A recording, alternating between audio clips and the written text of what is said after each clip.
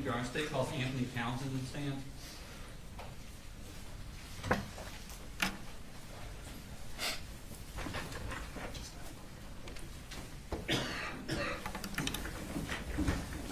Okay, raise your right hand, please. Swear the testimony given in the matter now pending before this court will be the truth, the whole truth, nothing but the truth, so help you God. I do. Okay. If you could introduce yourself to the jury, please. My name is Deputy Anthony Townsen. Okay. And where do you work, sir? I'm currently employed with the Gwinnett County Sheriff's Office. And how long have you worked with Gwinnett County? Just over a year. Okay. Before that, where did you work? Barrow County Sheriff's Office. And how long did you work there? 2 years. Okay. How long have you been a police officer in general? 11 years. 11 years.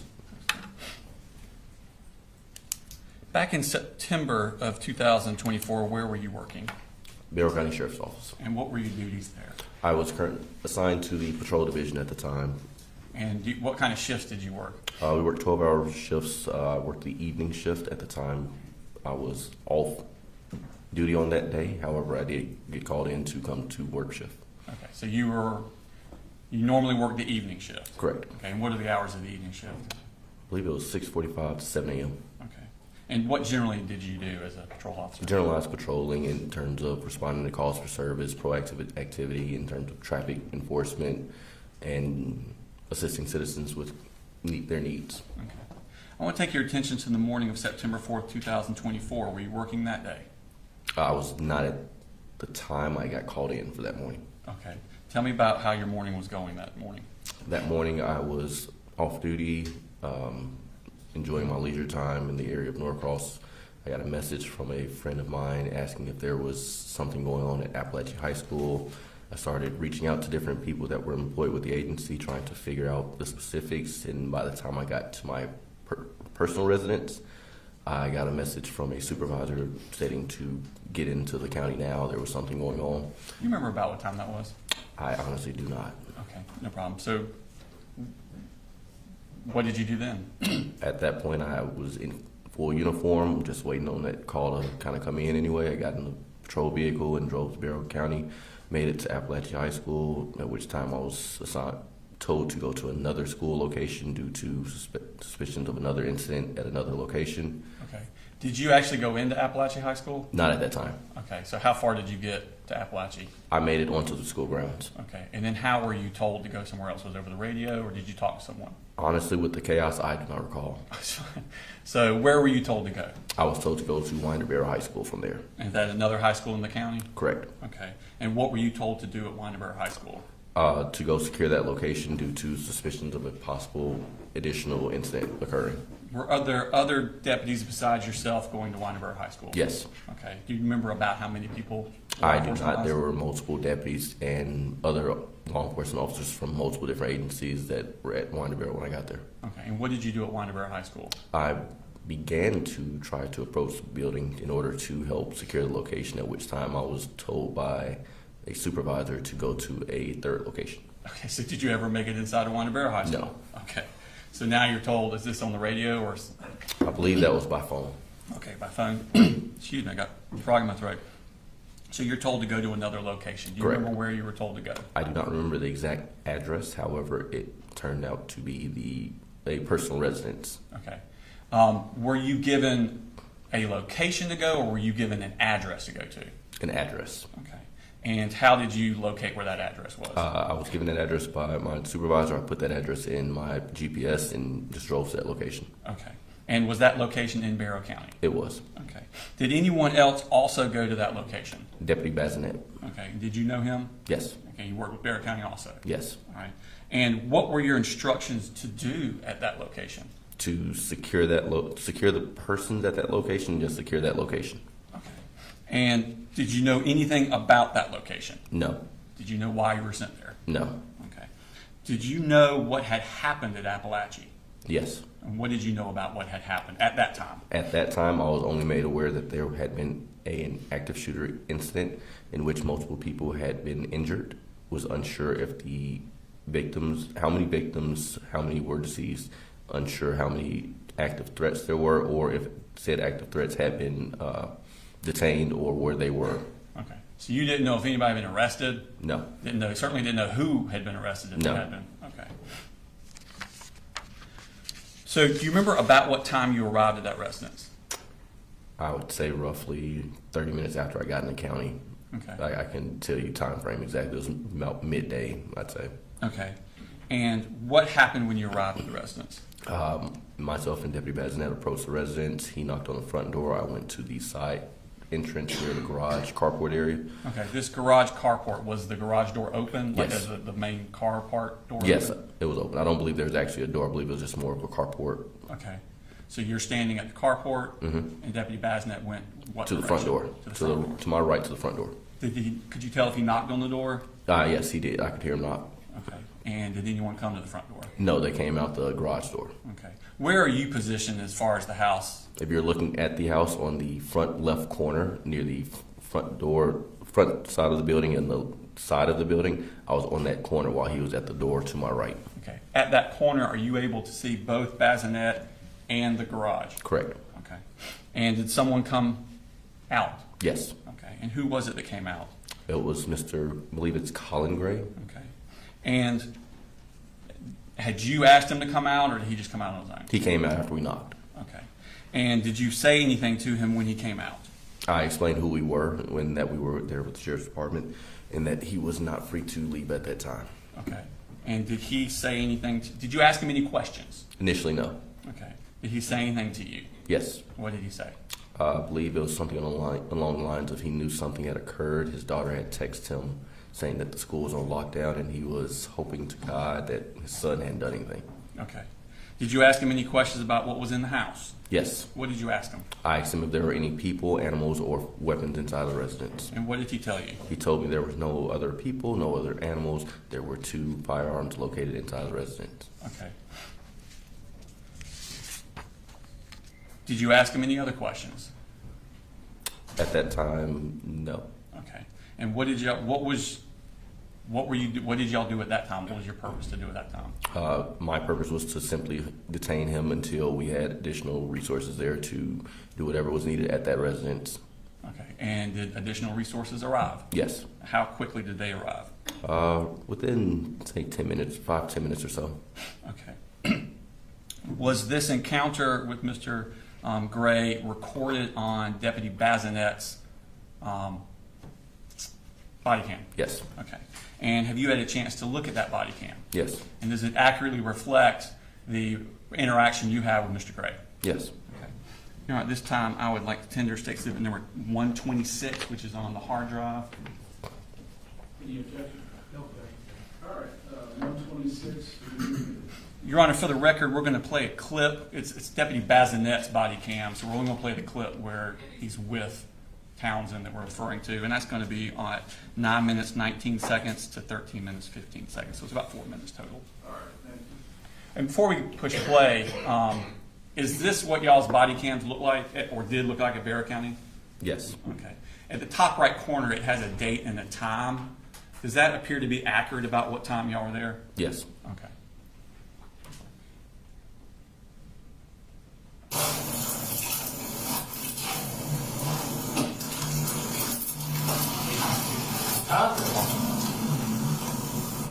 Is that you coming up the driveway there? I'm walking behind him, yes. Okay. Is this one 896? Is this 896?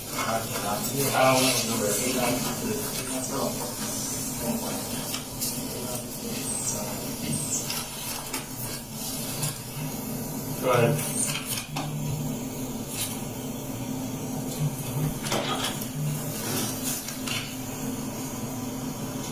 Hey. You're good. Alright, yes. We just got here. We're walking on now. Alright.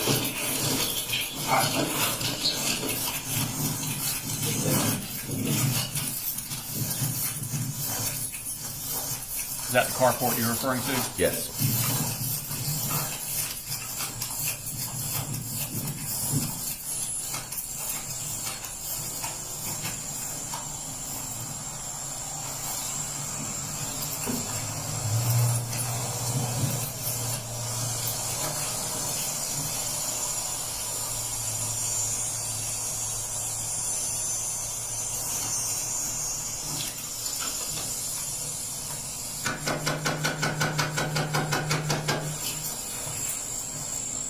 that you at the corner? Yes.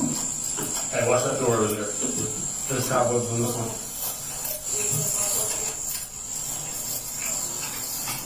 Anybody else in the room? Just you? Just you? All right, come on here. So, I'm literally discussing what's going on. I'm only here to go through that you're not going to leave this moment. No, it's good. Anybody else now? No, sir. You know the animals? Nope, the whole weapons are mine up in my top of my closet. What are in my they? bedroom. A shotgun and an AR. Shotgun and AR? Yeah. Okay. Nothing's loaded. Okay. We're gonna wait here until we get one more. There you go. God. I knew it. My little girl just texted me. She's in middle school. She said, we're in lockdown. I'm like, God almighty, please tell me, brother, do something. Well, why do you think that? Why would you think that? He is, I'm trying to get him into counseling. He just didn't fit in last year at high school, so we let him do online school. We brought him back into just doing normal school this year, and he was going okay. We reached out, talked to the school, and said, "Hey, y'all got counselors. We want him to, check in." I filled out some paperwork the other day for another, a third party. Counselor get involved. I think it was called Aware. But basically just gave them permission to go and talk to Colt. Can I use my phone? Give us just a minute.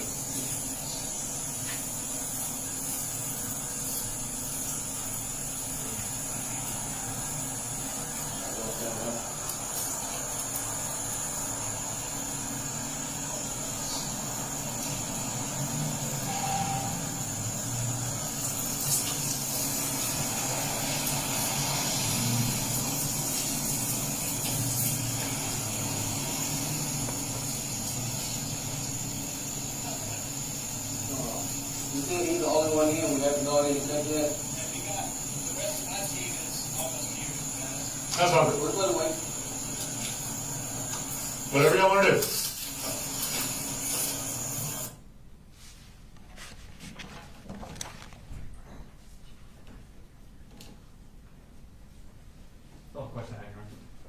Cross? No cross, good. All right. Thank you, sir. You're free to go. Thanks, sir. State calls next, please. The state calls Jenny Persinger.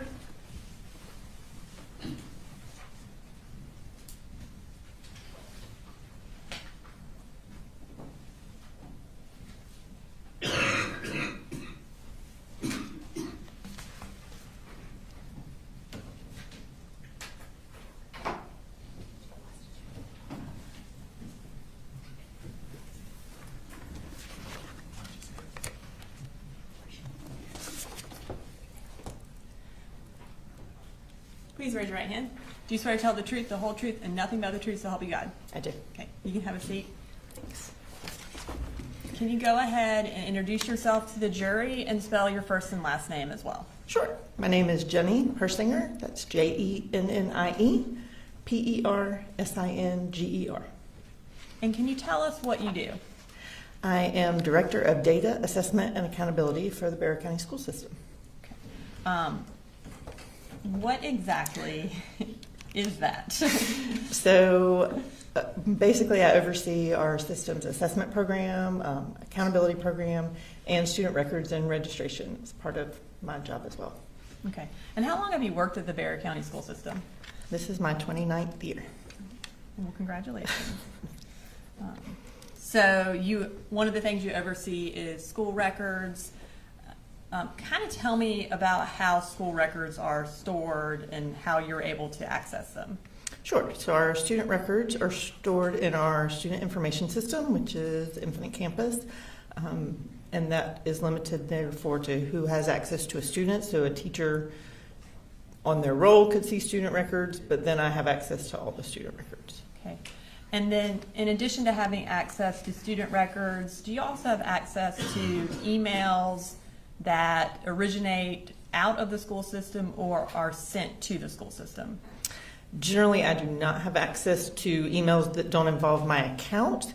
I can access emails sent from the registration system. Okay. And how are emails stored in the school system or through the school system? So I don't work in the IT department, but it's my understanding that they're stored in a Microsoft cloud. Okay. And then approximately how long are they stored? Again, I believe it's up to 2 weeks after an employee is no longer employed with us, or that account is then cut off. So if that employee is still working at the Bexar County school system, then those emails will exist while they're working there. That's my understanding, yes. Okay.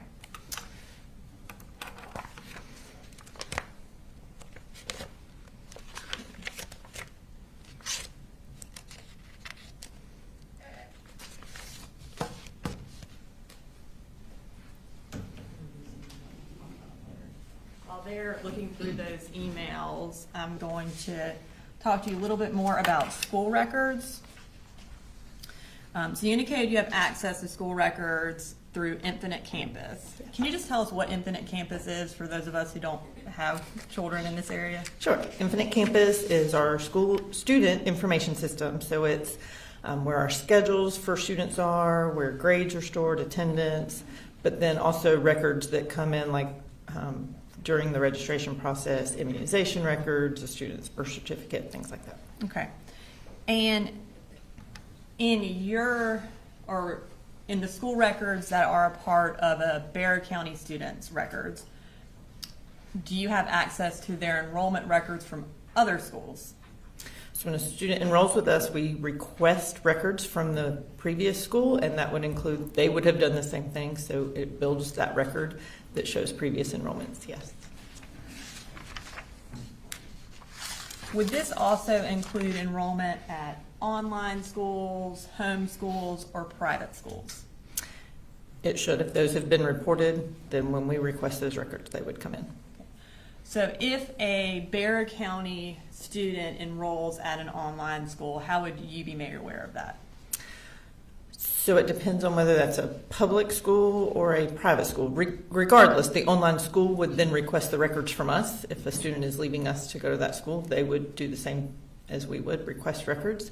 But I can also access a state database. So if it's a Georgia public school, I can see that the student has moved to that school. Okay.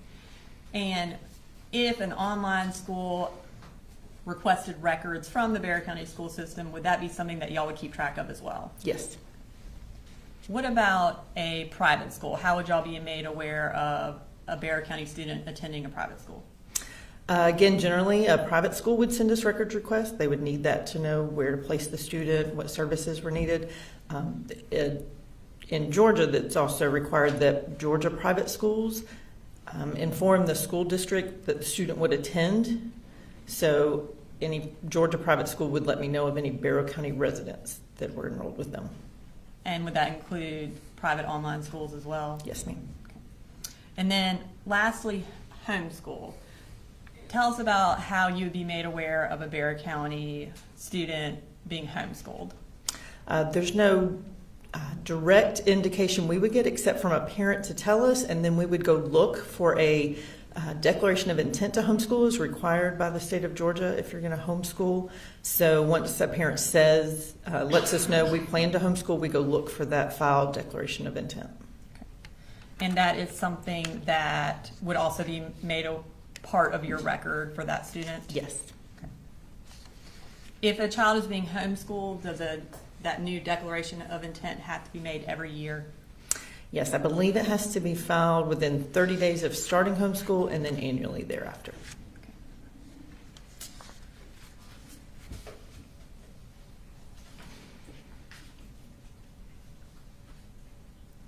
I'm going to go ahead, kind of returning to the emails. I'm going to show you what's been marked as States Exhibit 136.1, 136.2, 136.3, and then .4, .5, and .6 for the record. Okay. Will you look over those and just let me know if you recognize them?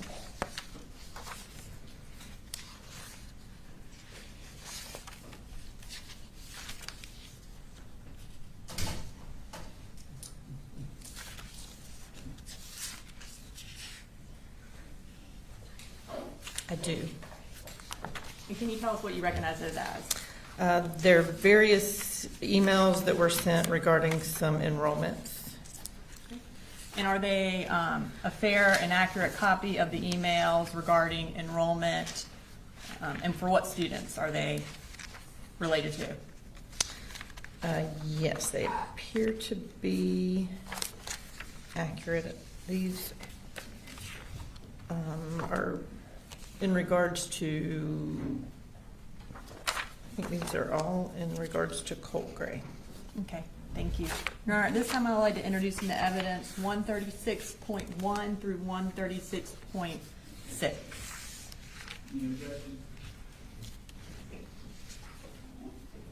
Judge, we do have some problems with some of the writings that are on those exhibits.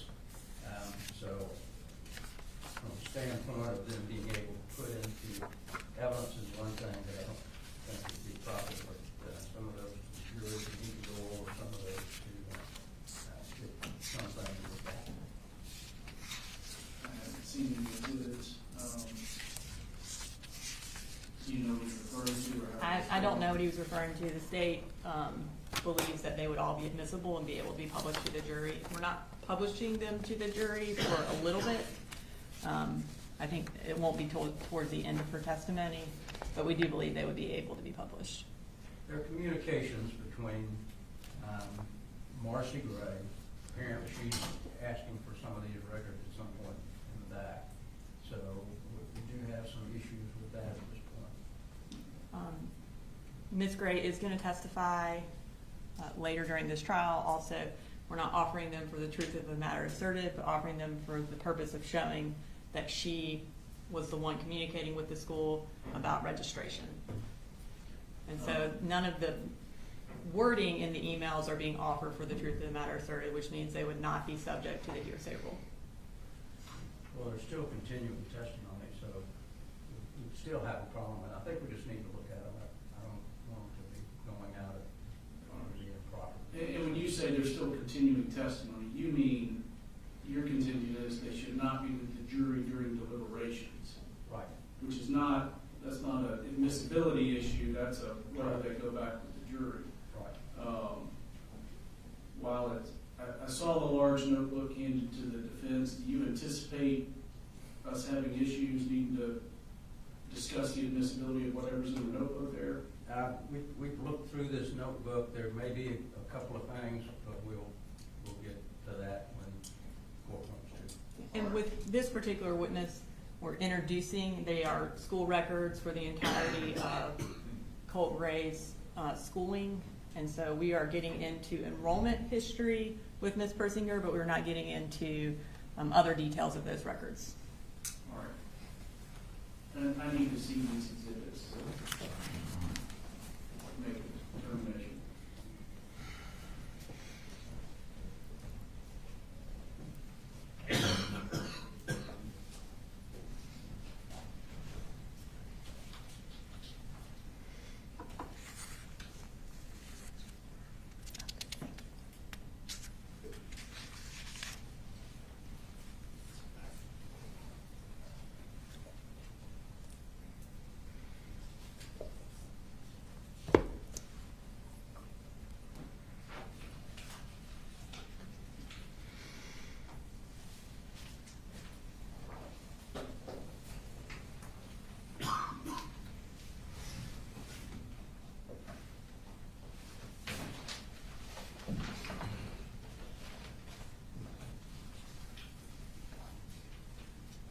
Point 2 and point 3 seem to just appear to just be information passed on to a parent.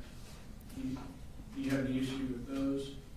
Judge, the problem is, I think we're going to find that Marcy Gray is not communicating many of these things to Colin Gray. So, unless they can show that there's communication between the parties, where if she found out something she didn't tell Colin Gray, then that, I think, would be an issue. So, Well, I don't think that's the issue because in opening statement, it was said that Colin Gray was the one who registered Colt for school, and these records show that it was Marcy who was communicating. That's the purpose of introducing them, to point out that that is inaccurate, and we get to provide evidence of something that is different from what was said in opening. Two, is it's not about communicating, it is about when Colt was registered for school. We're not saying that it was communicated to Colin or not. Ms. Gray can testify to that later. These are about public records, or not public records, these are about school records when Colt was registered. It does go against what was said in opening about Mr. Gray being the one who registered, which is also makes it relevant, but also goes to when Colt was actually in school, whether or not he was in school in 8th grade, who's in charge of registering, the dates related to that. So they're all relevant, they're all admissible. We're not offering to say the truth of what Marcy said in the emails, just that she sent the email and that she's the one communicating with the school, and it is about the registration process.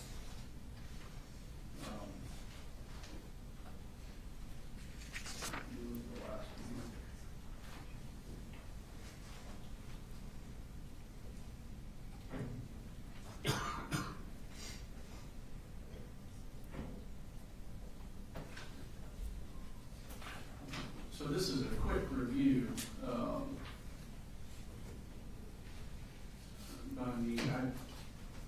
I believe they're admissible to show that the school is receiving communication.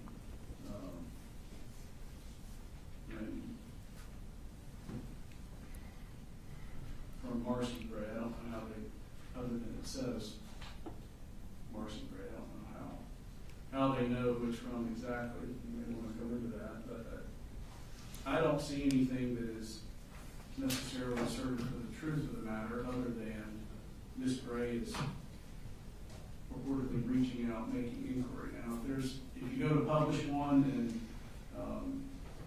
and Mr. Berry, if you see particular content in an email that you think they are in fact offering for the truth of the matter asserted, bring that up, and depending on the ruling, I'll instruct the jury accordingly.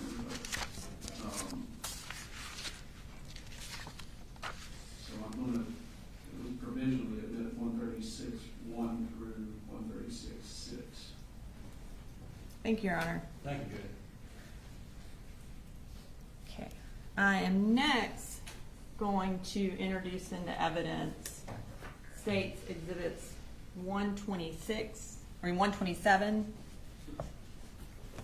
128, 129, 130, and 131.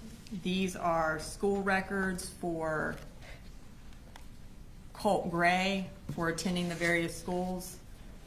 We are introducing these all under the business records exception that we have filed notice of, and I will announce for the record which the various schools are. 127 is Bexar County School Records, 128 is Hall County School Records, 129 is Ben Hill School Records, 130 is West Jackson School Records, and 131 is Jefferson City School Records. Also, 194 is Forsyth County School Records. So we have business records for each one of these. They are all listed in this book, tabbed by the school name. All right. And I assume you received notice of the business record. Correct. Any objection to 127, 89, 130, 131, 194? How's your eligibility? All right, there it is. All right, so, and we are not going to publish those yet, Your Honor. We will publish some of those through a different witness. You mentioned that enrollment records are a part of each student's record. Have you had an opportunity to review Colt Gray's student records as well as his enrollment records? Yeah, it's like the registration paperwork? Yes, yes. Okay. And in doing that, was there a kind of timeline of the schools that Colt attended created? Yes. Have you had an opportunity to review that and check the accuracy of that timeline? Yes. Okay.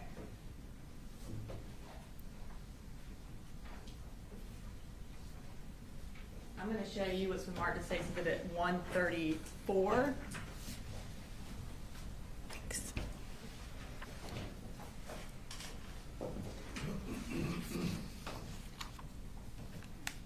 And do you recognize that? I do. And what do you recognize that as? It's a enrollment history that was put together based on all the schools that Colt had attended. Is it a fair and accurate copy of the enrollment history? Yes.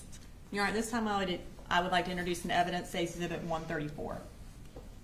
Any objection? No, Judge, if it's based on the book that we just saw, that's where that information came from.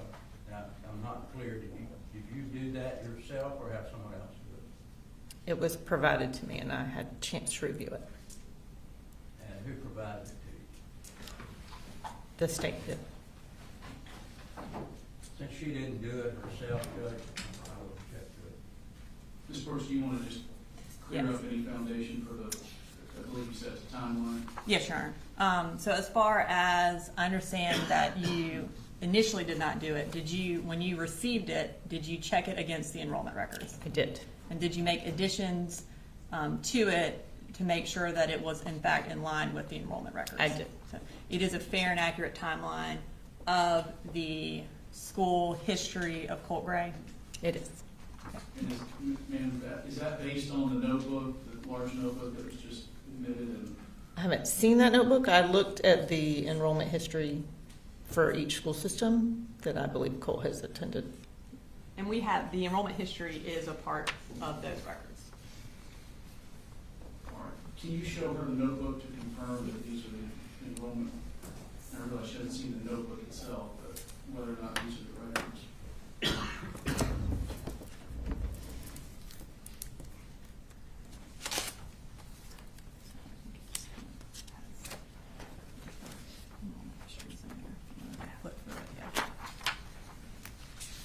And once you flip through it and verify that that includes the enrollment histories, just let me know.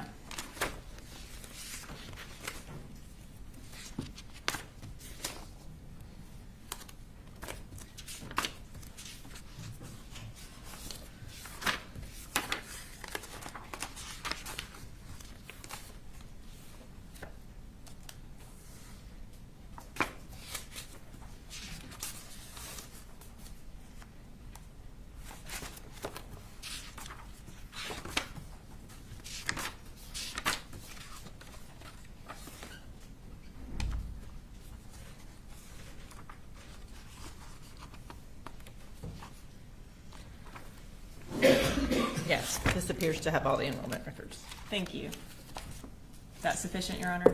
All right, 134 is admitted. Thank you.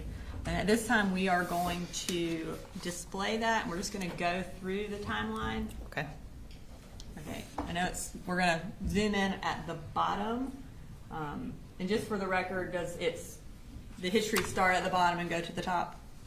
Correct. His original school enrollment would have been at the bottom, yes. Okay. And actually, before we do that, can we go to the top line so we can explain what each one of the And this columns is are? 134 being displayed. Yes, this is 134. All right, so in the top column, can you just tell us which each of those columns are and what they mean? I know some of them are self-explanatory, but Right. just for the record. Okay, so the school year would be from the fall to the spring, like we call this current school year, the 25-26 school year. The grade would be what grade the student was enrolled in. The registration date would be the date registration for that school system was completed. First day of school, obviously the first day of school attended. Last day of school attended by the student, and then what school and county or school district that was part of. Is there a difference, before we get to is there a difference between registration date and enrollment date? There is. So a parent completes registration, but it could be at 4 o'clock one afternoon, and we need to let the school have time to process. So it may be that they don't start that day because it's 4 o'clock in the afternoon. They would start the next day, which would be their first day of school. Okay, so first day of school is really the date of enrollment also? Correct. Okay, all right. Sorry about that. Can we now start at the bottom? All right, so here we have Colt's history starting from early kindergarten or pre-K. Can you tell us kind of just go through it all the way through Statham Elementary, what year, and what he did that year? Sure. So the first school year is the 2014-2015 school year, when Colt was in early kindergarten, or what the state calls pre-K. The registration was completed October the 24th, and he started on December the 1st and then completed the school year.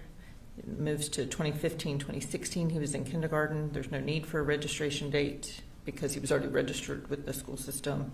Started school on August the 4th of 2015 and then completed the grade. Moved 2016-2017 school year to first grade. Started on August the 1st and completed the grade, and then moved to 2017-2018 in the second grade. Started on August the 2nd and completed the grade, all at Statham Elementary here in Barrow County. Okay, and so that you brought up a good point I want to clarify. So each year, if you are remaining in the same school system, do you automatically just get enrolled for the next year? In Barrow County, we do not require a new enrollment every year. Okay, so if someone ended up leaving over the summer and going to a new school, how are you notified of that? We would know when the student doesn't arrive, and we start then looking to see if they transferred somewhere, or the new school may have already sent us a record request. All right, now let's move to the next block of, all right, so starting with third grade, talk us through the different schools he went to in this, or in these rows. Sure. So in the 2018-2019 school year, he was in third grade. He was still at Statham Elementary in Barrow County, so there's no new registration date. Started the first day of school being August the 1st, and this one indicates a last day of school of 5/22/2019 because he didn't return to us after that. Okay. And then where did he start fourth grade? In 2019-2020, he was reported being in fourth grade at White Sulphur Elementary in Hall County. There's a registration date of August the 7th and a first day of school of August the 8th, but then an end date of November the 21st. Okay. So then he moved, appears to Chattahoochee Elementary in Forsyth County and started there in December of 2019 and stayed until February of 2020. Okay, so he was withdrawn from Forsyth February 20th, 2020 in his fourth grade year? Yeah, it appears that was his last day of school there, yes. And so for the beginning of fourth grade at White Sulphur Elementary, he registered August 7th and started August 8th. Is it possible to start school that quickly after registering? Well, I can't answer for how Hall County I guess in Barrow schools County. were. In Barrow County, yes, depending on how early in that day we have let the schools know. The school could have a schedule ready by the next day, particularly in elementary school where it's not quite as complicated as high school, where you have to figure out a schedule and credits. Okay.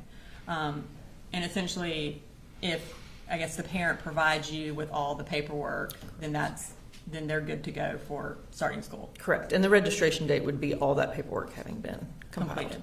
Okay, thank you. All right, we'll move to the next grouping of schools.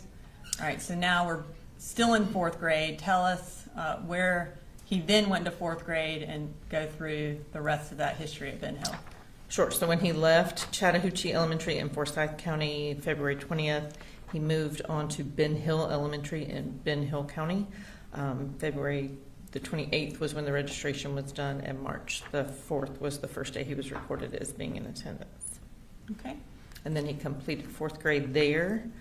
The 2020-21 school year, he was still enrolled at Ben Hill County Elementary School as a fifth grader. And it looks like he completed the entire school year. Okay. And then what happened in sixth grade? So in sixth grade, he started at Ben Hill County Middle School in the sixth grade of 21-22.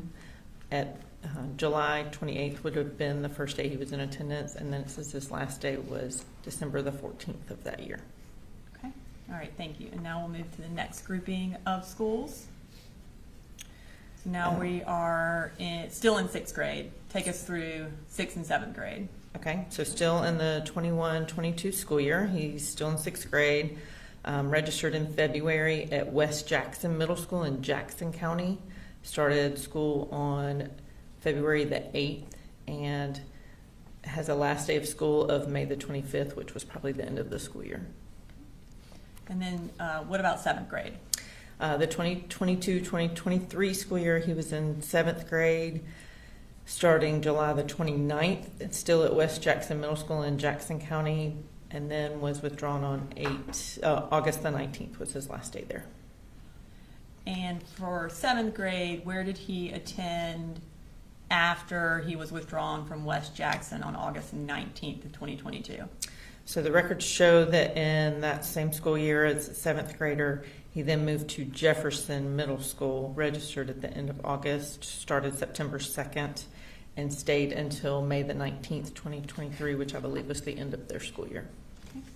Now let's move to 8th and 9th grade. Take us through those last 3 columns. Okay, so in the 2023-2024 school year, he would have been in 8th grade, and in Barrow County Schools, we did process a registration on August the 8th of 2023, but he never actually attended school, so he's not considered enrolled. We registered him for Hammond Morris Middle School, but he did not attend. Then there was a second registration that year, again, in February of 24, registration paperwork was completed, but then he never attended school at Hammond Morris that year. Okay. So for his 8th grade year, did he attend any schools according to his enrollment records for the state as well as for Barrow County? Yeah, he did not attend any Barrow County schools, and there's no history of him being in a Georgia public school in 8th grade. Is there any indication or history of him attending a public online school in his 8th grade year? If it was a Georgia public school, it would have been in the school records that I can see in the state database, and there is no enrollment there. Okay. Was there any enrollment, or is there any record of enrollment in a private online school that you could see, or any requests for records from an online private school? We had no requests for records, and we had no private school report him as being enrolled with them. Okay. And what about a homeschool? Was a homeschool affidavit filed for Colt Gray for the 8th grade year? There is not a declaration of intent to homeschool filed with a Barrow County address for Colt Gray. Okay. As far as Colt Gray's, I guess, entire school history, was there any evidence that he ever attended any online school throughout his schooling? I have seen no indication of that. Okay. What about homeschool? Any indication that he ever attended homeschool? No, not that I've seen. Okay. Now we'll move to 9th grade. So he did not attend any schools in 8th grade, and then now we have moved to 9th grade, which is the 2024-2025 year. Tell us about that. So in 2024-2025, he was registered as a 9th grader. The registration was completed on August the 6th of 24. His first day of school was August the 14th of 2024. Okay. And when was his last day of school? September the 4th, 2024. Okay. Now, in order for a student to be registered, who has to fill out the registration? So it has to be a legal, parent or guardian that completes the registration, and it would be who the child is living with, who has, sometimes Custody. we have to read custody papers, sometimes we have to determine who has the right to register a child, and generally it's where they're spending their evenings, where they lay their head at night, basically. Okay. All right, now I'm going to return to the emails that we introduced earlier. I want to first talk about Colt's registration in August of 2023 for the first registration for his 8th grade year. Who is the registrar at Hammond Morris Middle School? The registrar at Hammond Morris Middle School is Michelle Principe. And generally, what are her duties? She would, once the central registration department processes a registration, she would get notification of that, and she would work on with the school administration on creating a schedule for that student, making sure any services that had been indicated were provided, and then requesting the records from the previous school. If someone is registered but doesn't start, would she be the one who kind of follows up to figure out, hey, what's going on with this kid? She would start that process. Okay. I'm going to introduce into evidence 136.1, which is an email between Colin Gray and Michelle Principe from August 10th and August 15th of 2023. I'm going to just kind of show this to the jury real quick before we put it up on the stand. Is it kind of the email thread where it starts at the bottom and then goes to the top? It is. Okay. So we're going to start with the bottom, which would be the first email. Pull that up. Yeah. Okay. So can you say, as we go through these emails, tell us who sent the email, to whom it was sent, the day, and then just read the email. Sure. So this was sent from Michelle Principe on August the 10th of 2023 at 12:51 in the afternoon. I can't see on here who it was sent to. It does say good afternoon. I was expecting to meet you and Colt this morning. Is there an issue with him starting school? Okay. And then that next email, which would be the response email, let's pull that up. So the response is from Colt Gray. The answer came at 6:08 p.m. of August the 15th. Following up on the email I thought I'd sent you regarding Colt, he has decided to move down to Fitzgerald, Georgia to be with his mother, sister, and brother. He no longer lives with me. Okay. And so was that email 5 days after Michelle's original email? Yes, I believe it said the 10th on the first Okay. one.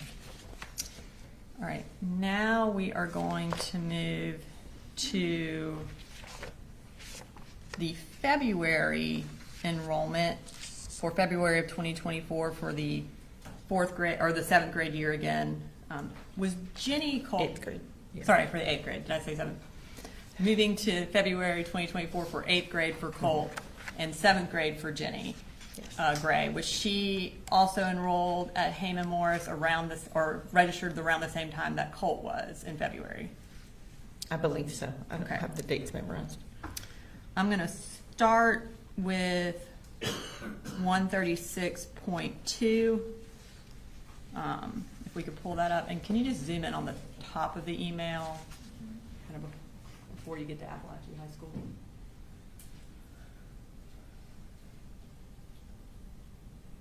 All right. So what is the subject of this email? The subject says Colt Gray is enrolled for 8th grade at Heyman Morris Middle School. Okay. And who is it from?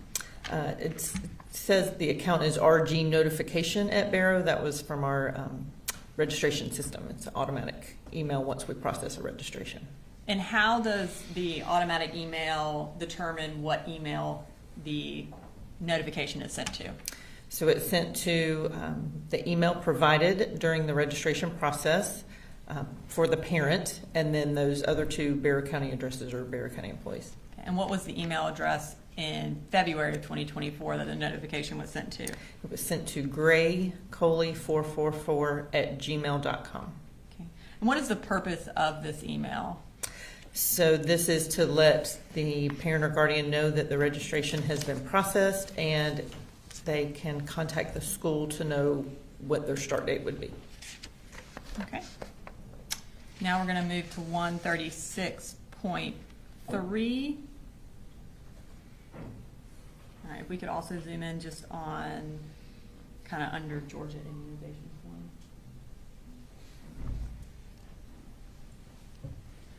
All right, kind of tell us the subject of this and who it was from and who it was to. The subject is Jenny Reen and Colt Gray. It is from Cynthia Papel. It's a Barrow County email address, Barrow County Schools email address, sent on February the 2nd of 2024 at 8:58 in the morning, sent to that Coley Gray at 444@gmail.com email address. Okay, and who is Cynthia Papel? She is one of the registration employees. And what is the purpose of this email? Just to let a parent or guardian know that we're missing some forms, that we're allowed to do a provisional enrollment while the parent provides those. So in this case, it looks like his Georgia immunization form, or both students, I guess, Georgia immunization forms were missing. Okay. And now we're gonna move to 136.4, and again, these,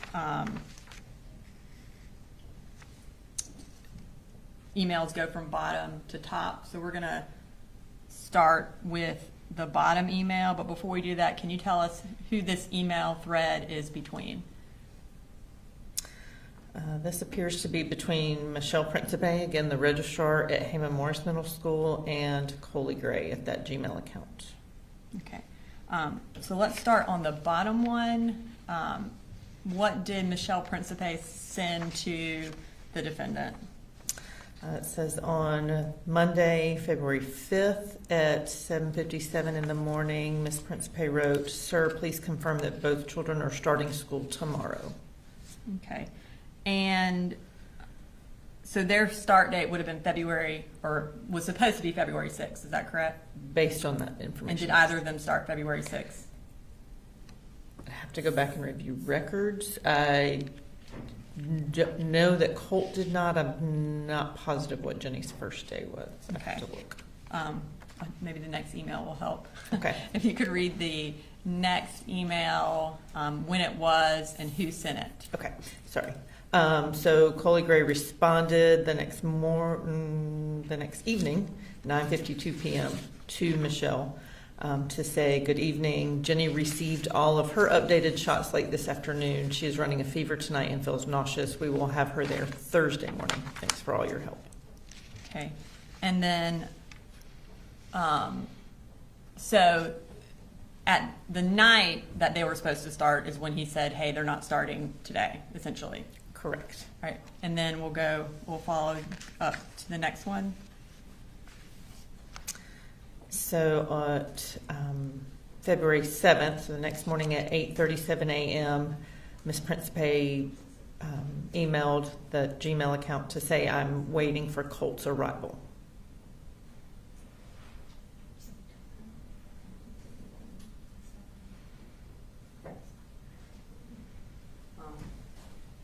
Okay, so when does she sends that the next day, say, "Hey, we're waiting on Colt's arrival."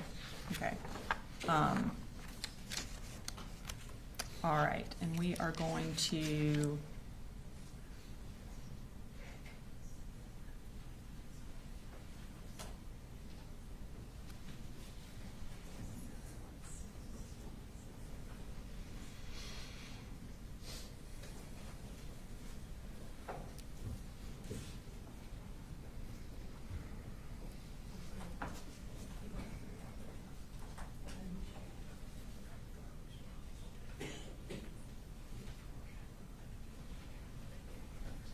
we're going to come back to that final. There's one more email that we need to, but we'll come back to that in a second. So we're going to move to starting school in 9th grade. Okay. So I'm going to introduce 136.5. And could you again zoom in on the top? Okay, so is this that same email for when your kid is registered? Correct. It just this time says Colt Gray is enrolled for 9th grade at Apalachee High School. Okay, and who was this email sent to? It is sent to a marcy.a.gray@gmail.com as well as to Barrow County Schools employees. Okay, and then again, is that the email that was put in during registration, and that's how y'all That's figured where that that email out? address would have come from. Okay, now we're going to move to 136.6, which are emails related to registering for 9th grade. We're going to start with the bottom email again. So this is on August 6th from Karen Atkins. Who is Karen Atkins? So she is a retired employee who comes in contract in the summer to help process the registrations that are in a large volume at the beginning of a school year. Okay. And what is she requesting? And you don't have to read it word for word, but what is she requesting be sent for registration? She needs what we call a proof of residency. We need something that shows that you live within our district to be able to enroll. So she's looking for a utility bill or a lease, and she specifically says in Dad's name because that's whose name was on the registration. So she's looking for does the lease have Colin Gray on it? Okay. And if we can move to the next email, who responds to that, or who was that email to, and who responded? So that email was sent to that Marcy A. Gray Gmail account, and the response is signed by Marcy Gray. Okay. And does she indicate how she's going to get that information to her? She says I attached pictures to this email, so I'm guessing that would have been of the lease to include the 24-month lease term, and then she kind of qualifies the name of why there's Colin and Coley on two different records. And does she also attach a utility bill? Yes, and says to wait for the shot record. Okay. And then the next email, and does Marcy Grace, what is her response? So at 11:12, this Marcy Gray email it says attached is the immunization form. 3231 is just basically the name of the form, saying that it's now complete. All right, and now we'll move to the next email in that chain. Is there more paperwork that they need? Yes, so the registration employee is saying we have the City of Winder bill, so basically the utility bill that we can use, but the immunizations are expired, and that we have until September the 6th to get those, or the provisional enrollment is ended. And then how does, who responds to that?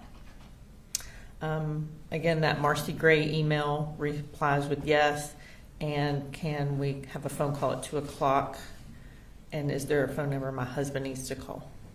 Okay. And then what does Karen Adkins respond to that? So she indicates that she needs to talk to Dad because he is the name as the registering parent, and that she's not been able to get in touch with him and needs a number. And what is the next email? A number is provided by that Marcy Gray Gmail account. Okay. All right. We'll move to the next email in that chain. And Karen just replies that she'll follow through on that. Okay. And then again to the next email in that chain. So the Marcy Gray email, that user sends an email that says, thanks for your help. And how do we get Colt's schedule to log into the parent portal, which is a function of Infinite Campus that allows a parent to log in to see schedules and grades and communications with school. And it indicates that it says, my husband does not remember his parent portal login information, so how can we get that info to log in? Okay. And is this all happening on August 6th? Yes. Okay. Now let's move to that next email. So Karen is letting her know what his student ID number is, how to get help if you're not sure how to log in. That iparent.help is an address that has users that can help get logged in. And then says, but I don't see his name for parent portal, so someone would have to set that up for him. Okay. So at that point, in order to kind of tell us how you set up a parent portal. So you can do it online. We have instructions online of where to go and how to do that. But then there's also this iparent.help email address has users on the end that can help struggling parents and either reset passwords or help set up an account if you're struggling with that. Okay. And then the following email is from who? It is now on August the 7th, again from that Marcy Gray Gmail account that says, I've tried resetting his password with several different usernames. None of them are working. Is there a way to reset both the username and the password to get back into the portal? Okay, and then does Karen respond? Yes, she says, try creating a new account from scratch. Okay, and then we'll go to the final email. The Marcy Gray email replied in the afternoon and said that worked. Thank you so much. But when I log in and view his info and schedule for Apalachee, it's all blank. Okay. Okay, thank you. I think that completes for the emails for August 6th and 7th, that registration process. Okay. And then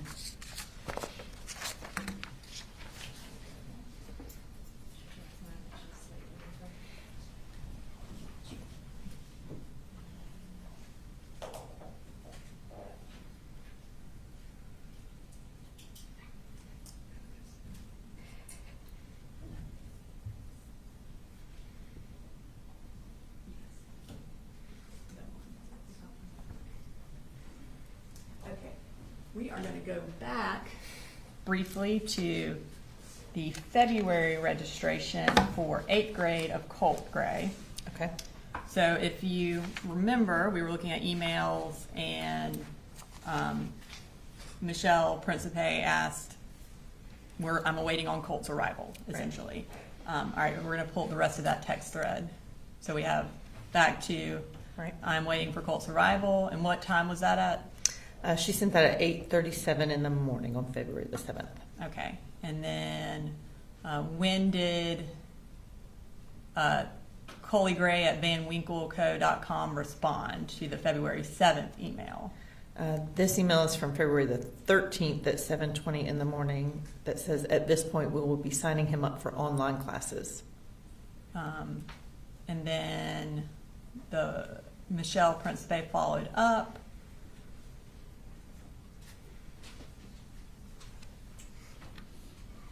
All right, and what,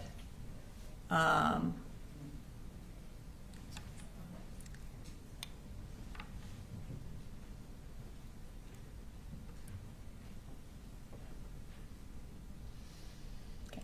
And what does Michelle Principe follow up with? So she replies about 3 minutes later that says, thank you, and I will withdraw him for now. Okay. And so when someone indicates that they are starting a different school and she says, I will withdraw him now, what exactly is the process when that happens? Do you still have to wait on records to see if they have in fact enrolled in another school? Correct. We would look for records, but technically he was never enrolled with us, so we wouldn't have received records, or then we would not have expected to be contacted to send records because he never actually was enrolled with us. Okay. And then in his history, his enrollment history, there is no evidence though that he ever signed up for an online school. Not that I have seen, no. Okay. I'm going to next show you State Exhibit 135. And then I'm going to, before I enter that, I'm going to ask you a few questions.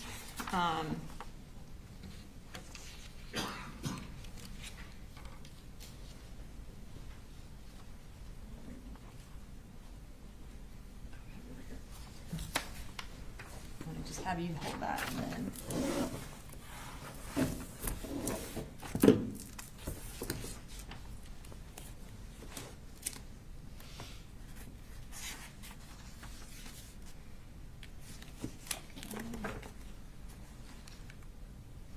Also, in this book is State's Exhibit 132 and 133, which is that on the front page. 132 and 133 is the enrollment history for Coley and Jenny Gray. Do you recognize those?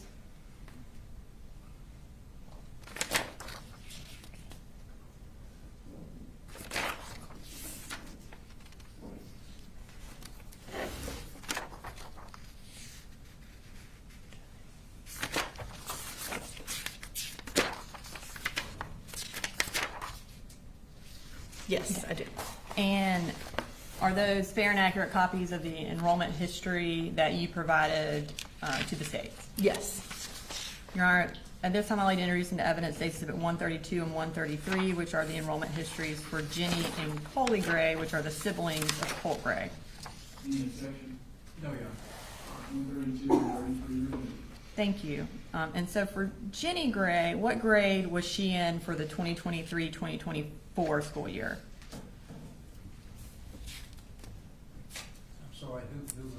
for Jenny Gray for 2023-2024 school year?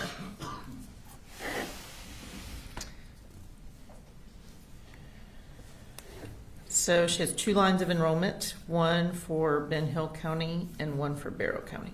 Okay. And what was her first day for Barrow County? She started at Heyman Morris Middle School on February the 2nd, 2024. Okay. And I guess that was the day she was registered. That would have been her first day of attendance. Okay. And then for Colin Gray, what grade was he in for the 2023-2024 school year?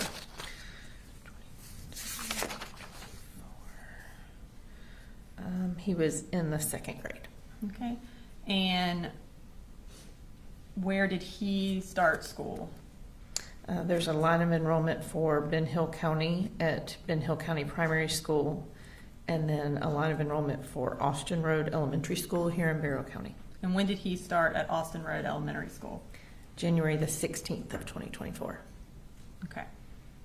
Now we're going to move to Colt Gray's 9th grade year.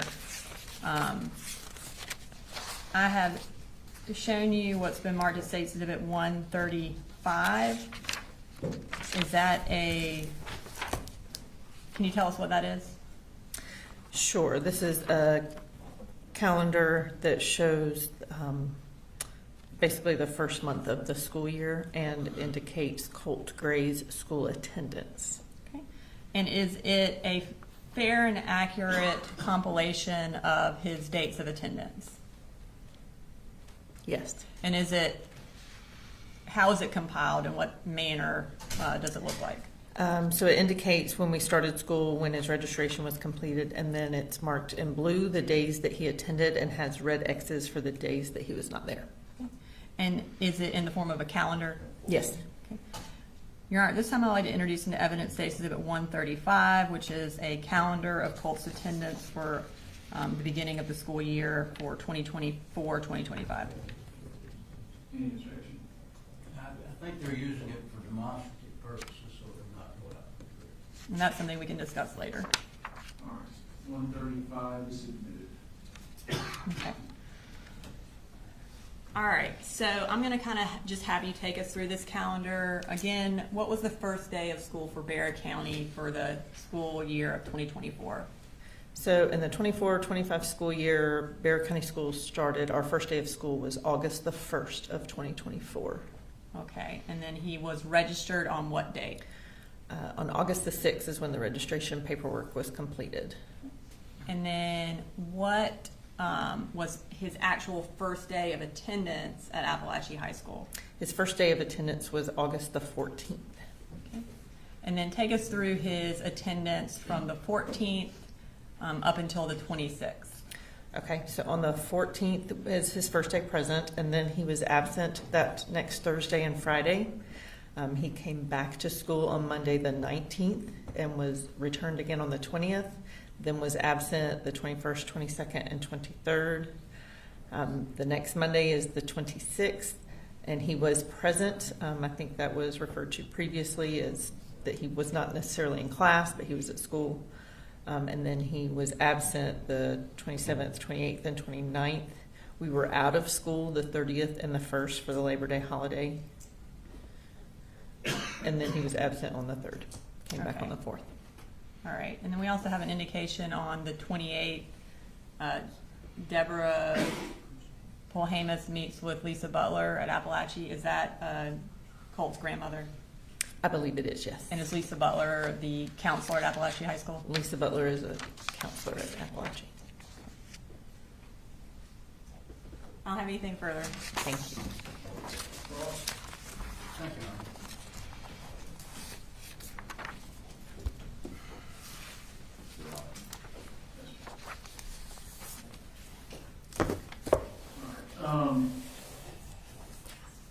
Let's go ahead and take a short break before cross, okay? All right, 10 to 15 minute break.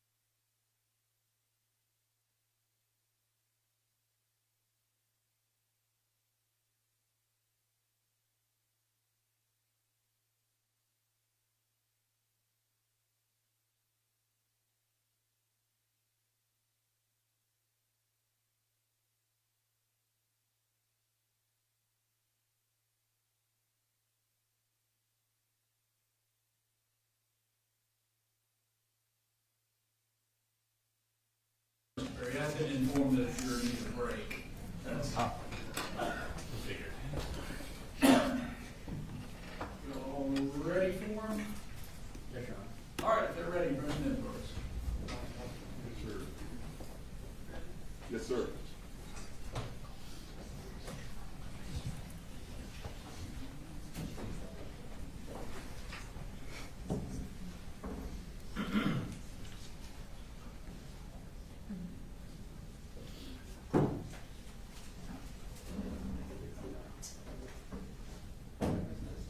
Oh.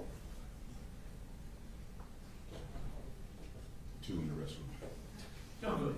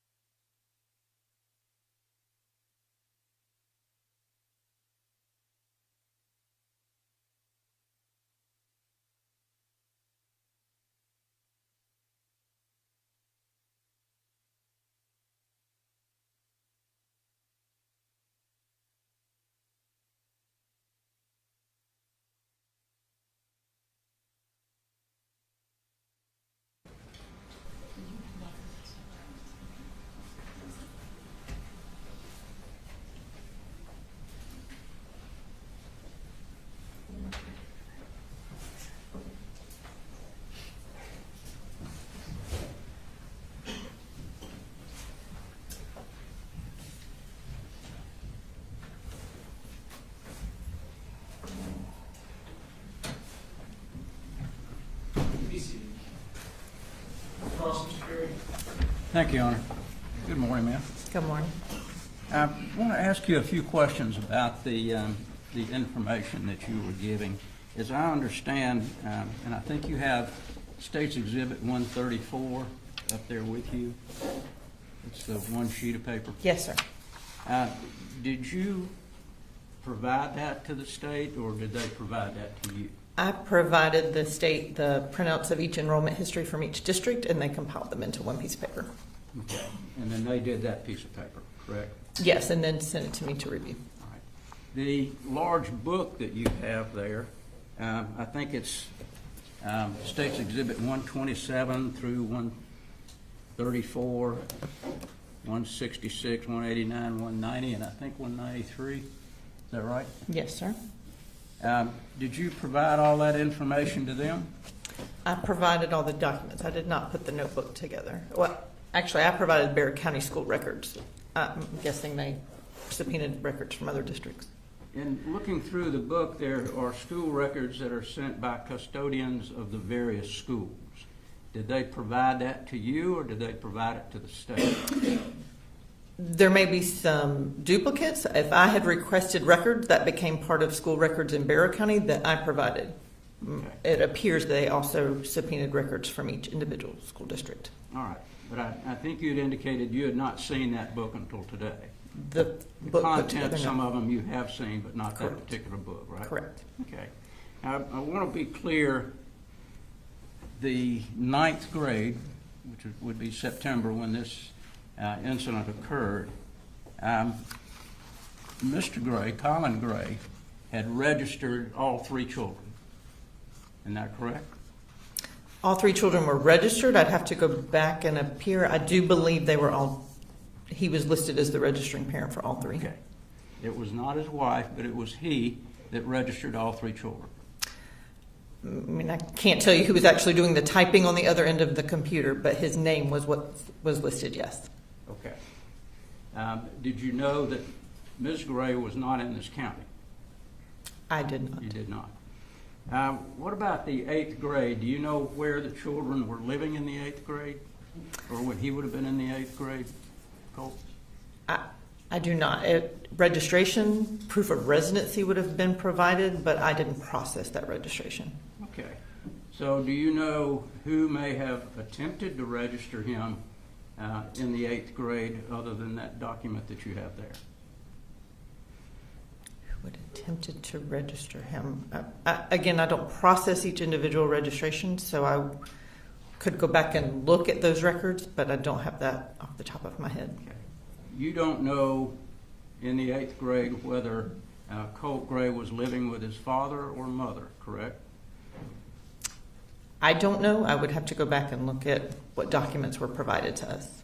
Well, the state showed you an email which indicated that he, Mr. Gray, Colin Gray, had said that Colt was not going to be registered because he was going to be living with his mother in Fitzgerald. Yes. Is that correct? I believe that was the August of 23 registration. Correct. Which would have been 8th grade? Yes, sir. All right. So you don't know how long he lived with his mother that year? I do not. Okay. In the 7th grade, do you know whether Mr. Gray, Colin Gray, and Marcy Gray were together or not? I don't know that answer. Okay. So you don't know whether Mr. Gray or Ms. Gray went down to the school to assist in registering the children for the 7th grade? In Bexar County, it is all done online. You don't go to the school. Okay, well, in the 7th grade, they were at Jefferson Middle, right? I believe that's right.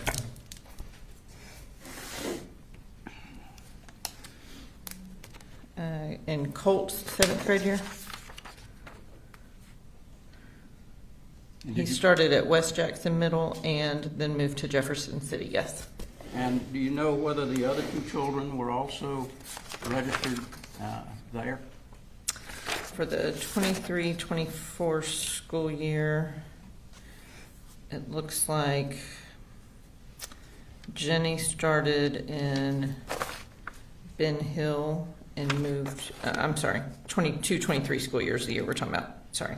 Jenny started in Jackson County, went to Jefferson City, and then went to Ben Hill County. Your records don't reflect when Colin Gray and Marcy Gray were still together. Would there be anything in your records that would reflect that? If there were some kind of custody agreement in records, maybe, but I don't have that in front of me. Okay. So from the 2nd grade to the 5th grade, there were a number of schools that the children attended. Would that be fair to say? From Colt's 2nd grade year? Yes, ma'am. He was still in Barrow County through 3rd grade. And then beginning in 4th grade, yes, he went to a number of schools. Right. Hall, Forsyth, and Ben Hill. Right? Hall, Forsyth, and Ben Hill through the 6th grade, and Jackson County in the 6th grade. Okay. And do you know whether or not Colin Gray and Marcy Gray were together during his 4th grade? I'm not aware.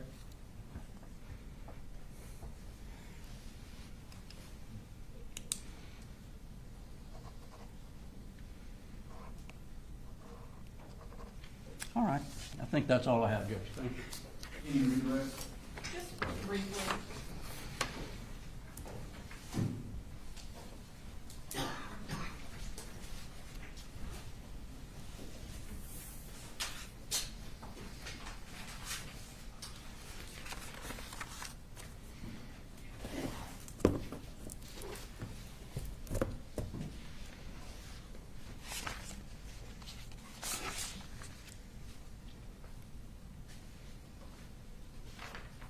Just gonna provide this to you for reference. Thank you. So, you mentioned that registering for Barrow County schools is all online, Yes, correct? And so in order to register a child for Barrow County, you have to list, you indicated essentially the custodial parent as the registering parent. Is that correct? Correct. That does not mean that that parent is the one filling out the form, correct? It should be, but I can't promise who's on the other end of the computer. There is a parent ID that has to be provided to match the registering parent. Okay. And then the emails from August related to registration that are from Marcy Gray, do those discuss the other parent?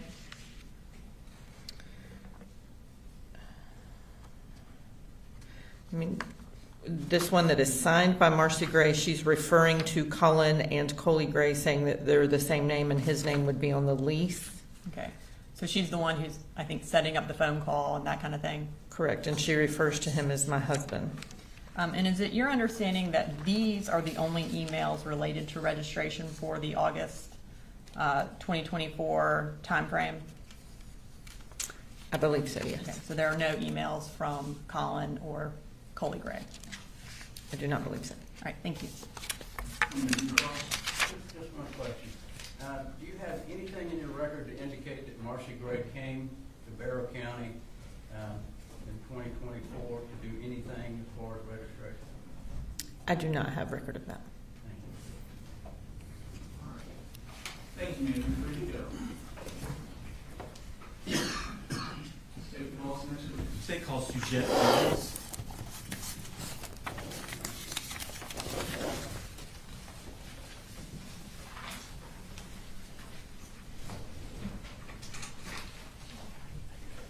Thank you, sir.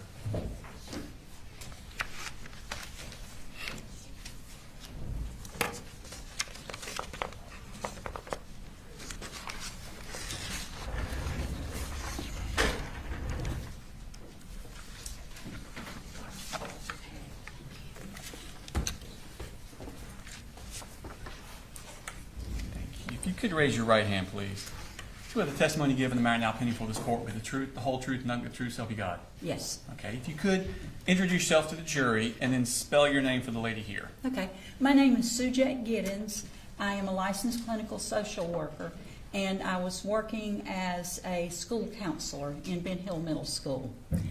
My name is SUJETTEGIDDENS. So you said you worked at Ben Hill County School System? Yes. And how long did you work there? About 15 years. Okay. Do you still work there now? I'm working part-time now. Okay. I want to take your attention back to the school year of 2021 into 2022. Okay. Was Colt Gray enrolled in your school at that point? Yes. Okay. Now, what grade was he going into? He must have been 6th grade. Okay. Maybe. And is that the first grade for Ben Hill Middle Yes. School? Okay. Did you know of Colt Gray when he was in 5th grade? I know it wasn't your school, but did you know of him? I was not familiar with him. Okay. Were you familiar with his family? Yes. Okay. How were you familiar with his family? I've been friends with his grandmother for many years. And what's her name? Debbie Polhamus. Okay. And so did you know that a Colt Gray existed? Oh, yes. Okay. Yes. And did you expect him coming to your school? I saw his name on the rosters. Okay. But you'd never met him before? Not at that time, no. Okay. Now, 2021, that was during COVID, correct? Mm-hmm. Okay. What was the operating, how was your school operating? I know everybody kind of did things different. Students were working, they had their Chromebooks and they were working from home, and that's what Colt was doing at the beginning of that year. Okay. Did you have any issues with Colt, or did the school have any issues with Colt and that online, or not the online, but the at-home learning? He was not consistent with doing the assignments. Okay. And did something specific happen in August of that year? Yes. Our district has a program on all the school devices that monitor searches. And if words such as death or guns or drugs or any of those words sort of throws up a flag to the administrative staff and the counselors for us to follow up with. Okay. And did that happen with Colt? It did. And what was the word that flagged? The first word that flagged was abuse. Okay. And do you remember when that was? That was in August Okay. of 2021. Do you keep is it part of the process of your school system to have a way to log things in as they happen? Yes, Okay. And do you participate in that system? I do. Okay. Would it help refresh your recollection if you had a copy of that? Sure.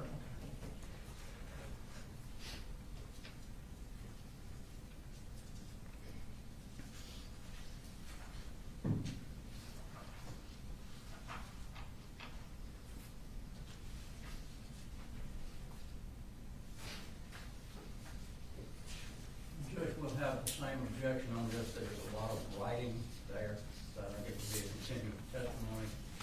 I'm not sure exactly what parts the state wants to.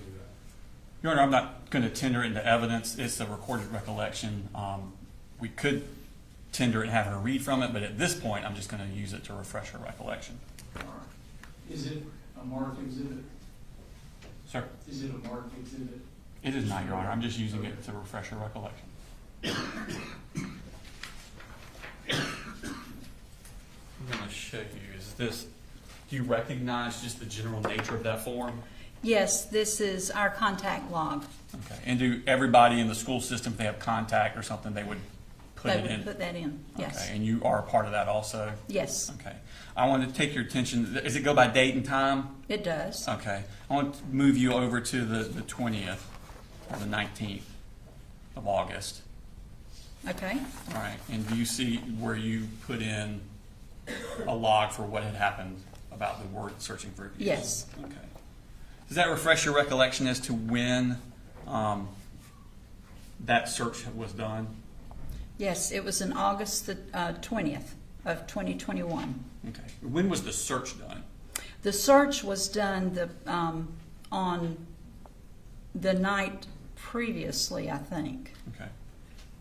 And then when we came in that morning, we saw the alert and we began to follow up on it. Okay. And was there a second search after the word abuse? Yes, it was how to kill your dad. Okay.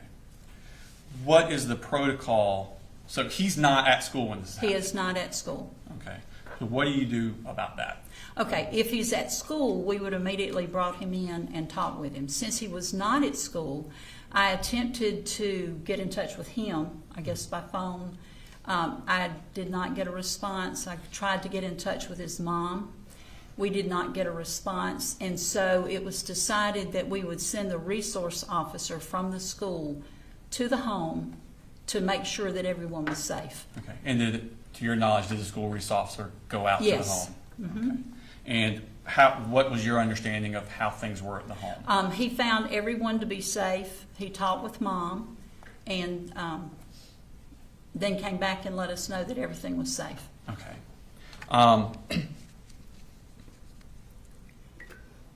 Did you ever get an email from anyone about what had happened? I did correspond with his mom about what had happened, so she was aware. Okay. What did you do as a result of this incident happening? Since Colt was not in school, so that we could follow up and make sure that everything, talk with him and make sure everything was good, we felt we needed an additional someone go into the home to monitor the family.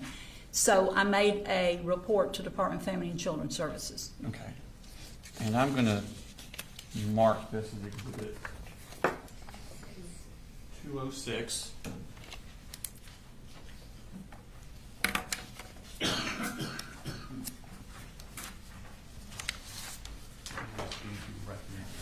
can flip through it. Take your time.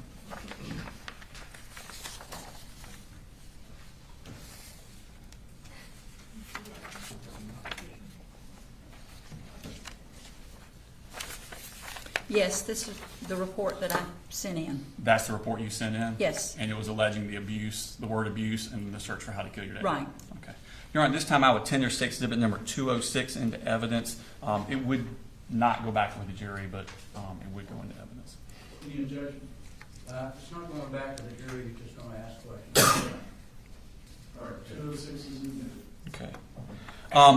So you had said earlier that Colt was not doing his assignments and turning them in. Did there continue to be a problem with that? He was inconsistent. Several weeks after this, he began to come into class. Okay, so y'all started back. Started back. Okay. And so, but he was inconsistent with his attendance in doing his work. At some point that year, did the attendance stop? Well, they moved away Okay. shortly, I think a couple of months after this occurred. Okay. Would it have still been first semester? Yes. Okay. What's the process for unenrolling a student from Ben Hill school system when they move away? We keep them enrolled until we get a request from the next school showing that they have completed the enrollment papers, and then they send for the records from our school. Once that's completed, then we stop their enrollment at our school. And did your school receive requests for information from another school before the end of the first semester? I don't believe we did. Okay. When the second semester started in January, did you receive anything? It was a while, and because we were trying to follow up and they weren't getting enrolled, another report to DFACS was made for the lack of attendance in school. Okay. I'll show you. Where's Mark's text number 207?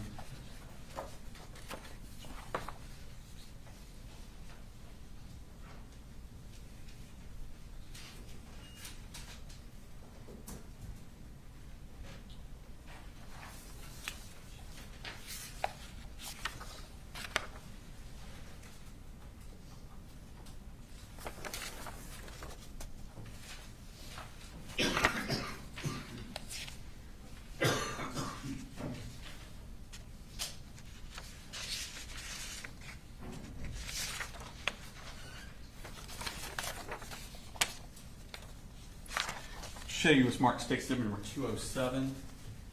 Ask you to identify that.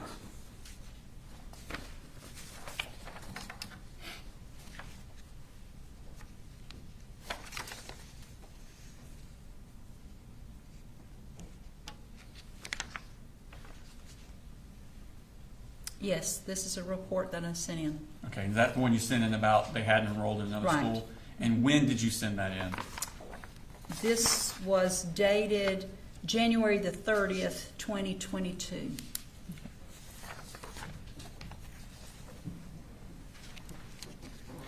Did you have any further contact with the family after they moved away? No.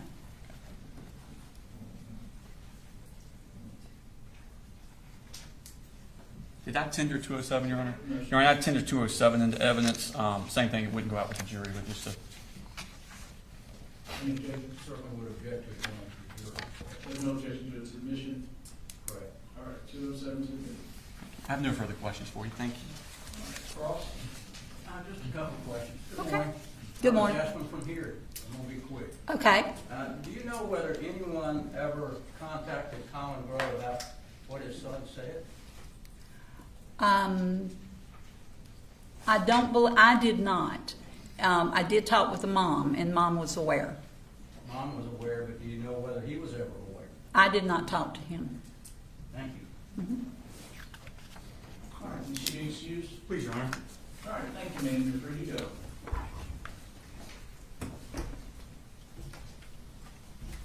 You ready for the next witness, Your Honor? Yes. They call Shonda Wolfie.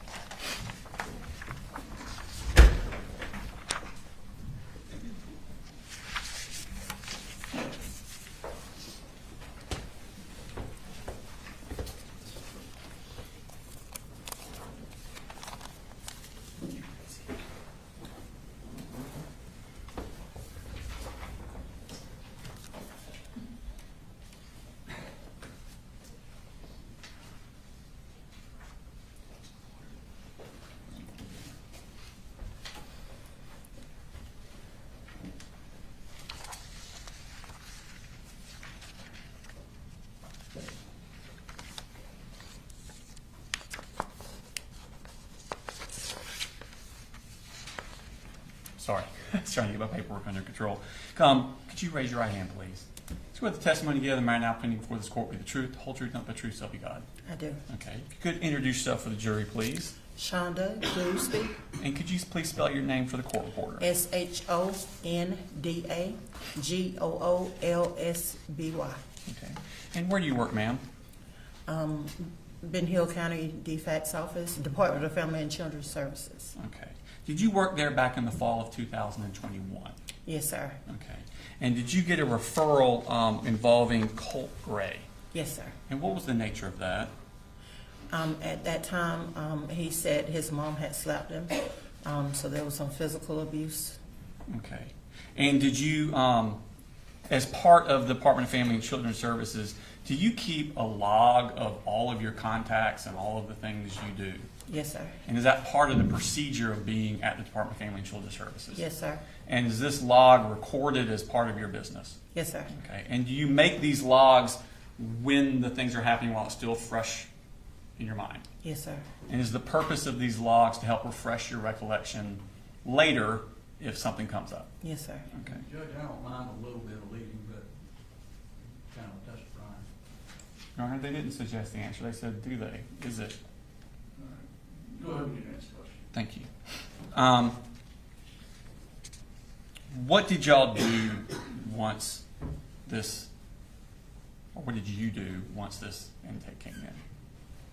I wasn't the one that did the initial response time, but when I got the case, he was with his grandmother, and we had him come into the office, and we discussed everything, and basically put him back with mom, and put therapy in the home. Okay. And when you say put therapy in the home, did you set Colt up with therapy? Yes, it was Okay. contracted out. Okay. And when was that?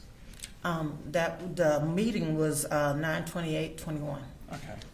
And was he getting therapy through DFACS? Yes. Okay. Did you, on October 22nd, did you go to the home for a visit? Yes. Okay. And did you announce that you were coming ahead of time? That I don't recall. Okay. Tell me about, did you meet Mr. Colin Gray? Yes, for Okay. the first time, only time. Only time? Yes. Tell me about that. Where did you meet him at? At the house, it was under the little carport thing, and we discussed the family.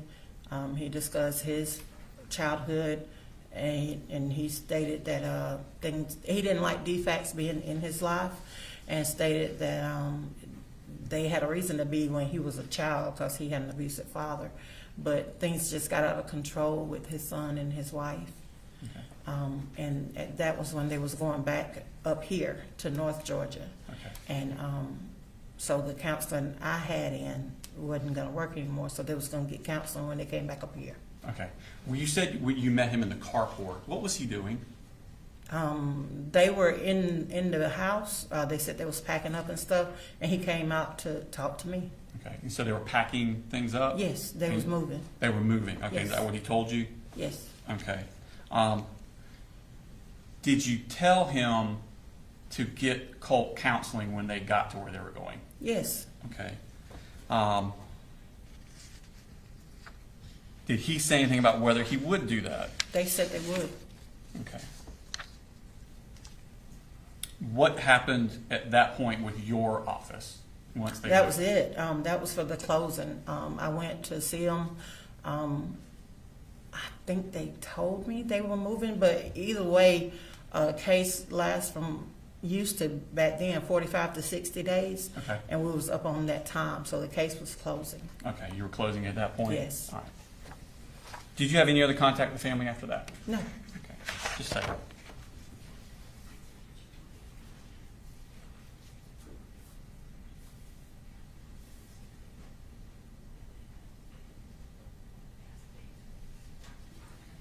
Do you know if Colt did have a counseling session through DFACS when he was still with y'all? yes, Okay, do you remember when that was? no, I don't know what date. Okay, I just you- know that the guy met with them. Okay, I think he said once or twice. okay, thank you. No further questions. All right, cross security. Morning. Good morning. When you went to the home back in August of '23, did you meet the other two children that were It there? was October. I'm sorry? It was October. October, I'm sorry. Did you meet with the other two children that were there? I don't remember if I met with them at the house. I had met with them at the office. Okay. And as you understood, Colin Gray was leaving the home and moving somewhere else Yes. with Colt. Well, at that time, mine was 21, and at that time, the whole family was moving back up. Okay, so the whole family was moving out of the grandmother's house? Yes. Okay. And they were going to be moving somewhere else in Georgia? Yes. Did you get any information at any time as to where they were going? I'm sure at that time we knew. I want to say it was Dalton, but I know it was up this area. Okay. So when you got the information that they were moving and you indicated you might want to get Colt some counseling when you get there, did you tell the mother and father that? Yes, Okay. because the mother said she had contacted some people for counseling when they got here. Okay. So mother said, I've got contacts for counseling and I'll take Yes. care of it. Yes.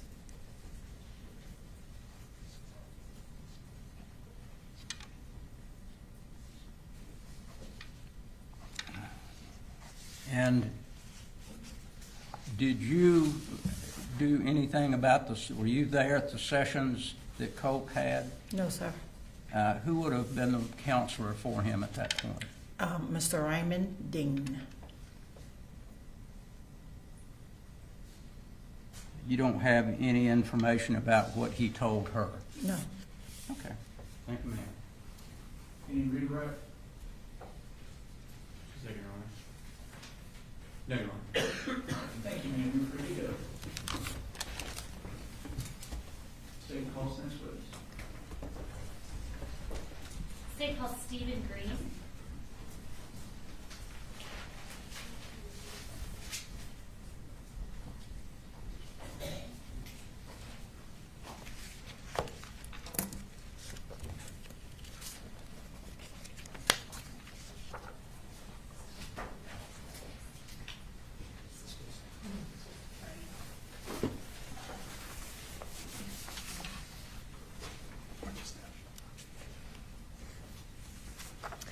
All right, good morning. I'm going to go ahead and have you raise your right hand.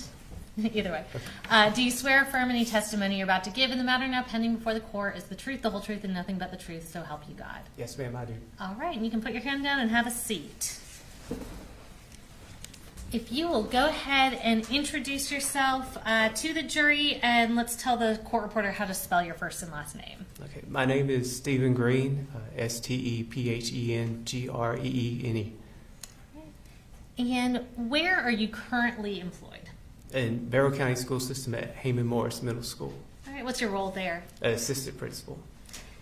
And how long have you been the assistant principal at Heyman Morris? 3 years. All right. I'll start by talking a little bit about Heyman Morris. Where is that in relation to Apalachee High School? Heyman Morris is on top of the hill overlooking Apalachee. We're on the same campus. Okay.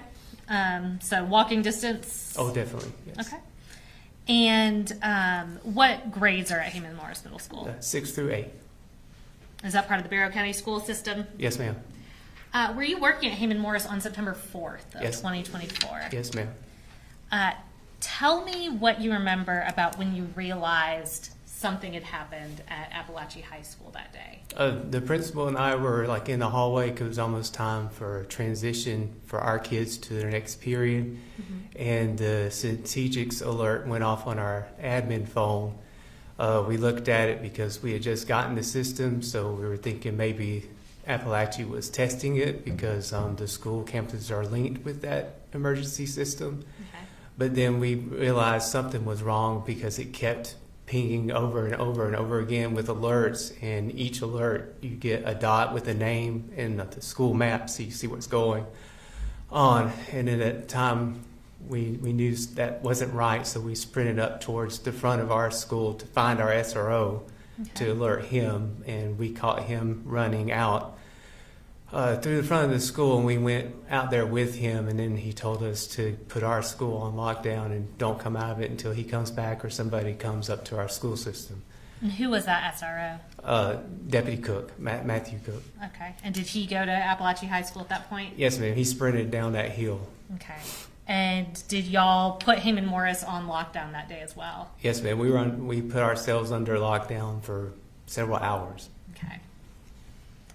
And I'm going to shift your focus a little bit going back in time. Where did you work before you were with the Barrow County school system? In Jackson County School System at West Jackson Middle School. And what was your role there? Assistant principal. Okay.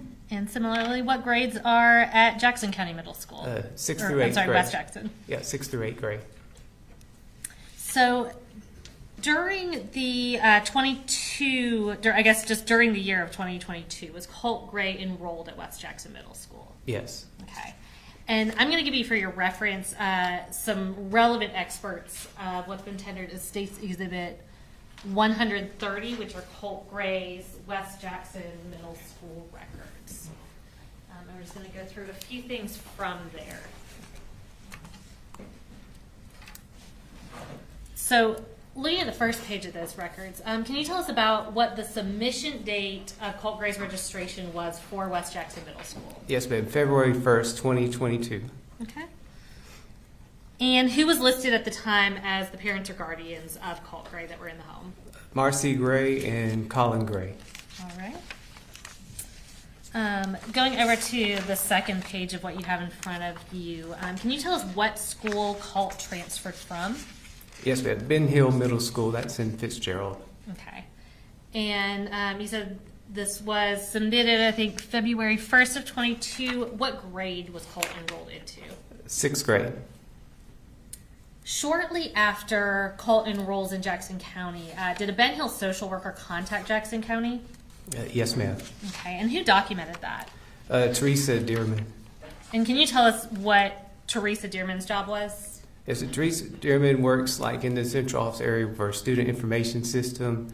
So they like help us get kids enrolled or find information for us, capture the GTIC numbers if they're coming from another school out of Georgia.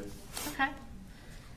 And referring to that third page you have, which should be a contact narrative, can you tell us, and we'll just do the first part, those first couple sentences, what was documented by Teresa Dearman on February 9th of 2022? Yes, she documented, yes, we have a new student at WJMS that just enrolled, and the prior school called to confirm he was in school and said they have concerns for the child. Now the social worker from that county has called and left me a message and would like to speak to you. Okay. Now I'm going to go over to the next page and reference Rachel Duke. Can you tell us what Rachel Duke's job was at the time? Yes, but Rachel Duke is one of the Jackson County social workers, Okay. school social worker. So did she create a swarm referral for Colin Gray, or I'm sorry, for Colt Gray? Yes, And what date did she do that on? February 9th, 2022. Okay.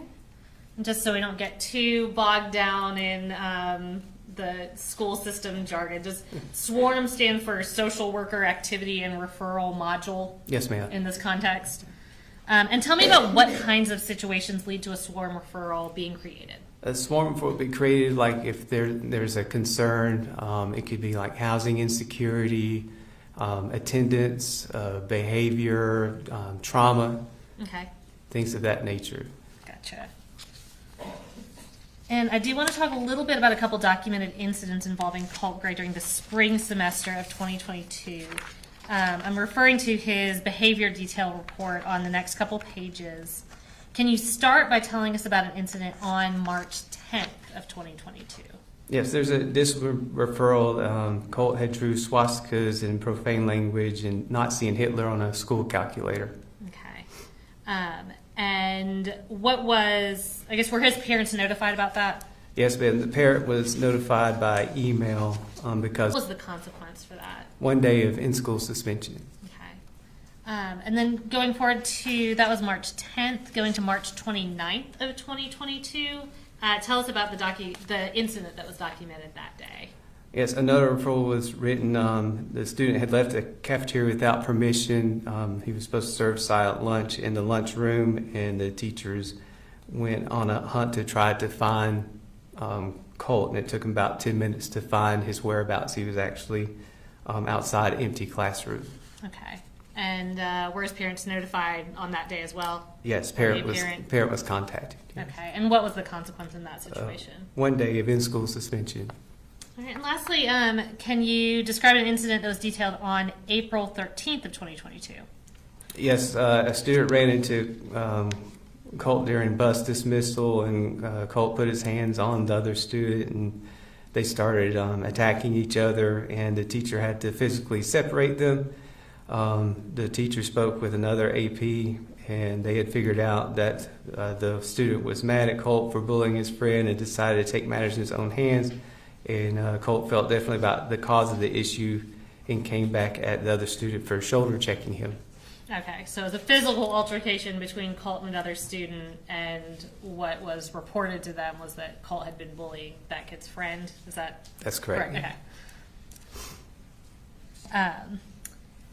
And I'm going to refer you to the last page of that reference material you'll have. Can you tell us when Colt was withdrawn from Jackson County Schools? Yes, August 24th, 2022. Okay.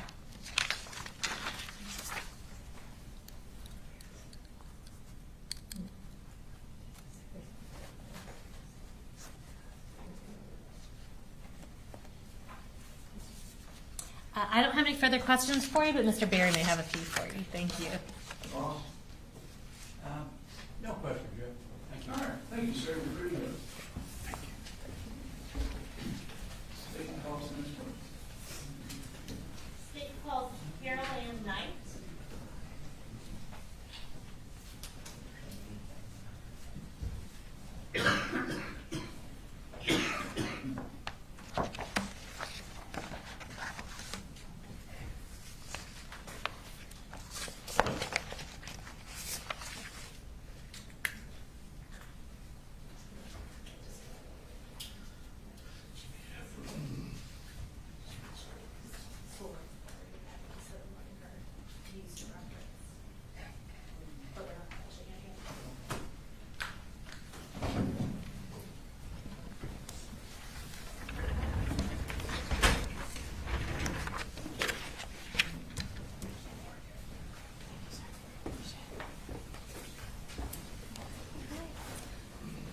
I'm going to have you go ahead and raise your right hand. Do you swear or affirm any testimony you're about to give in the matter now pending before the court is the truth, the whole truth, and nothing but the truth, so help you God? I do. All right. And if you can start just by introducing yourself and tell us where you're employed. Sure. I'm Carol Ann Knight, and I am the principal at Jefferson Middle School in Jefferson, Georgia. Okay. And what county is Jefferson Middle School in? Jackson County. Okay. Is it part of the Jackson County school system, or is it a separate It's school a system? separate city school system. Okay. And what grades are part of Jefferson Middle School? 6th through 8th. Okay. You said you're the principal there. How long have you been there? About 5 years. Okay. And tell us what you did before that. I was an assistant principal at the academy, part of our system, and I taught in the same building for 20-something years. Gotcha. And what grades is Jefferson Academy? 3 through 5. Okay. So I'm going to provide you some relevant excerpts of what's previously been tendered as State's Exhibit 131. These are Colt Gray's middle school, Jefferson Middle School records. And that's just if you need to reference those. So during the 2022-2023 school year, did Jefferson Middle School have a student named Colt Gray enrolled? We did. Okay. And who was listed as his parent or guardian for Colt Gray? Marcy and Colt. Colin? Colin, thank you. Gotcha. I was going to say Coley. His email address was Coley. So. Okay. So are you familiar with, did Colin Gray also go by Coley Gray? Was that his nickname? Correct. Okay. And kind of hitting on that, for Colin Gray specifically, what contact information did he provide? I'm not going to have you give us his phone number, but can you tell us what the email was? Yes, Coley.gray@yahoo. Okay. Did he also provide a cell phone number? He did, yes. Okay.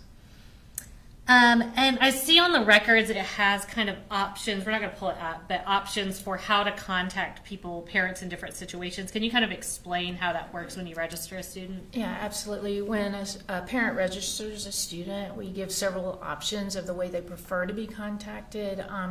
Sometimes it's, for an emergency or attendance or behavior, but they can choose they want an email or a cell phone call, that kind of thing. Okay, so I can kind of tell you it's going to be better to contact me by text message or phone call or email in different situations. Correct, because, okay. yes.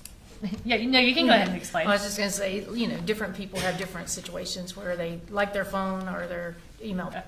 We want people to be able to reach parents. Is that the goal Yes. of all that, is to effectively reach parents? Correct. Okay. So I'm going to refer you to the second page of this packet.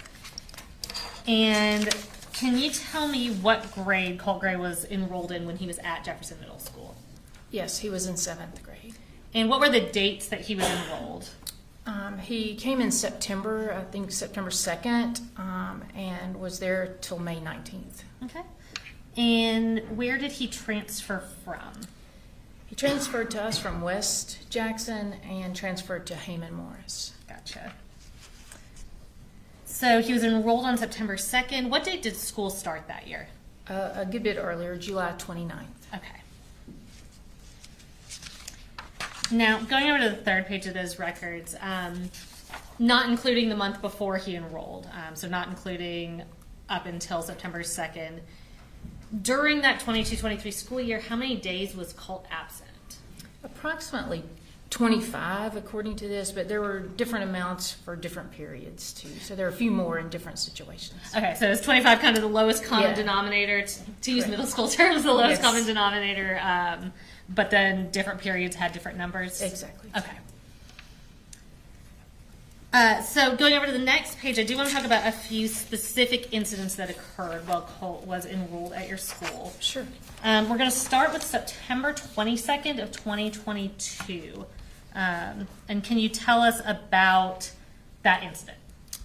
Yes, there was a situation where he went into actually 2 different restrooms and used markers, and I think a pink marker. He defaced some chalk pens to do graffiti and different things. They were on the walls, the stalls, the toilets, and just sort of destroyed the bathroom that way. Okay, so this was a little under 3 weeks after he started at the school? Correct. Okay. And give me one moment. Let me show this to them.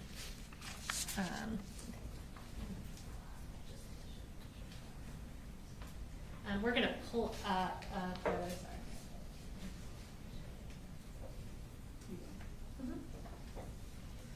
This should appear on the screen in front of you and behind you. So is that a picture of the some of the graffiti that he put on the walls? Yes, it is. Okay. And these are photographs from within 131. Yes, sir. Was the graffiti, I know you said it was in multiple areas, was it pretty extensive? It was. Okay, was it, like, what did y'all have to do to get that taken care of? It was, I actually had my husband come in and repaint and clean off things. Gosh, that's a good husband. Yes, he is. And did y'all ever determine, so looking at this, did y'all ever determine what the wording was referencing or what it was or anything like that? Not really. Okay. We could not really find a common denominator there. Gotcha. Okay. So what was Colt's punishment for the graffiti in the bathrooms? He was in ISS for 4 days, and we invoiced his parents to help pay for the painting. Okay. Is ISS, is that in-school suspension? It is. Okay. Now I'm going to jump over to, it's page 7 of what you have in front of you. Did you personally reach out to Marcy Gray by email about the vandalism? Yes. Okay.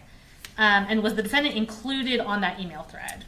Yes, she copied him on that thread, and then he replied back to it. Okay, so Colin Gray sent a response to the school about the vandalism? Yes. Okay. Now, after Colt began at Jefferson Middle School, I guess I'll start by asking you, what is Brittany Cohn's role at Jefferson Middle School? She is one of our school counselors. Okay. Did she make kind of a concerted effort to keep him on her radar? Yes, she Okay. often had him eat lunch with her and talked, did a check-in with him. Okay. And is that kind of part of her role if she has a student that she feels needs extra attention? She tries to, you said, eat lunch with her and that kind of thing? Yes, we felt like he was struggling to fit in and needed a person to check up on him. Okay. And Brittany kind of filled that role when she Yes. could? With several students. But Okay, well, of course, yeah. And that being said, did Colt's attendance become an ongoing issue when he was enrolled at Jefferson? Absolutely. Okay. If a child has repeated unexcused absences, is that something that the school reaches out to the parent or parents about? Yes, we have a set policy at certain things for 5 days, 7 days, 10 days, that kind of thing. Okay. And tell me a little bit about what it was like for your school trying to make contact with the defendant and Marcy Gray about Colt's attendance. It was very difficult. The number that we had didn't work at times, and we could not always make contact. Okay. And I want to talk a little bit more about Colt's ongoing attendance issues and that communication. I'm going to reference, it starts on page 11 of that packet in front of you. Kind of talk me through the specific attempts to contact the defendant and Marcy about Colt's unexcused absences. And the time frame I'm referencing is October 28th of 22 through January 4th of 23. So about, I guess, a little over 2 months there. Sure. Mr. Cuddy is our attendance person and our student success coach, and he began at 5 unexcused absences, which is on our policy, and we could not get mom. The number was not in service. Okay. At 5, he calls for several days trying to get her. Called dad, could not get anybody there. Was asking for excuses, that kind of thing, medical excuses. On the 11th, he called Colt in and talked to him, just to let him know that he didn't call him in. He called them and said he's been out 4 days. We wanted to check on him. The first, he called both parents, no answer from either parents. Both mailboxes were full and unable to leave messages. On the first, he also was at 7 unexcused absences, so he expressed concern and asked for medical excuses or parent notes when Colt returned to school. Okay. Was that one via email that he was reaching out at that Yes. point? And Yes. you said the first, is that November 1st of 2022? Yes, November 1st, sorry. Okay. November 2nd, he called both parents, no answer, mailboxes were full. The 2nd, he provided all the unexcused dates, requested medical excuses again by Friday at the latest. Okay, so this is November, sorry to cut you off, that's November 2nd, so we're about 2 months into, or right at 2 months into Colt being enrolled in your school. He's at 7 unexcused absences? Correct. Okay, you can continue. Also that day, defects called the school, and they were visiting the home, and the next day, all 3 of the siblings were back in school. Okay. And I guess that was, you said, on November 2nd. Correct. And a few days later, starting on November 7th, what was going on with Mr. Cuddy trying to get a hold of them? So he received a September 29th note for the 5-day review there. Also, going down to the 7th, have to call and have a conference with parents. He called both parents. Both lines resulted in a busy signal, and we could not get through. Okay. You said that's y'all's policy. Once you get to 7 unexcused absences, you want to meet with the parents. We require parents to come in and meet with us so we can provide support and figure out a way that we can work together to have a student be in school. Gotcha. And you said he was not able to get in touch with either of them? We were not at that time, no. Okay. And then moving forward to, I think, November 9th of 22? And it continued for several days that we could not get through. He asked our registrar to call and try to get through. And then defects was involved again on the 14th, trying to get in touch with mom. Okay. And what notable incident were y'all alerted to on November 14th of 2022? That mom and the younger siblings were moving back to Fitzgerald, but Colt was staying with his dad. Okay. And then also on November 14th of 2022, tell me what else happened that day. Mr. Cuddy and I, we were up to 10 absences, and we were not able to reach anyone, so we made a home visit. So you as the principal went out to the house to try to track this kid down? Absolutely, yes. Okay. And we did speak with Grandma that day. Okay. But did not make contact with Colt? We did not. Okay. And then going into the beginning of January, tell me about any communication or attempted communication there. Sort of the same thing. The phone number was disconnected or had been changed, and we could not reach Dad at all. And we requested that Dad, through email, we requested that he call and schedule a parent's attendance meeting with us. Okay. And it sounds like y'all are pretty thorough in your school district. I'm going to have you hop ahead in these reference materials in front of you to the page 17. And if you can kind of talk through, this is going to be the same time frame that we just talked through, November to the beginning of January, but sort of y'all's internal emails. You don't have to read it word for word, but just sort of what the correspondence was of what y'all were doing and what y'all were trying to accomplish. Yes, our school nurse was trying to get in contact with Colt's parents and was not able to. She talked to Mr. Cuddy, our attendance person, and he said, no, I've tried and I am trying, and just sort of listed through that mom's number was not in service, that he had emailed and still did not get an answer, and he'd called Dad and was not able to get an answer either. Okay. And then going over to the next page, on November 2nd, tell me about any emails sent that day. He sent all of the unexcused dates, which were the first 5, and then he continued all the way through November 1st with all his 13 absences. or so. Yeah, there's a whole lot there. Just a long list of dates. Is that what that is? Okay. And then jumping over to the page 20. And I'm having you skip around because I know email records have all the included prior things. So on page 20, tell me about those November 7th of 22 emails. Mr. Cuddy is saying there that he has yet to speak to a parent, multiple attempts. The kids have been back for 3 days with no notes, and he was asking if permission to send a note to the parents, or do we want to go ahead and do the home visit? Okay. And did he try again on that same date, November 7th, to reach out directly to Marcy Gray and Coley Gray via email? On the Yes, next he's the page? most thorough person I know, and he every day follows up and keeps records. So, Mr. Cuddy's not going to drop the ball no, on he's this a kind of very stuff. big asset to my school. Yes. Gotcha. Did he give you an update on November 8th? And I'm looking at page 22. Yes, he did. And what was that update? He said he's also trying to contact parents and no success yet. Okay. And on the next page, 23, on November 8th of 2022, what did he communicate to you about how many times he had attempted? That's page 23, sorry.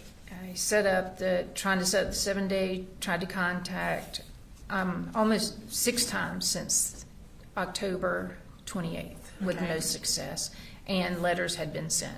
Okay. We send certified letters at a certain point. Okay, so at this point you tried phone, email, and certified letters, and he had tried, was it one parent or both parents 6 times? Both parents. Okay. Going forward to November 9th on page 24, tell me what was documented between y'all on that day. Talked to both parents again. They're back. Kids were back in school. No letters had been sent. They wanted to. One thing we do sometimes when a parent won't answer their phone is to call the kid up and ask them to use their phone to call the parent.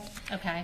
Because sometimes they may be able to reach a parent when we can't. So he asked if that's a good idea. Could we go ahead and do that? Gotcha. So in your experience, sometimes if you call, but then you call from the kid's phone, is that more effective? Exactly. Okay. I'm going to jump ahead to page 28. We're now at November 11th of 2022.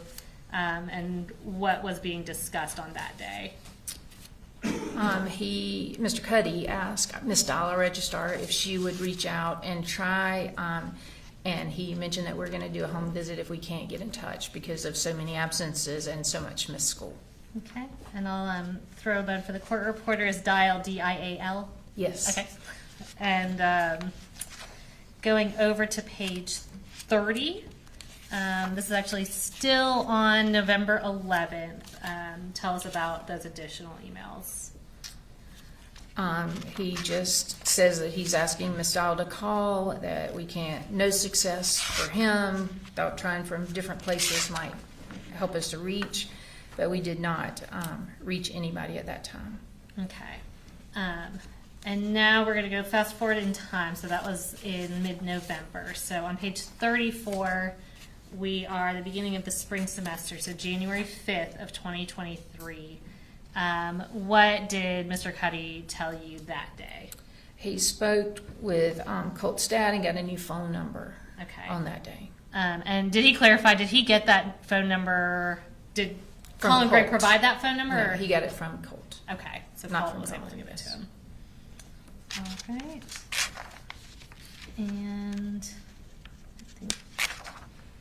And so once he had that phone number, was an in-person meeting set up finally with the school administration and Colin Gray? It was. Okay, and just for a reminder, since we just talked through a bunch of stuff, at that point, y'all had been notified that Marcy Gray and the other kids had moved out, so Colin was the custodial parent? Yes. Okay. Let me catch up on my notes. Tell me about that meeting that y'all had. If you need to reference it, I think on page 14 are the notes from that meeting. Sure. We talked about a recent divorce. We talked about grades. We talked about attendance, tutoring times. We had our social worker be part of that conversation so we could offer some counseling services and things that we felt might be beneficial to Cole. Okay. Now, so that was, I'm sorry, what date did y'all have that in-person meeting? And that was page 14. I don't expect you to remember that. 111. Okay, Yes. so January 11th of 23. We had a lot of notes. A lot of notes, yes. And So that was January 11th. A few weeks later, did the school contact the defendant again on March 3rd of 2023? Yes, we did. There was some situation where Colt was not doing the work we needed him to do in class. He was on his computer and was very disrespectful to the teacher when she asked him to get off. Okay. And that was communicated to Colin Gray? Yes. Okay. So that was in March. As we're going forward in May of 2023, was it being documented that Colt's absences were once again a problem? Yes. And what was documented about that on the contact log? And I'm looking specifically at May 17th. And that's on page 15. I'm sorry, say that page number. Page 15. Okay. I was going to speak from memory, but I prefer to go by what Can't I've hurt. written down here. We talked about Dad, and Colt said he had some kids had said something to him, that kind of thing, and Dad was telling us some names. He and Mr. Cuddy had talked about that and was able to get a few names so we could take care of that situation. Okay. And that was kids picking on Colt? Yes. Okay. And y'all got the information from Colin Gray and addressed that with the kids in a way that you felt was appropriate? Oh, yes. Okay. Now, during the same time, did it become apparent that Colt was skipping school? Yes. When we called, Dad said that he didn't know that Colt was not at school, and Colt said he had missed the bus and was just skipping and staying home. Okay. Now, earlier you testified about notifying parents in different ways, kind of whatever way is going to be most convenient and effective for the parent, that the parents opt into. Is that right? Yes. So anytime Colt was absent from school, would Colin have been notified in his preferred method? Absolutely. Okay. I don't have any other questions for you, Mr. Berry, or Mr. Hobbs may have some for you, though. Sure. Okay. And ma'am, you can hold on to those papers. I just have a couple Okay. questions about the logs. Yeah, absolutely. All right. So the school received some type of information in November that the family was going through some changes. Is that correct? Mom and dad were separated and kids were being separated, Yes. and they were going to be moving to different locations? Correct. All right, so based on the information you had, Mr. Gray would be staying at your school with Colt, and the other part of the family would be heading down south. Correct. Is that right? Okay. And I imagine the school probably sat down with Colt under the circumstances and had some discussions with him about that, I'm sure there were conversations, yes. just to check on his well-being. Yes. Okay. And you said that obviously the semester probably ended towards the end of the year, middle December, towards the end of December. Is that right? Correct. So the new semester would have started in January. Yes. So that would have been after the parents had separated, Correct. based on the knowledge that you had at that time, obviously. You probably didn't drive out there and check to make sure everyone had moved. Right, right. So on January 5th of 2003, is there a notation in the log about Mr. Cuddy speaking with Mr. Gray?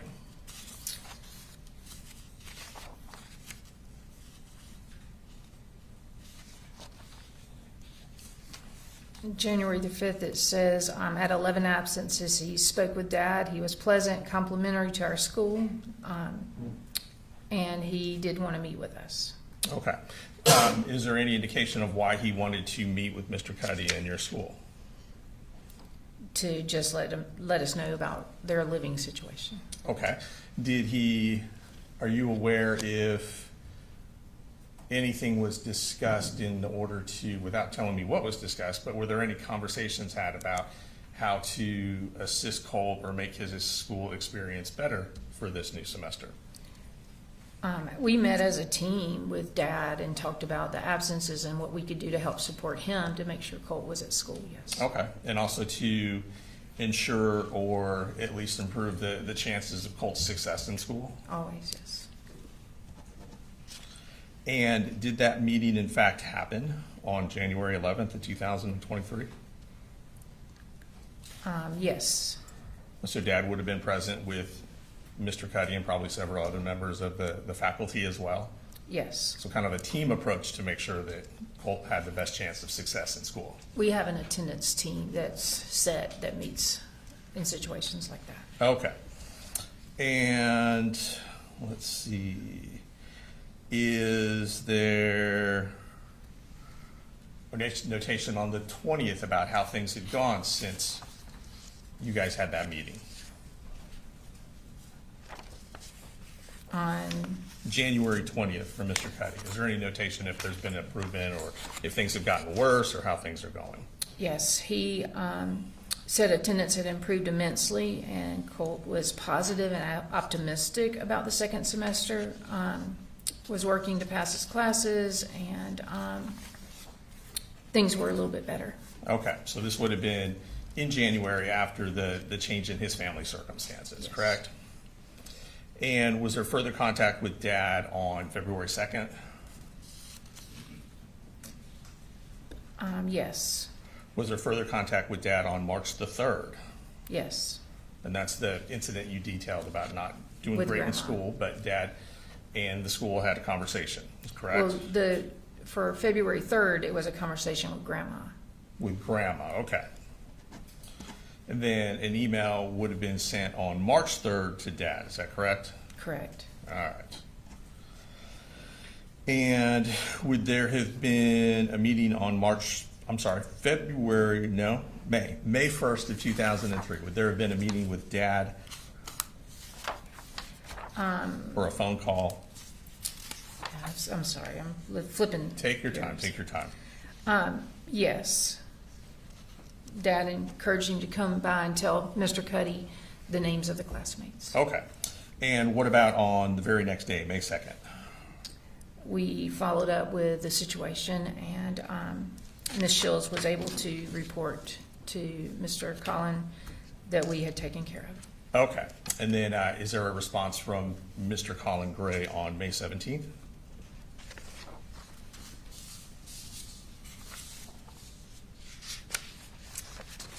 Yes, after a couple of emails on the 17th about absences again and the phone number being invalid, Right. he reached back out to Mr. Cuddy. And did he come in and meet with you at some point that day or the next day? Yeah, he asked to speak with our counselor, but Okay.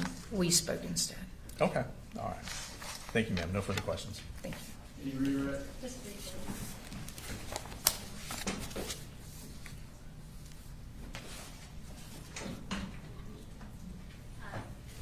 So you said that the counselor did not meet with Colin Gray. Why not?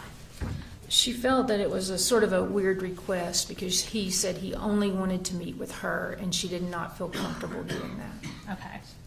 Okay.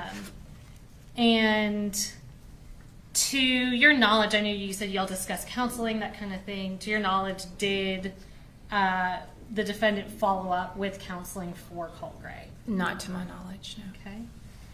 Okay. And just to reiterate, that January 11th meeting that y'all all had together, was that the meeting that y'all set up after trying to get in Yes. touch with Colin Gray? So y'all have, how many students are at Jefferson Middle? About 1,025. Okay. And that being said, is this a situation that you have an independent recollection of? Very much so. And why is that? It stood out that over and over the attempts to call Mr. Cuddy comes to my office every day and gives me an update on students and where we are and making the home visit and seeing the graffiti and knowing that Colt was troubled and needed some help. Okay. Nothing further. Thank you. Any further cross? Yes, yes. So with the further help and the other issues, I guess that would have been very concerning about these allegations of bullying that came up in January 23? Or would it have been later in 23? It was in toward the end of school in May, but they the really end of weren't. Bullying is somebody over time continuing to do things. These were just instances that were sort of isolated that we dealt with. And who did you speak to about that bullying? Did you speak with Mr. Colin Gray or was it someone else? About the The bullying. Actually, he shared the names with Mr. Cuddy. He shared the names with Mr. Cuddy. Okay, and in y'all's opinion, it didn't rise to the level of bullying? No, we treated it as bullying because we do not allow that. Okay. I just want to be clear because you said it didn't necessarily meet your definition, but you still treated it as bullying. We did. Okay. Just because Colt was struggling a little bit and we wanted to make sure he felt safe. And you had actually gotten that concern from his father as well? I believe Colt had spoken to Mr. Cuddy and then to Colin, and Colt didn't want to tell us any names, but he shared them with his dad. Okay, who then passed those on to you guys? Correct. Okay, thank you, ma'am. You're No welcome. further questions? Nothing further. All right, thank you, ma'am. You pretty good. Thank you.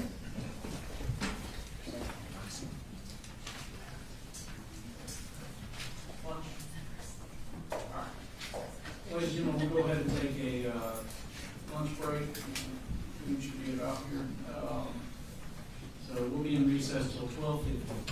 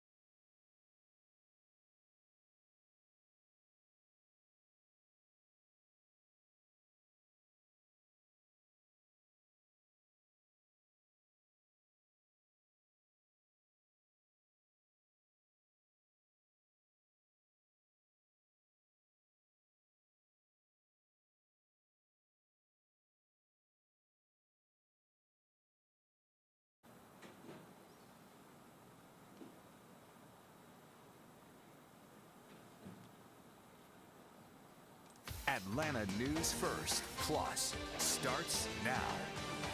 And thank you for joining us here at the First Alert Desk on Atlanta News First Plus as we are in a recess right now in the trial of Colin Gray, the father of accused school shooter Colt Gray, who has yet to see his day in court.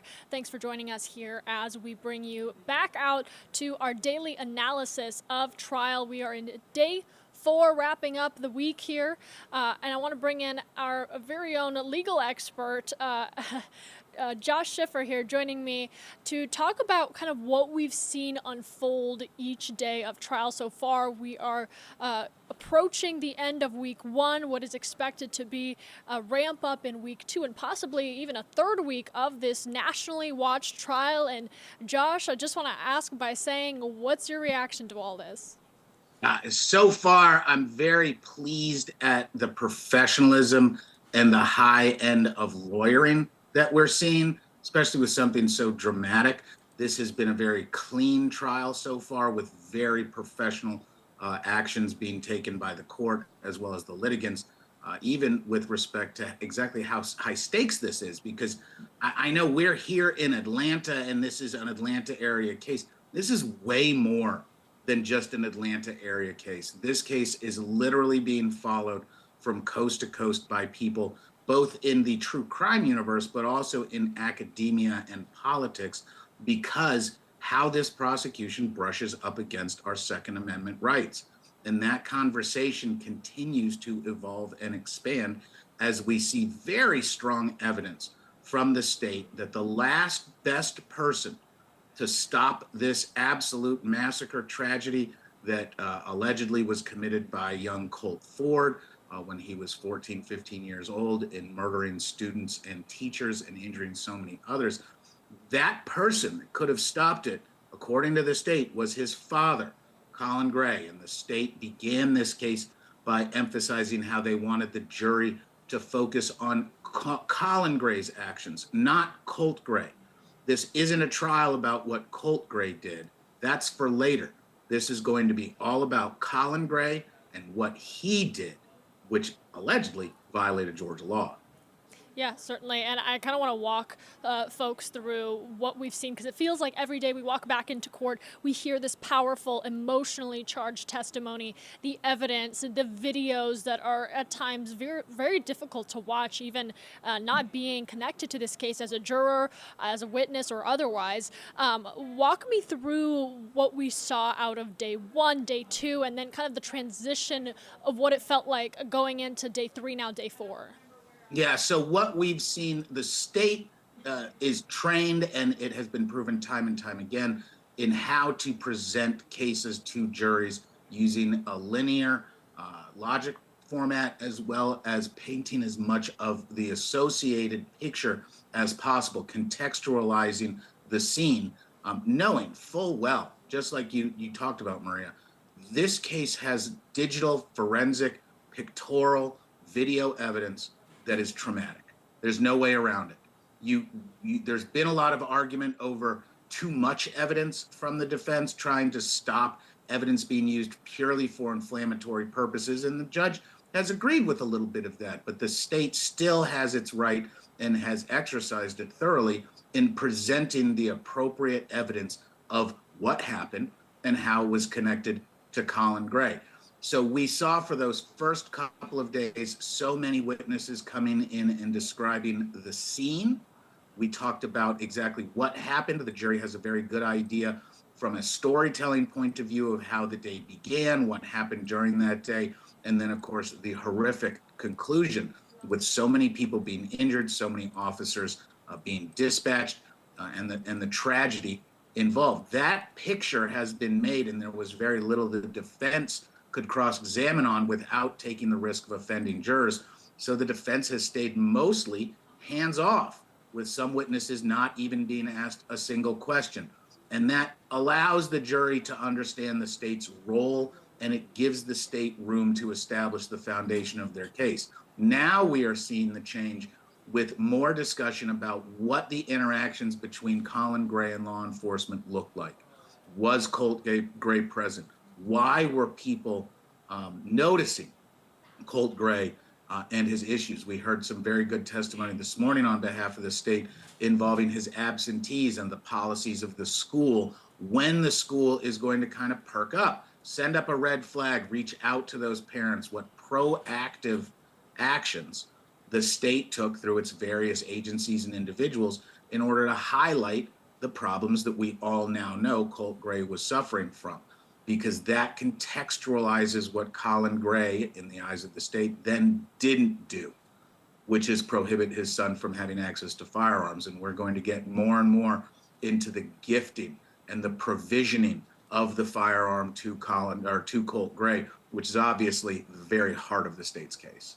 Yeah, certainly, and let's get into that. I did want to kind of highlight the firearm. It seems to be central to this trial. It was presented and viewed to the jury the other day, and really the state is saying this is what set everything in motion, that there were 3 years worth of warning signs, they're arguing, and still this firearm was gifted with, as the state says, the knowledge from Colin Gray that maybe this wasn't the best idea for his son's mental state, and some of what came forward in warnings from schools, warnings from the FBI, and other places to him. So it kind of bodes the question of parental criminal negligence or parental responsibility in preventing a tragedy like this. Absolutely. And the power impact of presenting that firearm in open court can't be understressed. For those who are familiar with firearms and comfortable and have been exposed to firearms, modern sporting rifles, AR platform rifles are part of the regular existence of firearms. They've become immensely popular due to their modularity, their standardization within military police forces that's come over into the civilian market. And AR platform rifles are sold by literally the millions, because the only registered part of that firearm is going to be the actual action. It's the heart of the gun, the chamber, the actual firing mechanisms, not the trigger, but the actual firing mechanisms. And that is something that is powerful for the state, because mostly the people that aren't familiar with firearms, if you've not held firearms before, if you've not worked in and around firearms before, it's a really intimidating piece of machinery. They're heavy, they're cold, they are sturdy, because most of them have been over-engineered. This is a tool with one goal in mind: to accurately put bullets down range. That's why it was created. It doesn't have the fluffiness of a sports-only rifle or the classiness of a single shot shoots in or something like that. No, this was designed for modern military and defense applications, and it's the first time some of these jurors are probably being exposed to a firearm.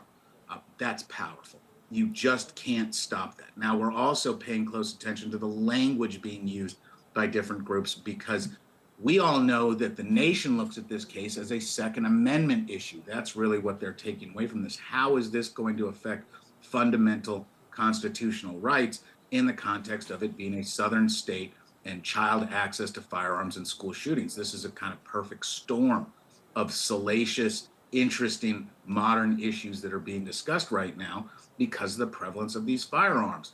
And the reason the world's watching this is everybody who owns a firearm should be concerned, because this is the first time in Georgia and second time nationally someone is being prosecuted not for what they did with that firearm, but for entrusting or making available or providing a firearm to that third party.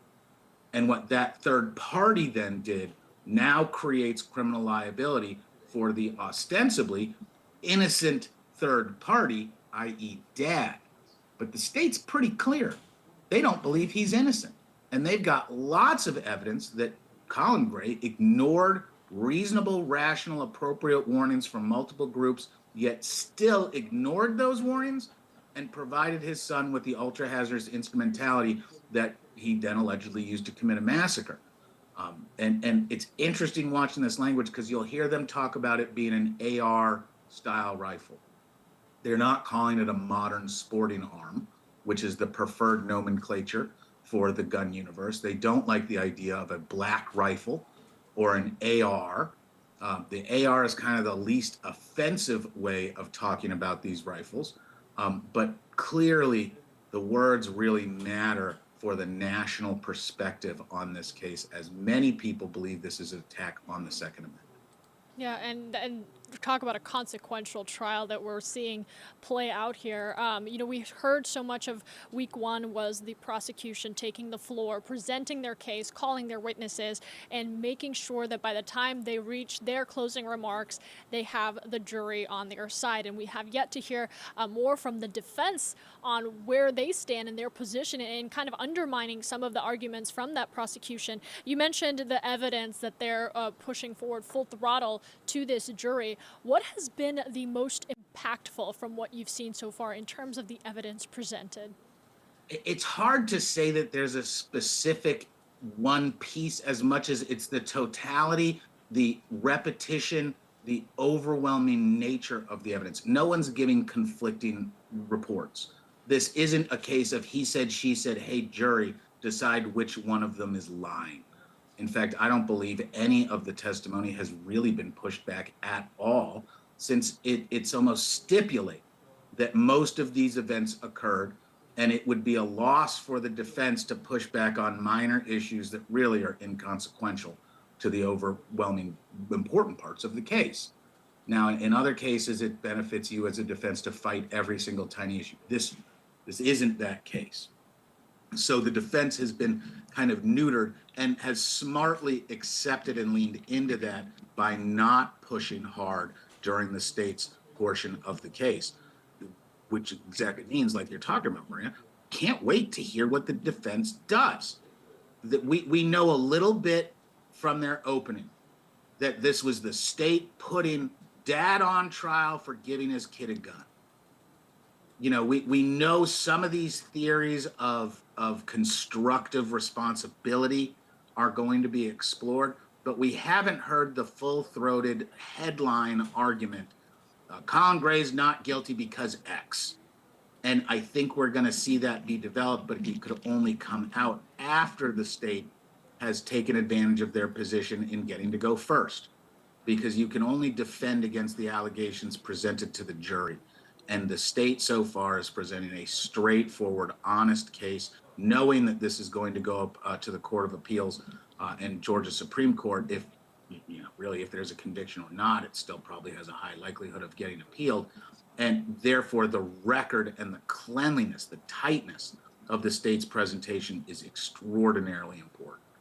Yeah, high stakes and every word matters here. Let's talk about the appeal potential here. You say it's likely and almost arguably inevitable that this is the next step, despite if there's a conviction, of course.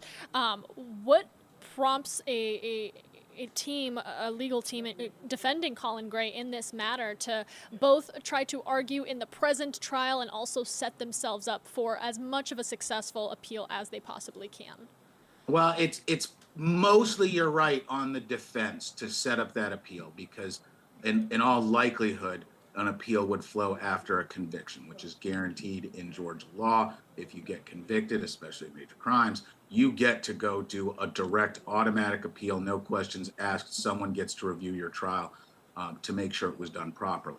Now, the defense has some of the most experienced, professional, and just top shelf lawyers in the state. Jimmy Berry has appealed and been appealed hundreds of times. So he knows what a good transcript is supposed to look like. He knows very well what the Court of Appeals and Georgia Supreme Court justices are looking for and attached to if they're going to be willing to really change things using their power. Appeals, most of the time in an appellate presentation, the aggrieved party, in this case a convicted defendant, is going to say, hey, here are 5 errors, 3 errors, 12 errors that happened during this trial. They're going to set out those errors, talk about how and why those errors exist, and ask the court for a remedy, which is generally going to be a reversal, a dismissal, or sending it back down for additional litigation, because the appellate courts are not trial courts. They can only decide appeal. So identifying what those enumerations of error are going to be has already begun. there are going to be specific enumerations of errors from actions within the trial, but then there are also going to be more academic enumerations of errors that relate to the actual charging documents, the arguments that are being made, that kind of stuff. So it really is a multi-track decision. And we know there's going to be an appeal. So the goal during the trial is, after you've kind of identified what your main appellate issues look like they're going to be, maximize those, illustrate those. We saw recently in the Faust case, where obviously the appeal is going to have a lot to do with the relationship between the defense attorney and the court. So the defense attorney did a very good job magnifying those interactions, which you just can't miss when they do the appellate review of the transcript. Similar here, they're going to be focusing on the specific arguments the state is making, logic or legally, as well as the evidence presentation and what testimony is elicited, to find out whether some of that testimony should have been inadmissible, was presented wrongfully, or was inaccurate. You're also going to call into question the decisions of the court. We are very happily sitting in front of Judge Prim, a very experienced judge. He's been around for a long time. He knew on the outset, as the court, to protect this case, he was going to have to work a little bit harder. So that's why we saw this jury change, where they selected a jury from a neighboring community and then are bringing them back to Barrow County for the actual trial. That's in order to foreclose a very apparent appellate issue, that is, the jury wasn't the right jury to hear this. And we see that analysis ongoing during the entire trial. Yeah, certainly. It is interesting to me to talk to you about what's playing out here, because you do have, an extensive legal background, and so I'm sure your lens of the situation, you can kind of start to see which direction either side is guiding things in their overall argument. I am curious, watching trial this week, knowing what's still ahead, what have been the strengths and weaknesses from the state's side in their arguments? The strength of the state is that they have a moral high ground, and they have enough law to make a very straightforward case. Using the statutes that the state has used wasn't an apparent pathway. They had to do some real thinking because of the novelty of this prosecution, looking obviously at the Crumbly case out of Michigan, looking at other prosecutorial actions nationally when it comes to third-party responsibility. So they put in a lot of effort to streamline their case, workshop it so that it is presented in a straightforward manner. And I believe they've done a good job slimming down their argument to make it palatable for a jury. Juries can engage and really get into the nuts and bolts, but it's easier for them when there's a big bright line decision to make. And the state did a very good job illustrating that at the beginning, where with its opening argument prefacing or predicting, hey, jury, you're going to hear from these people who are going to show you that Colin Gray's actions were the last opportunity to stop this. And when Colin Gray was given warning after warning after warning, he proactively ignored them. Not only did he ignore them, he actually violated and worked in opposition to that kind of warning by acquiring this firearm and gifting it at Christmas for the child to use, ammunition, letting it be freely accessible within the house, keeping the case short and small, while also doing a good job of illustrating the results of Colin Gray's actions, lack of actions, which was that massacre. And the discussion of the massacre, the proof of the massacre, I believe borders on overcumulative, but is still appropriate. I know the defense and lots of people who are supporting Colin Gray are very upset that there's been so much evidence and testimony involving the actual massacre, with the argument that that's irrelevant. We all know what happened. You could summarize that a massacre took place with one witness and not very long. The state chose to really kind of go into this. And I believe the defense is going to turn that around as much as they can against the state and make this about selective prosecution, make this into a political prosecution, It's very often the recommendation, if you've got bad facts, argue the law. If you've got bad law, argue the facts. And you're seeing some of that manifest with the politics involved in this case. I see we have a guest joining us here.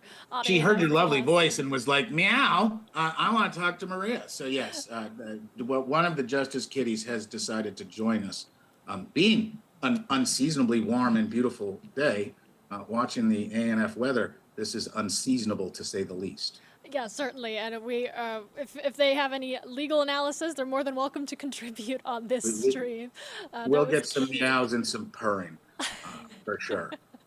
But yeah, this case, here's the cool part about this case. Mm-hmm. We know the horrorness of it.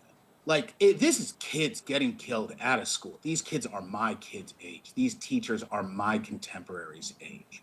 This is in a community that looks exactly like the community I was raised in, and it represents a community that I think a huge number of Georgians are attached to.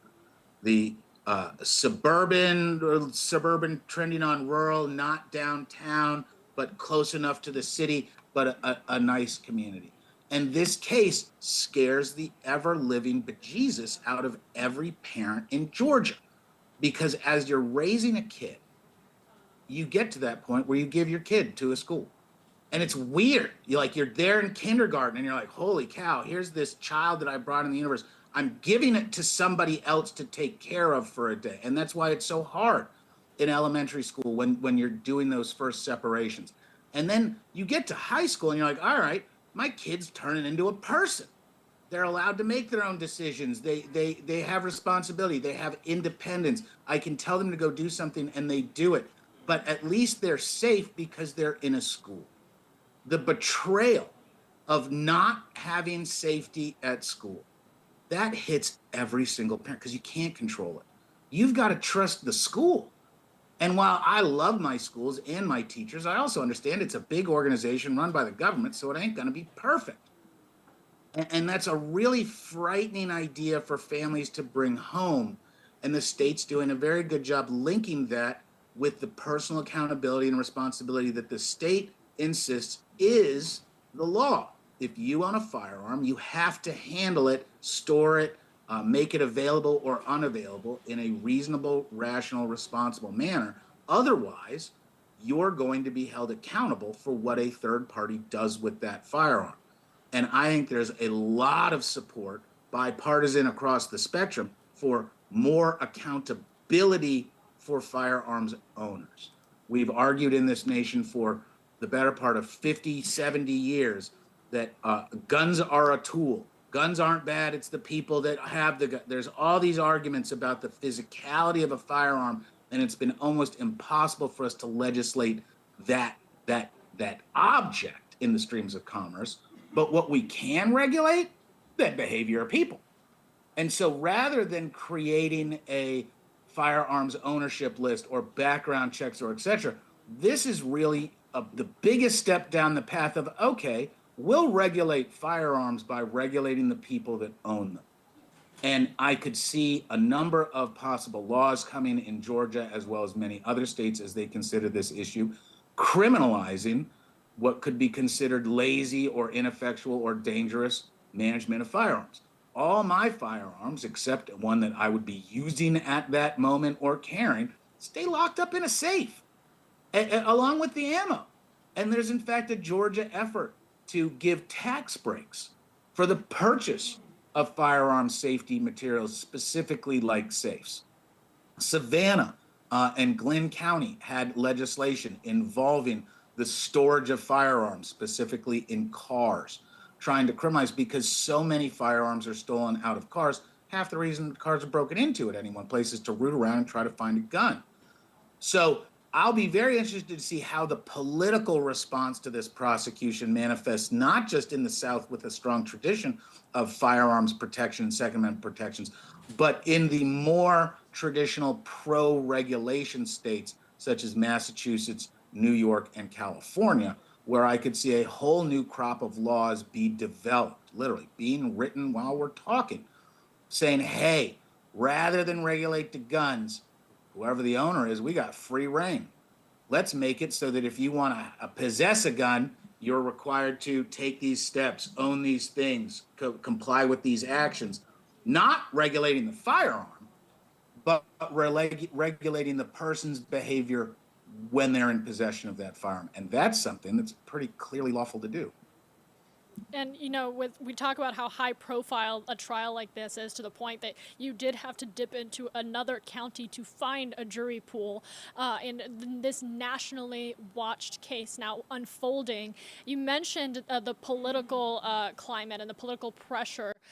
Could we see, or are we currently seeing, some of that influence the judicial process that's playing out in this trial? I think it absolutely reflects on the seriousness in the way that both the state and the court are handling this issue, knowing that if this case devolves, if this case falls apart, or there's some unexpected explosion, it could, let me carefully parse, negatively affect the interests of a lot of people. Like, if this politically goes off the rails and devolves into an argument about straight up gun control, straight up Second Amendment issues, if the defense is able to reframe this case from being a murder case into being a case about the Second Amendment and politics, wow, you're changing the dynamic entirely, and it's dramatically going to affect the thought process of legislators and politicians nationally, because Second Amendment rights are so important. And if this turns into, if, say, big influencers picked up on this case and decided this was an overarching state effort to grab your guns and steal your guns, man, a couple of well-placed PR statements from big gun groups could absolutely change the demeanor of the nation when it comes to this prosecution.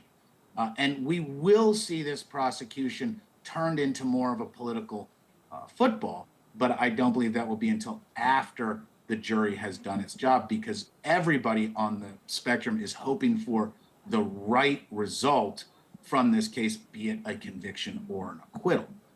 But right afterwards, we are going to get responses from across the spectrum, every single side. Very much, if there's an acquittal, you can predict that the pro-safety groups and more gun regulation groups are going to decry how powerless our system is to protect our most innocent and precious children. That even when the state sends out armed state agents to warn about known impending dangers, and we couldn't do anything because they really couldn't at that time. Had the officers shown up and started to try to take firearms out of that house, oh my Lord, there'd be a riot in the streets. You can't just have officers showing up at people's houses and taking their guns away. Georgia would be burning in 30 minutes. And then you see on the other side of this, some pro-law enforcement, pro law and order kind of groups saying, this is the way the system's absolutely supposed to work, and we look forward to holding the owners of firearms and the providers of firearms responsible. System works. We don't need more laws, because we already have a law that punished a man for allowing this to happen, and that should be the deterrent effect that we want. And now everybody in Georgia and elsewhere is on notice that you're responsible for what happens with your gun. And there's good arguments on both sides. Like, that's the thing.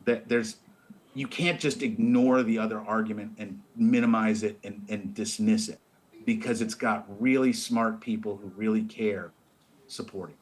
Do you think they're trying to make an example out of Colin Gray? I believe that's certainly part of the calculus. The DA didn't have a lot of choices. The DA had one of the worst crime in county history by far. You've got the death of kids and teachers in a protected, safe, secure environment by someone who was invited to attend there, and despite multiple state actions and security, they didn't stop it from happening. So there were failures and failures and failures. He's the DA. He's got to go prosecute people when the law gets broken, and he is going to run roughshod over the young Mr. Colt Gray. Now, Dad, that's where he had so much more discretion. District attorneys in the state of Georgia are where the buck stops with how charges are brought, who gets charged, what they're charged with, and when, where, and how they're prosecuted. That is the power of being elected as a county top constitutional level prosecutor. And no one can really critique or criticize you because that's why you were elected. And this district attorney, I think, smartly decided to expand the prosecutorial rights due to the harm done to his community. And he wanted to go after anybody and everybody that he could that influenced what eventually happened. And I believe he would face opposition and certainly a lot of anger in the community if he had not pursued a case against Dad, especially after the Crumbly cases in Michigan proved that this was a valid prosecutorial effort that juries responded to with a conviction. And I believe he's probably going to be successful again here because this community is angry. And you gotta feed that anger if you're a DA, otherwise it'll kick you out of office. And we're talking with criminal defense attorney Josh Schiffer here, legally weighing in on the trial of Colin Gray. I'm glad you bring up the Crumbly case out in Michigan at Oxford High School, the tragic loss of 4 people and 7 of those injured at the hands of a 15-year-old Ethan Crumbly, and then his parents, James and Jennifer Crumbly, both being convicted for a similar situation, not doing anything about this massacre that their son carried out. And so I'm wondering for the prosecution if they're using this as a roadmap to bring forward a similar kind of justice in the Colin Gray case. It would basically be professional malpractice if the DA's office hadn't reached out. And same on the defense. I'm rather close with Shannon Smith, who was at the top end of the Crumbly defense up there in Michigan. And I guarantee that Jimmy Berry and crew have reached out for them and certainly reviewed that process because that's where you're going to learn what worked and what didn't work. Now, the cases against the Crumbly parents are under appellate review up in Michigan, and everybody's watching that very closely because the convictions were clear. The state achieved its goals in holding mom and dad responsible for the actions of their son under this theory that the parents not only had noticed something was going on, but were the last, best, and only people in a position to stop it. And that brings me all the way back to something that, some of this audience barely remembers. It's 9/11. 9/11, and in the aftermath of 9/11 is where we got this national ethic of if you see something, say something. It's our communal responsibility to take care of the tribe, take care of the community by being responsible. And that increased our requirement that fellow members in our social contract actually take the right actions. Traditionally, the government couldn't force you to do very much except pay taxes and die. Now we're seeing this expansion of duties, of accountability, where if you see something bad that we know is bad, you have an obligation to do something about it. Sometimes even if that obligation is just walking away.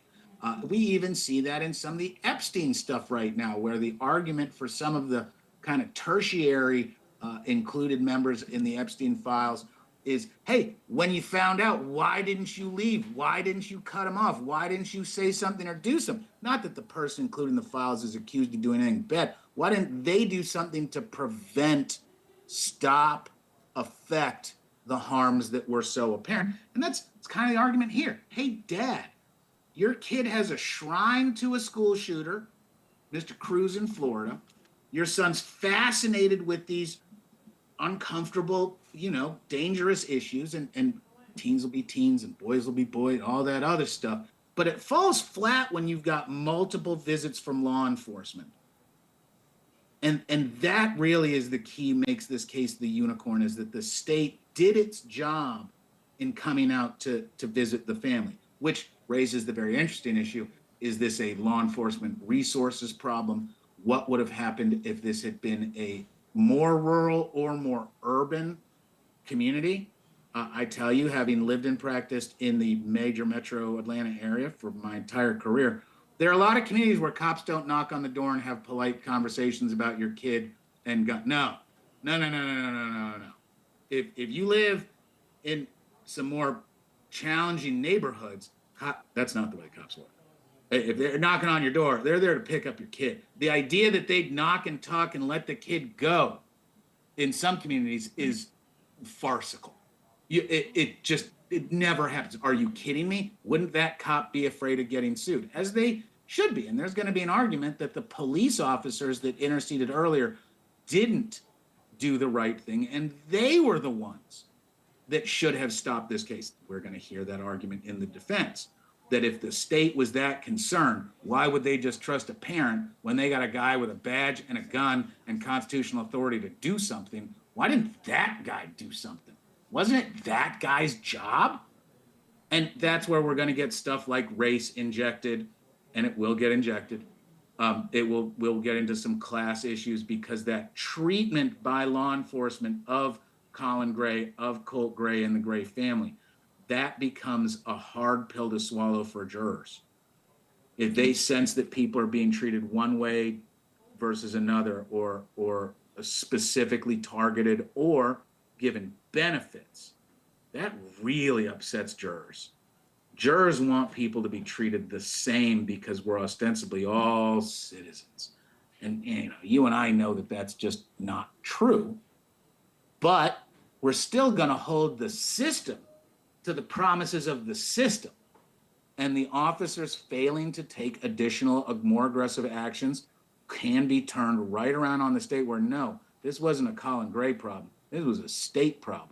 Why didn't the school kick him out earlier? Why didn't the school get involved more aggressive? Clearly they knew about this. Letters are getting returned undeliverable. Why didn't somebody follow up on that? 7 unexplained deaths. Why did they just make a phone call? And that was kind of it. And you really can turn this around from the defense perspective and show that this is a scapegoat case. Where really the only reason they're prosecuting Colin Gray is to cover up from the indefensible, poor job performance of our community leaders. And that in other communities, police would have done something. Police would have stopped this. The school would have stopped this. No wonder we had a shooting. We have these people in charge of protecting our kids, and they fail. Now that's not a fun discussion to have, but this is criminal court and a man's life's on the line. And Jimmy Berry and Mr. Hobbs will be very effective at asking uncomfortable, almost unanswerable questions when the time is right during the second part of the case. And we are heading into week 2 as we continue to hear more testimony, remarks, evidence in this tragic trial involving a father and a son and the ultimate loss of 4 people, 9 injuries, and just a devastated community as well as a devastated state here in Georgia as a whole. We're going to take you back out inside the courtroom as we prepare to get you back out to trial for the second half of the day. The jury is currently on recess. They are expected to return in the 1 o'clock hour. We will continue to bring you gavel-to-gavel coverage of the Colin Gray trial, but as attorney Josh Schiffer said, this is very much not the end of the conversation surrounding violence of this kind of parental involvement in their child's behavior, and we will continue to break down and bring you these analyses every day of trial right here on ANF Plus at noon. Stick with us. We'll be right back.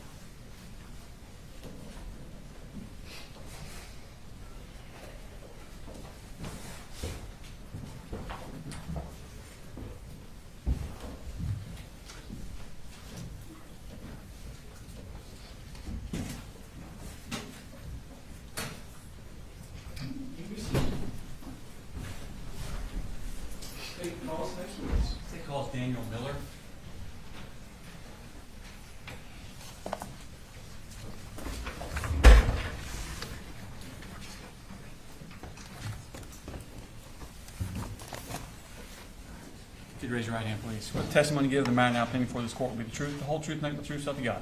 I do. Okay, have a seat, please. If you could introduce yourself to the jury. Good afternoon. My name's Dan Miller, Deputy Investigator with Jackson County Sheriff's Office. Okay, and how long have you worked with Jackson County Sheriff's Office? In total, 18 years. Okay, and what are your duties as an investigator? Receiving reports from patrol of crimes committed and investigating those crimes further when a conclusion can't be brought to right when the report is taken. Okay, and how long have you been an investigator? Oh gosh, since 2017. I'm sorry, my math's not mathing today.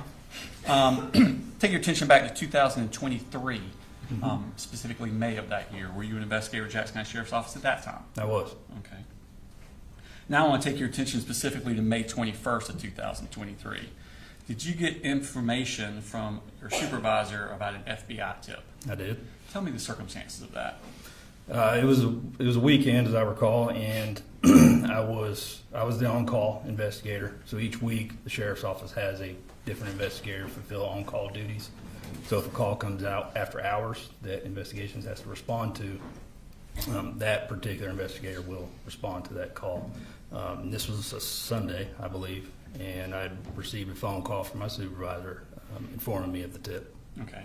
Did he send you the tip or show you the tip, or just tell you? He did email it to me, but I wasn't able to.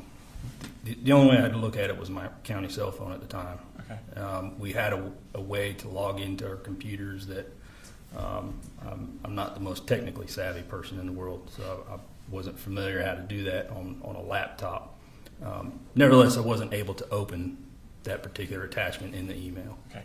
Did he verbally tell you what the tip was about? He did. Okay. What did he tell you about this tip? Just that the FBI had received a tip. Hang on. What's your response? No, it's not for the truth of the matter asserted. It's just information that he got that he then used to follow up with. He's going to actually go speak with the defendant about this tip, and so his information that he had is what he's using to speak with Mr. Gray.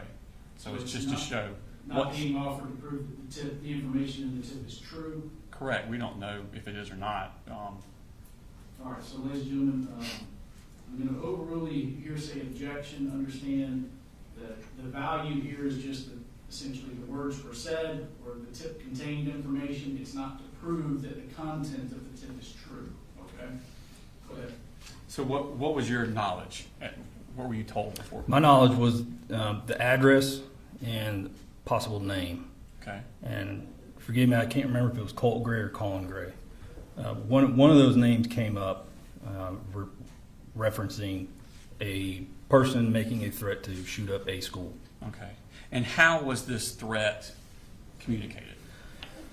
Through an app called Discord. It's like a gaming app, I guess. Gamers use it to communicate and do various other things. I'm not that familiar with it. I have heard of it. Okay. And at the time, I wasn't really all that familiar with it either. Okay. So your information was that a tip came over that a user on Discord Correct. had made a threat to do what? To shoot up a school. Okay. And what are you getting as far as a name and an address? What's that tied to? So that came from my supervisor. He said, go to this address and speak to this person. There was a possible threat made to shoot up the school. I can only assume he saw the tip, but I don't know. I can't say that with a definitive answer. But he told me the address. Go here. There's a threat made to shoot up a school, and see what you can gather. Okay. And did you go to that address? I did. Okay. Did anyone go with you? Deputy Justin Elliott. Okay. Do you remember the address that you went to? Not off the top of my head. It's Rice Creek Court, I believe. Okay. I don't recall the exact numbers. Okay. And did you approach the residence? I did. We went, knocked on the door, and a couple juveniles answered. And Male or female? Female. Okay.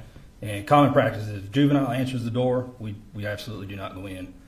We contacted parents and kind of explained why we were there. And the father, whose name escapes me at the moment, Frank Rundell, informed us that They had lived there. Called him by phone or? Yes, I had the juveniles call him by phone. Okay.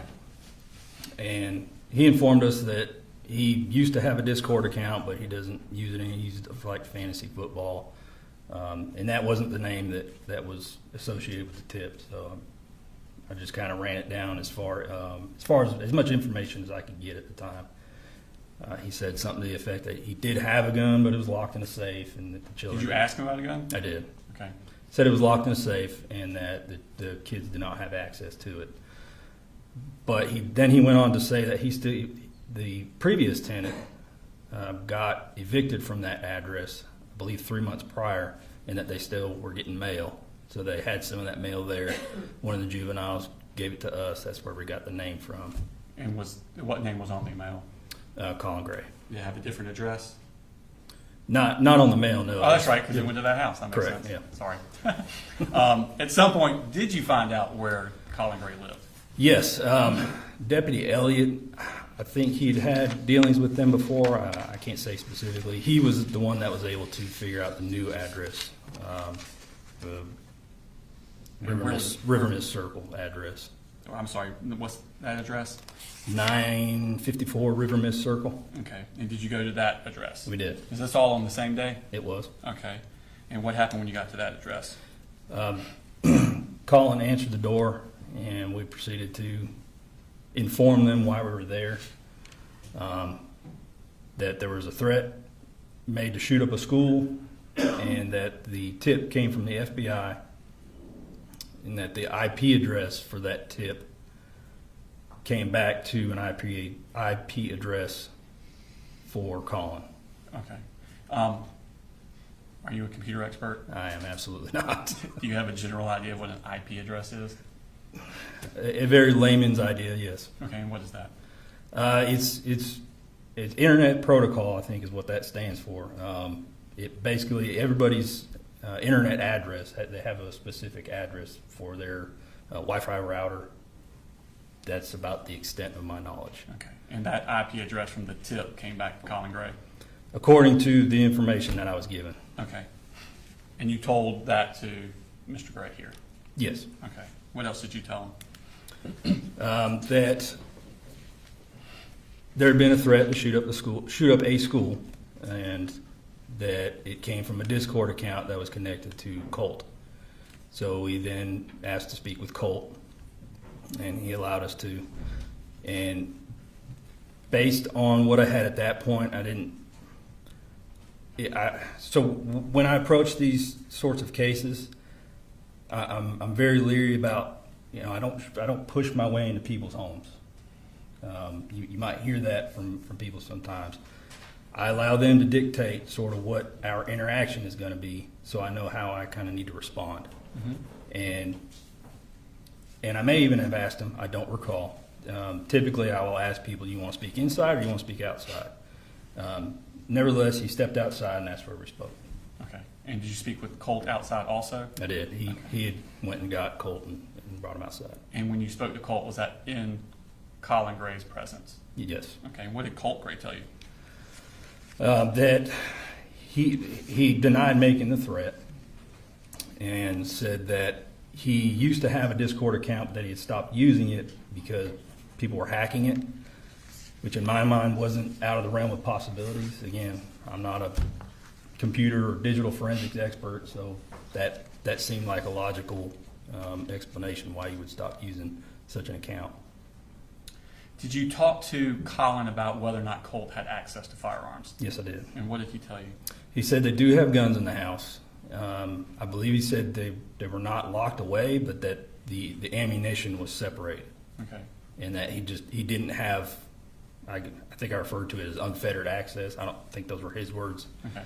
So we're saying Colt didn't have unfettered access? Correct. Okay.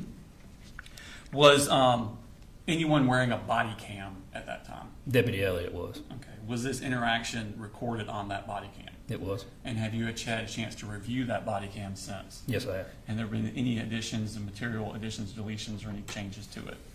No, and not to my knowledge. Does it fairly and accurately portray the conversations between you and the defendant and Colt Gray? Yes.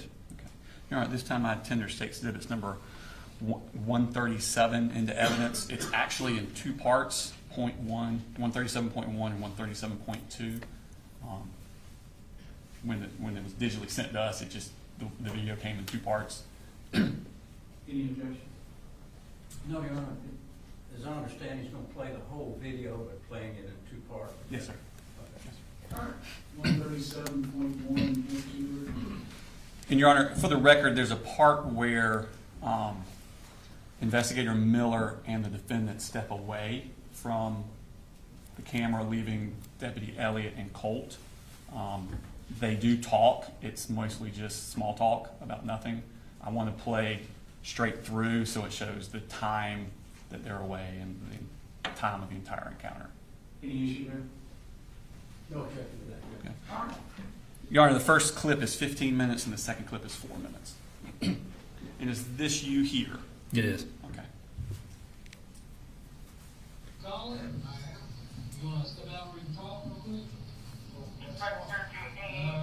Yes, you know what this board is? So we got a tip from the FBI saying that somebody from your old address over there in Traditions, they made a threat to shoot up the school. Your Honor, it's pretty low. I Your don't know. name was associated with that People address, and you weren't living there. All right, say that again, I'm sorry. It's very low. I don't know if the jury can hear it or not. I think it's high, so we can get it, Your Honor. Yeah, we're at highest volume for the computer. All right, if you want to, can you back it up 10 seconds or so, and then I've got on my video volume as high as I can get it.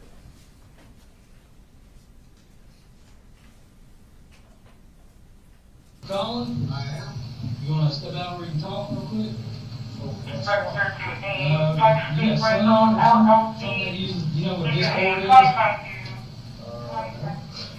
So we got a tip from the FBI saying that somebody from your old address over there in Traditions, they made a threat to shoot up the school. For real? Yes, sir. And your name was associated with that address. So we went over to that address, and you weren't living there, so you got to get it here. Let me get dressed. Sure.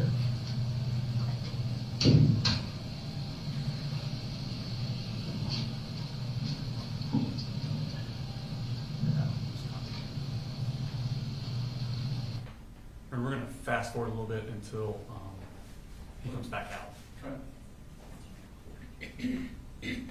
The timestamp here is 43 seconds.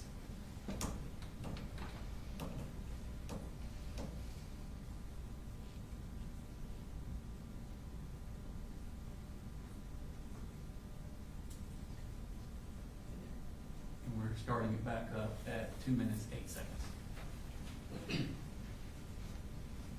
That's all right. Started, got up, watched the golf tournament, and sat back down. That was it. That was it. So what, tell me what. You have any kids or anything, Luke? Yeah, Colt Gray. Colt? Yeah, Colt, he's my oldest son. How old is he? He's 13. You play a lot of video games and stuff? Yeah, right all the time. Is he here right now? Yeah. You think that's something you might have, I damn sure want to know. can you talk to him? Yeah, absolutely. Now look, he gonna get all red-faced when you talk to him. Just calm, all right? So him is. Let me give you a backstory. So we lived over at Traditions. Mm-hmm. I went to work one day on Soul Provider, doing high rises downtown. Mm-hmm. So I get a call from one of y'all, so my family's in law enforcement. So when I get the call, I don't think the officer's name. Turns out, nicest guy like ever. He's like, I just want to let you know I'm at your house. I'm like, for what? He said, y'all have been evicted. I'm like, no, I just paid rent. And he's like, nope. He's like, I'm going to stay here till you get here. So I drove all the way home. All my shit's in front of me. And I'm like, what are you doing? He's like, I'll just let you know this is what's going on. There's people standing there with trailers and shit. I'm like, what are they doing? He's like, they can get your stuff after 24 hours. Is that right? I don't even know why y'all are here. So long story short, I'm like, trying to figure out what's going on with my wife. She's in the house. So we split. Long story short, for obvious reasons. She took my younger two and went back home with mom. Colt and I rented the house and we came here. So we've been good, like no problems. He struggled at first with the separation, all school was kind of so. So I've been up at school countless times just tracking with him, you know, like, hey, make sure you're good, they understand what's going on. He goes to Jefferson School? He goes to Jefferson Middle School, yes, sir. So he's been doing really good. Like, you know, in the beginning, he kind of struggled a little bit, but. Let me ask you this, do you have weapons in the house? I do. Are they accessible to him? They are. I mean, there's nothing loaded, but they are. We do a lot of shooting. We do a lot of deer hunting. He shot his first deer this year. You know, so like I'm pretty much in shock, to be honest with you. Well, I'm a little pissed off, to be even really honest with you, if that is what was said. But well, we've been up to school for so many times now. The information I got is sort of incomplete. I don't know how old it is.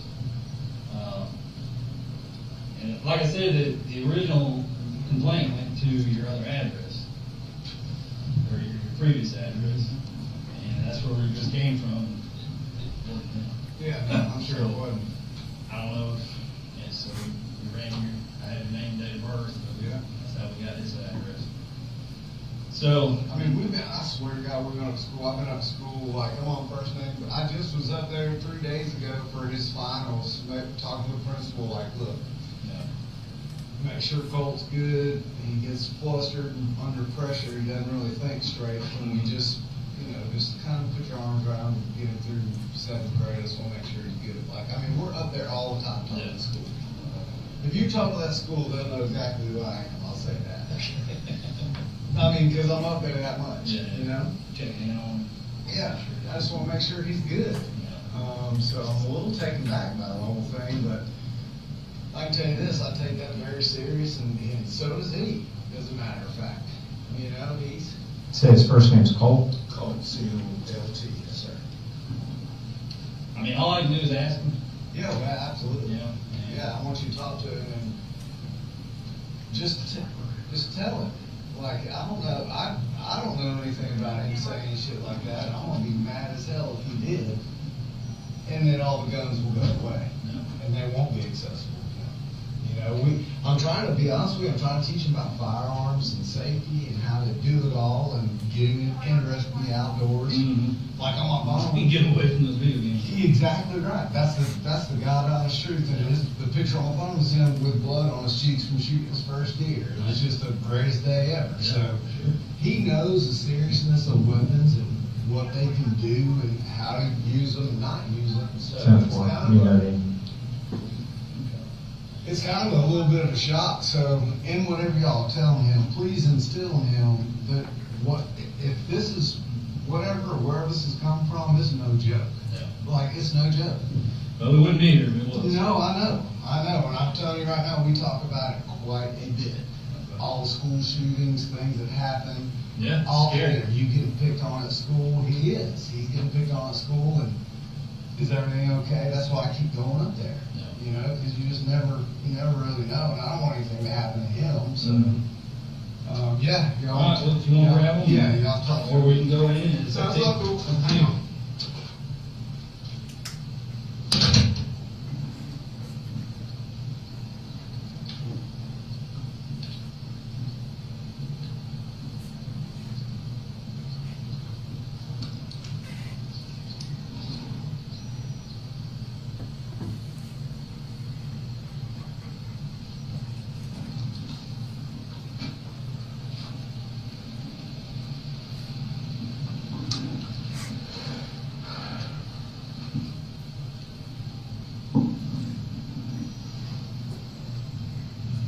That's the worst part about it. I don't really More information in the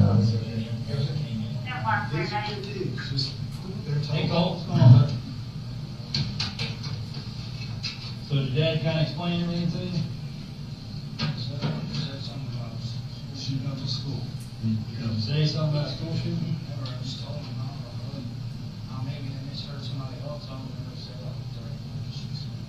You never ever said. No, I swear. Do you use Discord? Discord? Yes, sir. I used to. When's the last time you used it? Really? Was it in Traditions or was it here? No, it was a tradition because, and that just worked out that I had to get it before. Because, Before you moved here? yeah, because I think it got like, payment cash report or something, like I was looking on or something like that. Have you heard anybody on Discord when you were using it say something like that? Remember? Like, at that time? Yeah. I don't think so. I don't think I ever had anybody that. Never. And I mean, I'm not trying to get anybody hemmed up, but like, this is some serious stuff. Yeah, I know. Oh, he knows how serious it is, trust me. 'Cause I hate to, you know, my boss was leaving, like, you know, I don't know how old this information is, and if you want to wait till Monday to follow up, I was like, no, I'd rather do it now, because So would we. God forbid something happened, and I didn't do my job, but I'd feel pretty bad about this, so I just want to make sure you understand that if something like that happens, or you hear something like that, tell their dad, tell the Yeah, like I told him, I promise I would never say something. So you haven't used Discord in a few months, and you're saying you didn't say anything like that? No, all thing I have is TikTok, but I just go around there and watch videos. All right, well, fair enough. What's your birthday? January 14th, 2007. He's just gonna do a little report saying that, We talked. we've done in reference to this, and that we talked, and you saying that you didn't say anything like that. I gotta take you at your word, and I hope you're being honest with me. I'm not saying you're lying, but it's not unusual for people to lie to police. He's familiar. Hey, Colin, what's a good phone number for you, sir? It's 706 706 590 59. It's a new number. I think it's 2876. We'll get to it. That's what we're doing. About ready to get done with it? I already finished. Oh, you did? Yeah. When was your last day? Wednesday, Sunday, so Friday. Right. What grade you going into? Eighth grade, almost high school, man. The last 4 years, really, the last 4 years is what matters. Get them good grades, man. Set you up for the rest of your life. 590-2768. 590-2768. Yes, sir. 590-2768. Yeah, so look, you all are welcome any time. We take it like dead serious around here, and I just want to make sure that I even feel better if you do find out what or where. Like, can somebody let us know? 'Cause Sure. He's going to be full of anxiety until this gets resolved. I can tell you that. I would never say something. So did you switch schools when you moved from Traditions? Where were you going before? West Jackson. West Jackson Middle? Okay. Is things a lot better now? Oh, yes, sir. Okay. That's good. Let me grab you. Can I walk through grass and all that? Are you getting bullied over there at West Jackson Middle? That's the thing, I wasn't back there. Oh, yeah. Now, look, be honest with him about that now in middle school. I told him you were now, and that's Getting switched out halfway through the school year? Being a new guy? Yeah, being that while, I've moved like 6 times already. Well, my dad was a logger and grew up in the military. We moved a lot when I was a kid. But in the past schools, I was surprised, I wasn't that friends, so I didn't necessarily have a reason that I could say that. No. No. Well, there's always somebody you can talk to if you need to. Yeah. School resource counselors. Yeah, and I do talk to them. I talk to the counselor quite often. Okay. Just, update her on, just how much and so. Start looking out and making goals for yourself. Yeah, I'll do that. You interested in anything? I want to be a philosopher on A what? a philosopher. A philosopher. Yeah. It's kind of out there. Yeah. Well, do what you enjoy. I mean, I did 20 years in the military. You don't have to settle on just one thing. Did 20 years in the military, retired from that, and been doing this for 7. So you don't have to fit everything inside the box. Yeah, I might branch out and do Yeah. We got guys at the sheriff's office that are full-time plumbers, full-time police officers, and, you know, do what pays the bills, do what they enjoy. But everything's going good. Well, that's good. You got a phone? What's your phone number? Okay. Right. Dad said you went deer hunting for the first time this past year. What'd you get? 3-pointer? Fork on one side and a prong on the other, or? Yeah. Yeah, fork on one side and one on the other. Spike? Yeah.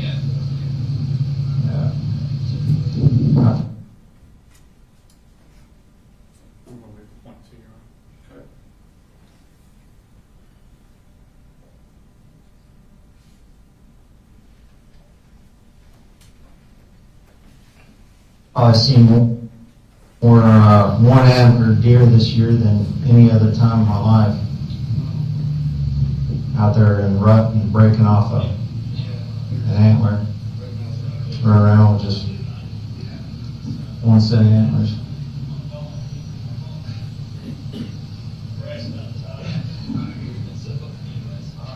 Well, look, Colin, I appreciate it. Your dad got my card. If anything, if you hear anything, tell your dad that he's got my number. You have access to him. It's serious. He knows how serious it is. And he'll, like I said, we'll have a long conversation here in just a little bit. And it's something, you know, there was a very traumatic thing that him and I both went through. Now, he was at school, I was at work, come home, and I mean, every ounce of what we had was under tarps and sitting in that yard. You saw it. Yeah. You saw the clientele, the neighbors that lived there. It's like fully embarrassing. So it was very traumatic for both of us. And living here, just us, is like dust is finally settled. He's making good grades. So That's good. We'll keep that up. That's important. We'll start talking about traditions in West Jackson and just see if something jogs his memory like that. But certainly, we'd like to know if something. If you do find, Well, my thing is this. So more than likely, they track the IP address. Okay. And that's why we went to that address. Okay. Because the IP addresses are usually location specific. Yeah. You know, within the area. So if it came from that house, then either somebody there is lying, or the information is just so old. Yeah. And you know, maybe it was something he heard or did on Discord months ago. I don't know. I have no idea. Okay. But he's telling me he didn't. Yeah. Telling me he can't remember anything like that. Yeah. I take that at your word. But if you look me in the eye and tell me that's what you're telling me, I got no choice but to take it at your word right now. But like I was telling your dad, if I find out otherwise, man, it's a different story. But It's a really different story. Okay. got any questions? No, sir. You have any questions? No, sir. All right. Now, do the rest of your day. Thanks. Appreciate it. Appreciate it, sir. Y'all be safe. Good luck to you.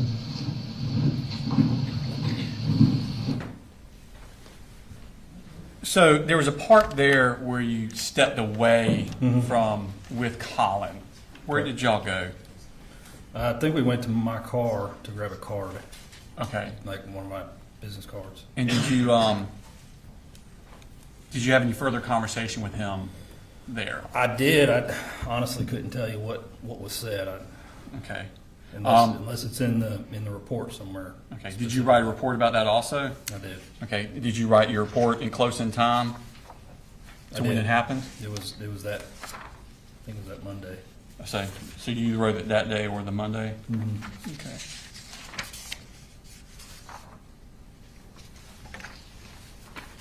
And it was ongoing report. Wasn't all done at one time. Okay. I'm going to show you Martin State Exhibit number 138. You have a copy of your report? I do. Oh, okay. That's what I was going to show you. And I'll keep this copy. You have your copy. These reports that you write, you wrote it contemporaneous, you said either that day or the next day? Correct. Okay. And the purpose of writing the report, what is that? Document everything that went on. Everything you can remember, whether it be something you're thinking at the time or something, maybe you smell something weird at the time. In case you have to testify about it 3 years later? Correct. Okay. Is it reflected in your report what you talked with Colin about? Honestly, I'd have to go through it. I believe there are some instances where it is, yes. Yes. All right.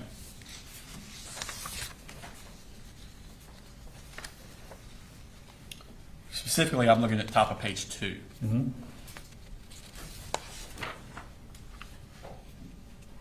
Okay.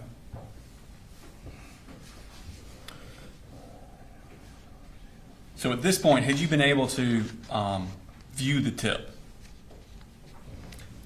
No, only it was an attachment in an email. That was as far as I could get with it. Did you give any instructions to Colin before you left?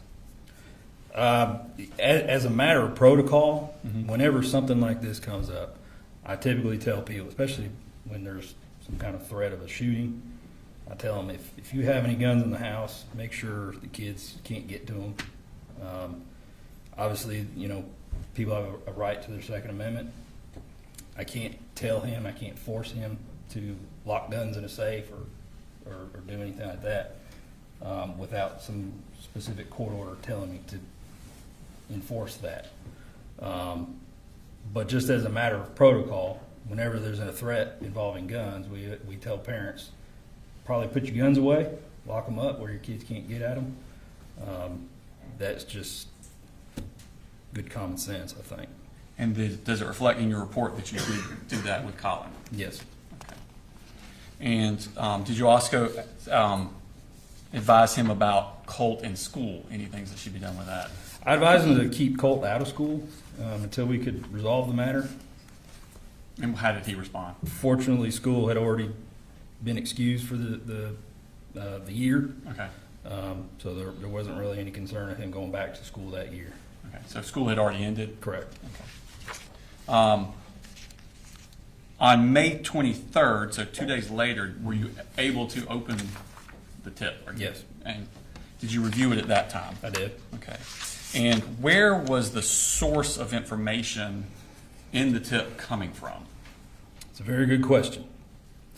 There was several different sources, it appeared.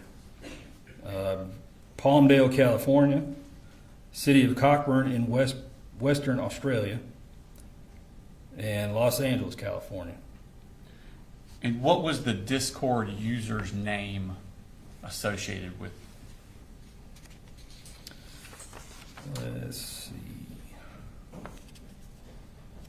I remember seeing it on here somewhere.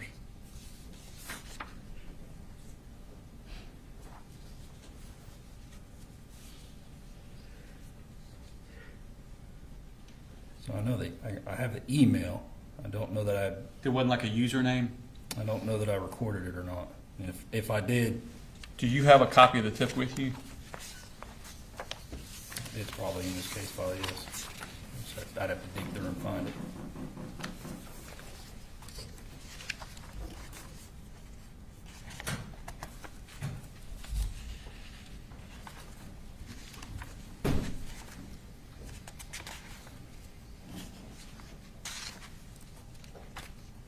Actually, you know what? I think it's on this disc. I don't think I ever printed it out. Okay. I'll show you what I'm marking exhibit number 208 for reference purposes.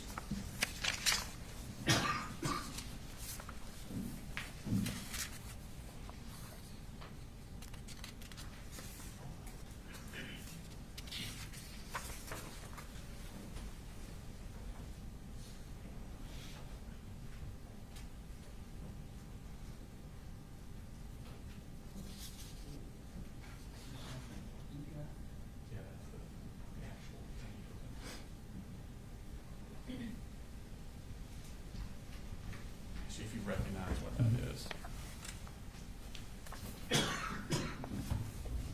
This appears to be the tip that I've received. Okay, and on page 7 of that tip, does it refresh your recollection as to what the Discord username was?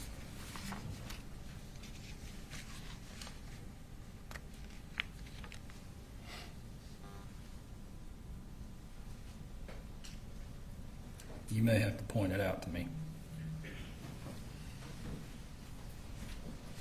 It's a little dense, isn't it? Oh, there it is right there. I was looking through this highlighted part. Okay. Exclamation, you want me to read it out? Sure. Exclamation point, FBOM, pound or hashtag, depending on your generation, 0703. Okay. And was that account tied to anyone? I believe it was tied to Colt. Okay. And was there a phone number on there that came back to someone? Yes. And where did that come back to? It looked like it came out of LaGrange, Georgia. Now, did you, after that initial interview or encounter on the 21st, did you then also have a follow-up phone call with Colin? I did. Okay, when was that? I believe it was the next day. Okay. And what did he tell you on that? It may have even been the same day. What did Colin tell you on that phone call?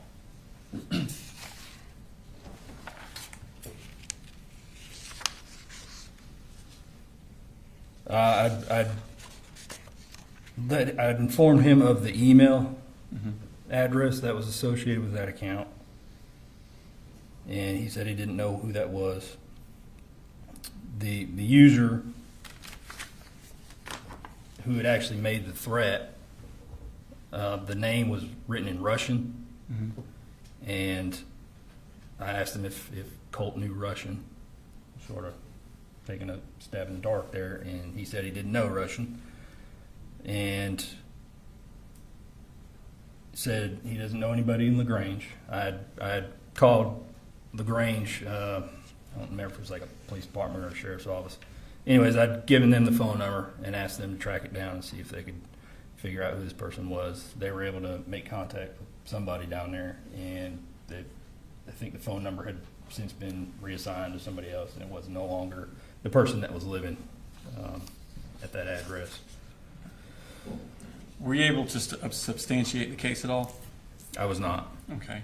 Did he? I'm sorry. Did Colin tell you anything about his conversation with Colt on the phone? He did.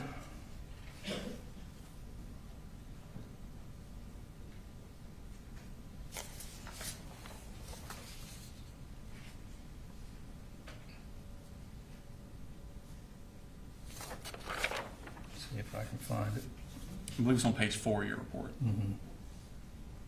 The last paragraph.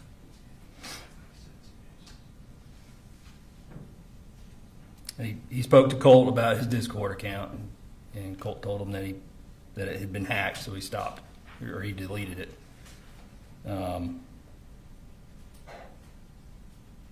Because he didn't want anybody to use that account for nefarious purposes, is what I wrote.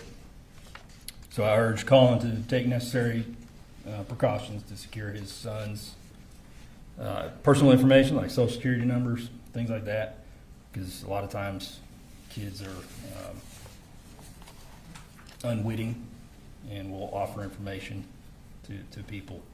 So I just told him, you can go on and put a freeze on somebody's social security number so nobody can open an account or anything like that. And is that all the involvement you had with the case? Yes. Okay. Nothing further, Your Honor. Cross.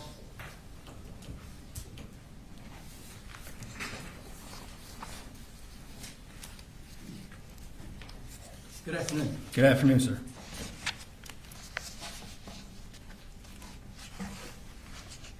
Is it Deputy Miller? Is that right? You can refer to me as Danny. I'm not a stickler for decorum. Okay. You indicated to us, and I think we saw the movie, that you and another officer went over specifically to ask Colt if he were the one that was involved in this apparent email or text or something that had come through on the internet. Is that right? Correct. Okay. Are you familiar at all with the dark web? Do you know what that is? Vaguely, yes. Okay. Did you ask Colt if he was involved in the dark web, if he got on it, knew what it was, anything It of that nature? didn't really occur to me. Okay. But you knew that this Discord was a part, could be a part of that dark web network. I wouldn't say I knew that, no. Okay. Were you given any information about how this threat was communicated, other than the fact that it came up over the internet? Can you be more specific? I mean, how was it communicated? Was just something put out on the internet, or was it directed to a particular person? I believe it was like a chat room. Chat room. My understanding of Discord is it's like a group chat. There's often many people that are within this chat room. Okay. And they just have conversations. And initially, I think it was supposed to start out as a gaming platform where people could talk about their video games and how to, build strategies or whatever. Okay.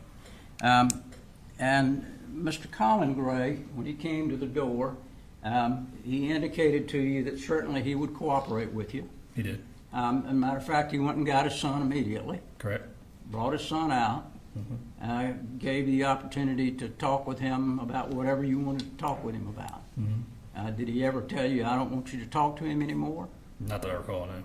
Did he ever tell you, you can't come back and talk with him at any time? No, sir. So when you began to talk with Colt, you asked him about whether he had made this threat, and he said, no, I swear I didn't. Right? And you talked to him a little while longer, and at the end, you indicated that you didn't believe he was the one that made the threat. Right? Correct. Okay.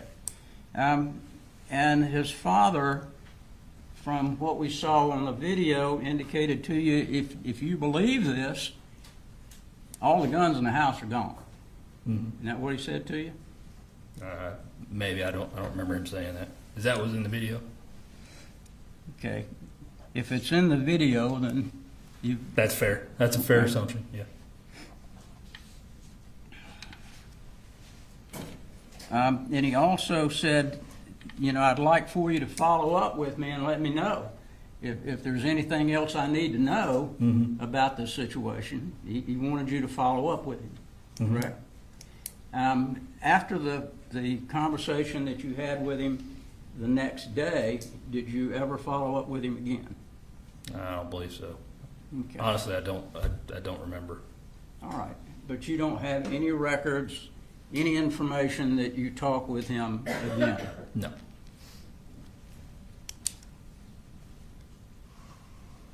And the conversation that you had with him the next day, was it recorded? I believe so. I usually recorded my phone calls. Okay.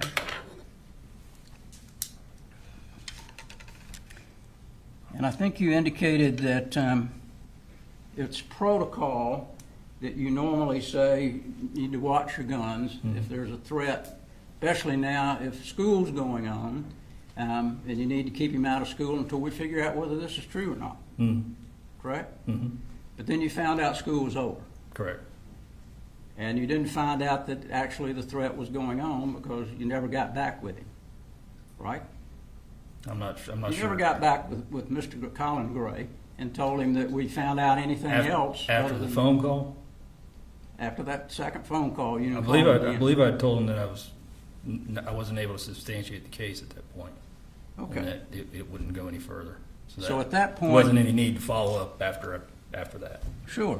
At that point, you were not able to substantiate anything. At that point, the case went away. Correct. And nobody ever called him again. Correct.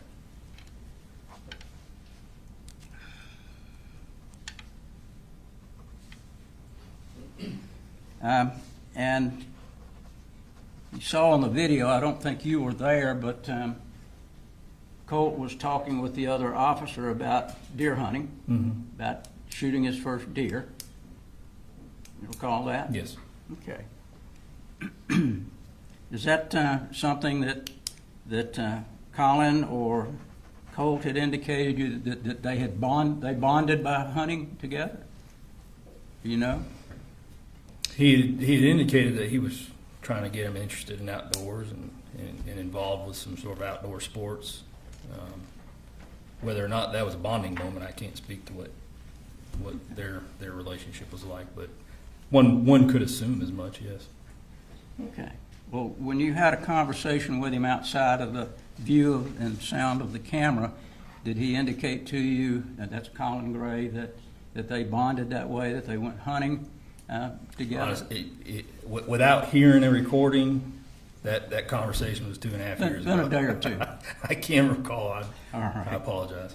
No problem. And Colin Gray also indicated in that video that we saw that this is no joke. You know, I want to know. Mm-hmm. You remember him saying that? I do.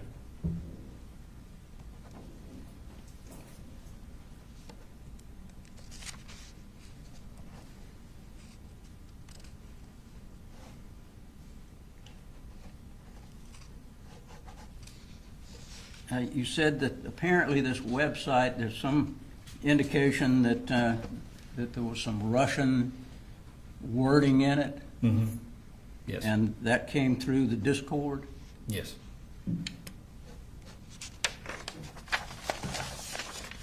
Did you ask Colin Gray if you could take the computer that Colt had and check it to see if there was anything in it? No, sir.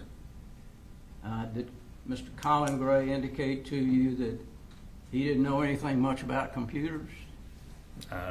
Maybe, I don't recall. Okay. I don't think I have anything further. Thank you. Any redirect? Yes, Your Honor. Investigator Miller, have you ever met Colt before? No, sir. Did you ever spend any time with him? Mm-mm. Do you know anything about his history? I did not. Okay. When you were talking to Colin Gray, did he mention anything to you about 2 years before the police coming to his house? No. Okay. Did he mention anything about Colt searching how to kill your dad on the computer? No. Okay. Did he say anything about his time at West Jackson Middle School, where Colt got in-school suspension 3 times in his first 3 months there? Not that I recall, no. Okay. Did you say anything about when he was at Jefferson High School that school year that he had missed 25 days of unexcused absences? No.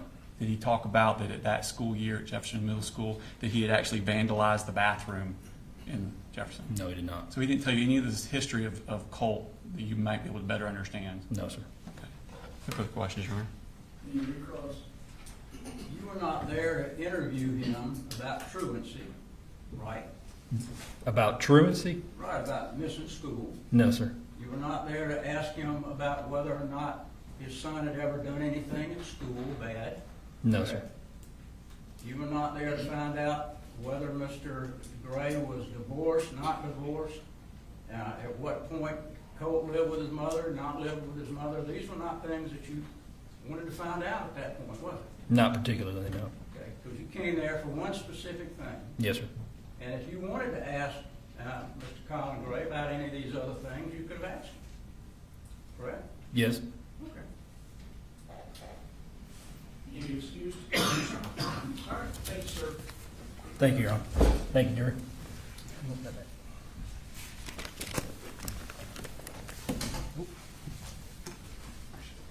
Stay calm, next please.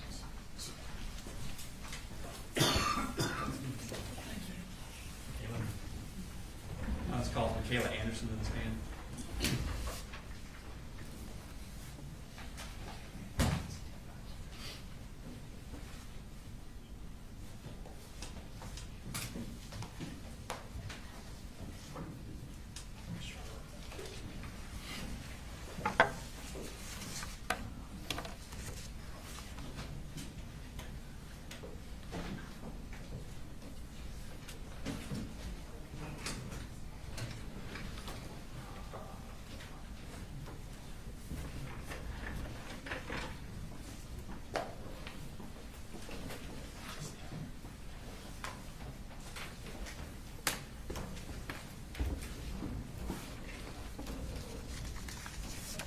Would you raise your right hand, please? For the testimony you give, matter now pending before this court, be the truth, the whole truth, nothing but the truth, so help you God. Yes. Okay. If you could introduce yourself for the jury, please. Hi, I'm Michaela Anderson. And if you could spell your name for the court reporter. Mykayla Anderson, Anderson. Miss Anderson, where do you work? I did work at Jackson County DFACS. Oh, okay, so you're no longer with Jackson County DFACS? I'm not. Okay. When you were with Jackson County DFACS, what was your title there? Or what did you do? I was the Family Preservation Case Manager, and in that unit, we would monitor the families, link them with resources, services, and provide overall support. Okay. And how long did you work in that capacity at DFACS? For 3 years. Okay. And I want to take your attention back to the spring of 2023. Were you also working at DFACS in that capacity at that time? Yes. Okay. Were you working a case involving Colt Gray? I was. Okay. And do you remember the case number for that case? Not off the top of my head. Okay.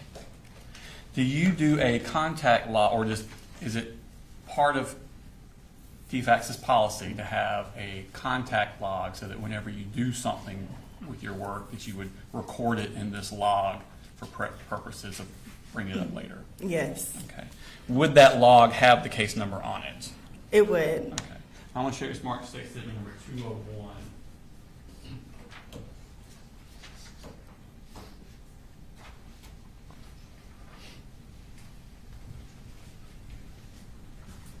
See if you recognize that. Yes.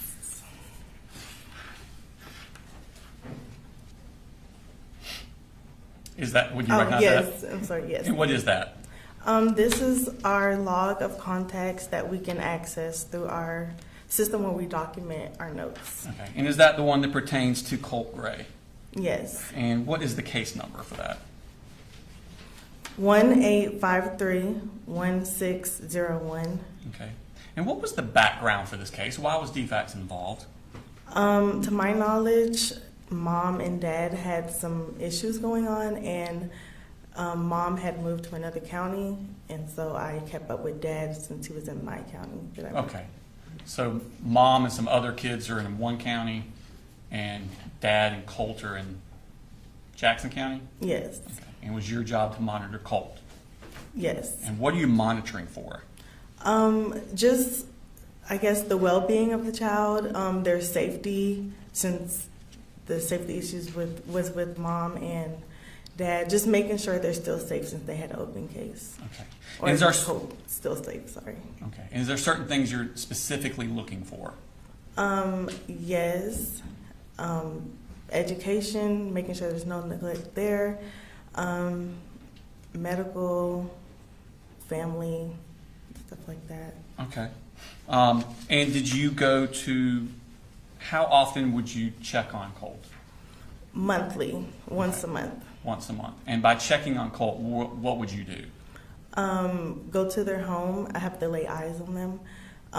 Just go to their home. Is that what you're asking? Or Sure. Yeah. Okay. Okay. And so when did you first do that? When was your first contact? My first visit with them was March 9th, 2023. Okay. And what I've given you, which is states 201, is that the contact narrative from that day? It is. Okay. And does it accurately reflect what you were doing on that day? Yes. Okay. Who did you meet with on that day? I only was able to meet with Mr. Colin Gray. Okay. And was this, where was this? At his house. Okay. And did you speak with him face to face? I did. Okay. Was this an announced visit? Did he know you were coming? No, it was unannounced, and typically every visit was unannounced. But for our first visit, I didn't have any working numbers, so I had to show up unannounced. Okay. And what happened when you got there? I introduced myself. I explained that I was with DFACS and that I had to see him and his son monthly. He told me that he already talked to another case manager and did not want to speak with me. So I just asked if we can just exchange numbers, which we did. Okay. And was that the end of the contact on that day? Yes. And that, again, was what day? March 9th, 2023. Okay. When, you know, this time I tender states that number 201 into evidence. Any objection? I'm sorry, that's what I just showed you. But, oh, that's fine then. No objection. No objection. 201's admitted. And when was your next? When was your next contact? April 12th, 2023. Okay. And again, where was this? At his residence. Okay. And who did you speak with? At this visit, I was able to speak with Colin and Colt. Okay. And what did Colin tell you about how things were going? Mr. Collins said that his son was doing fine. He doesn't really get in trouble. He said that Colt is shy, and his behavior has been much better since his mom's been gone. Well, let me do this. Show you State Exhibit 201.1. What is that? Is that a copy of your contact log?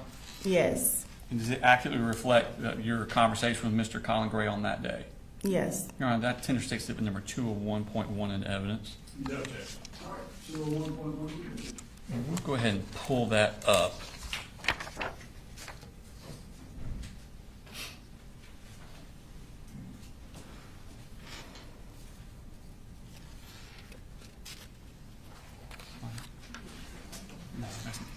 Yeah.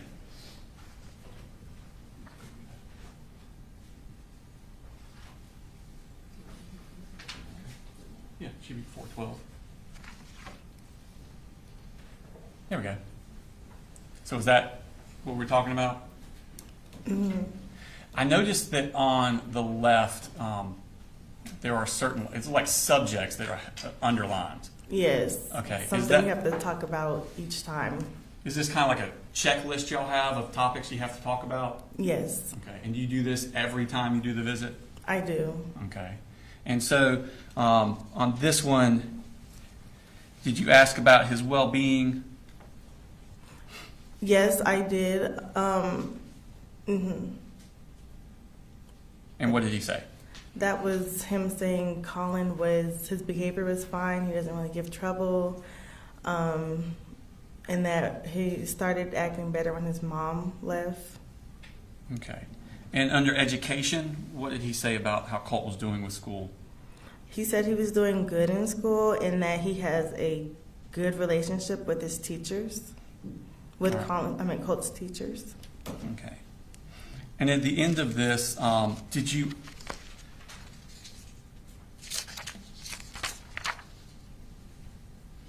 Under the very bottom, it says case planning services, drug screens. Mm-hmm. Did you offer any services for Colt? I did. I asked if he thinks Colt needs therapy to address the issues going on in the home with his mom, and he stated no. Okay. But we'll keep an open mind. Okay. Is that on the second page? Well, this is on the first page. Well, the end of the first one and the top of the second one. Did he make any mention to you of any bullying Colt was getting at school? No, not at this time. Okay. So then I want to when was your next contact? March 5th, 2023. Okay. I'm sorry, maybe I've got dates wrong. I had first visit March 9th, second visit. Oh, I'm sorry. April 12th, she just said March 5th. May. I'm sorry. So your next one is May 5th, 2023? Yes. It shows 201.2. And is that a copy of your contact log from Yes. that day? Mm-hmm. And does it accurately reflect your conversation with Colin Gray on that day? Yes. Okay. And like, Your Honor, I tender State Exhibit number 201.2 in evidence. No objection. All right, 201.2 is admitted. And again, this contact, was it face-to-face? Yes. And was it at the residence? Yes. Okay. And was it unannounced? Yes, and it was typically, every time it was unannounced because every time I would call, I could never reach him on the phone by text or voicemail, so I just had to show up. He wouldn't answer phone calls? No. Okay. So what happened when you arrived? I had to ring the doorbell a few times. When he did answer, he was in his towel, his chest was out, and he said that he had to go back and change his clothes. But before, he was confused why I kept coming back, and I told him, like I did the first visit, that I had to see them monthly. Okay. And did you go through that checklist with him also? I did.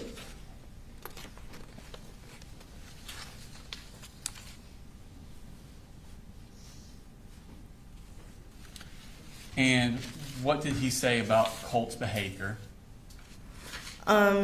He said that Colt has been behaving good since his mother left, and he still hasn't caused any trouble, or rarely caused any trouble. Okay. And what does he say about school at this point? He's doing great in school, says Colt is enjoying school. Mm-hmm. Okay. Does he make any mentions of problems with bullying at school? No, not at this time. Okay. Did he tell you that the 2 weeks prior he sent an email to the school on April 17th about bullying? No, he did not. Okay. Did you talk to him about further services? Yes, I would ask if he, well, at this time, I told him that the other case manager that was working with Miss Marcy, that they want Colt to do counseling. And when was your next monthly visit? June 9th, 2023. Okay. I'll show you. What's marked as 201.3.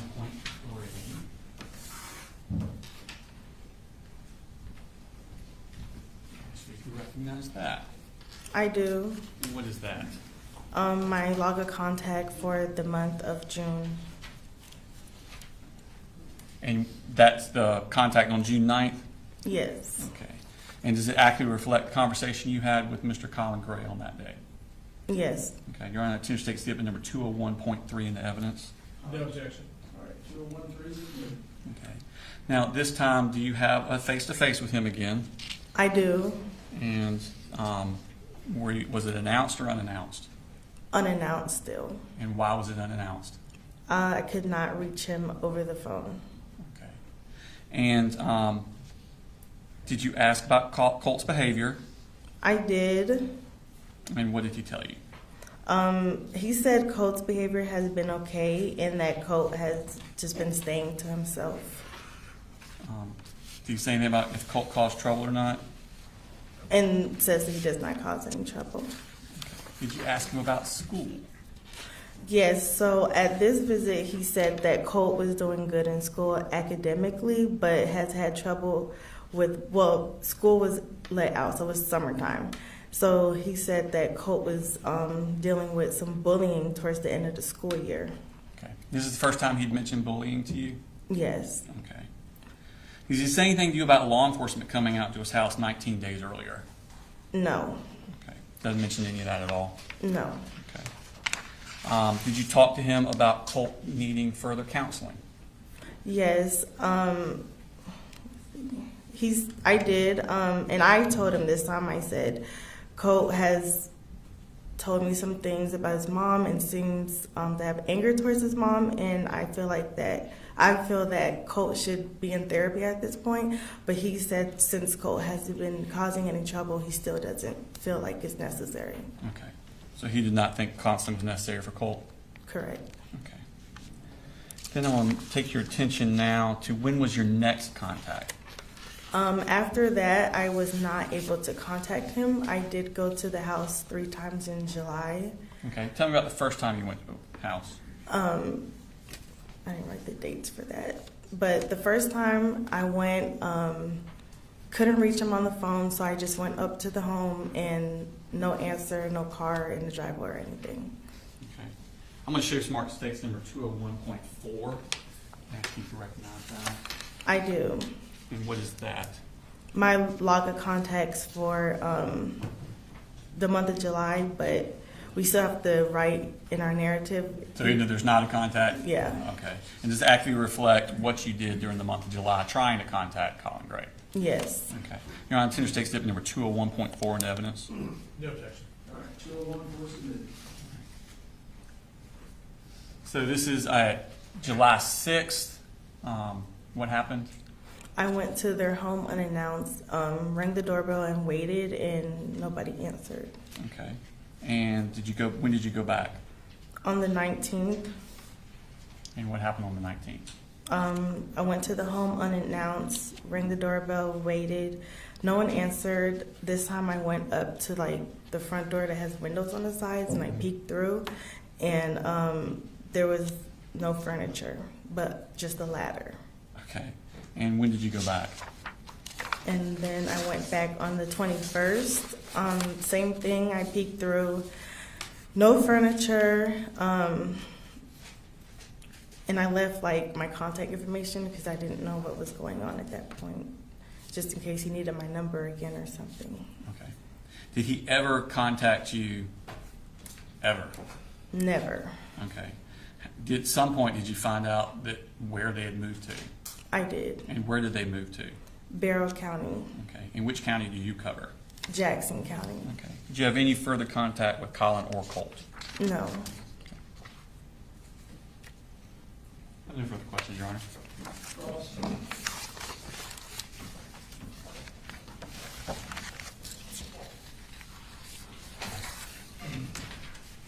Good afternoon, Ms. Anderson. Hi. All right, I have a few questions. I know this is from a ways ago, so if you need to look at some of these logs, just let me know, okay? All right, so you met with Mr. Gray on April 12th of 2023, is that correct? Yes. Okay. And you go through this kind of a protocol you have where we make sure that you cover all the different topics you're supposed to. Mm-hmm. Is that fair to say? Mm-hmm. Yes. Okay.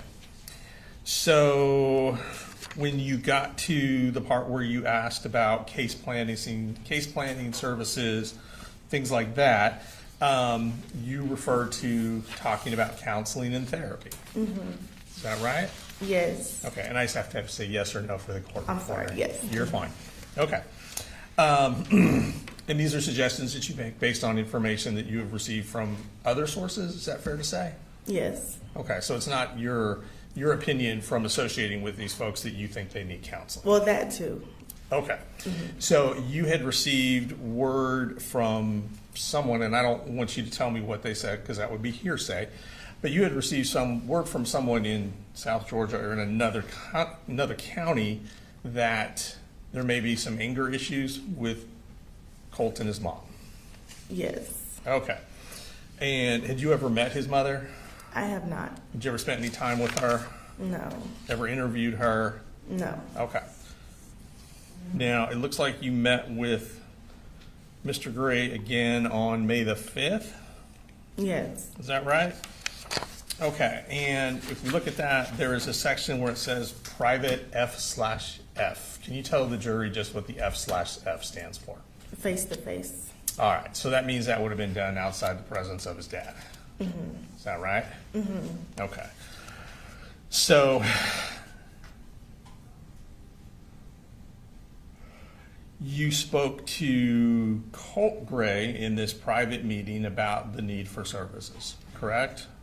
Yes. And you let Colt know that his mother's case manager was recommending some kind of therapy for him. Or counseling.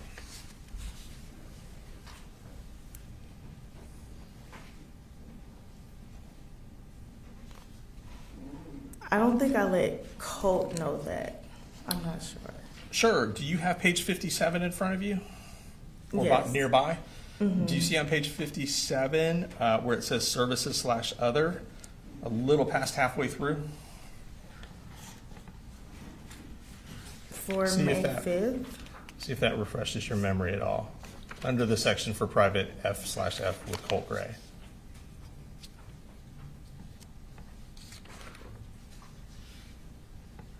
Okay. Does that help refresh your memory at all? It does. So did you have a conversation with Colt about counseling and therapy in that private meeting? Okay, to get, you're talking about page 57/84? Yes, ma'am. Okay, so that is blank. I'm sorry? This one? Give me 1 second.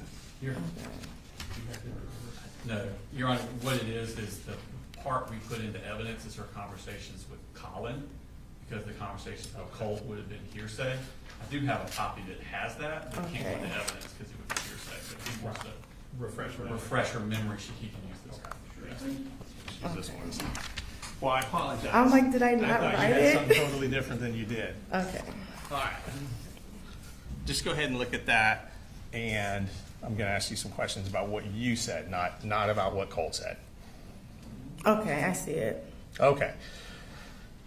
So you had that conversation with Colt, is that correct? Yes. Okay. All right. And again, that was in the private meeting with him, not with his dad present. Yes. And then you went back out, it looks like, on June the 9th. Mm-hmm. Okay. And at that time, you had another meeting with both Colin Gray, the father, and Colt, the son. Is that accurate? Yes. Okay.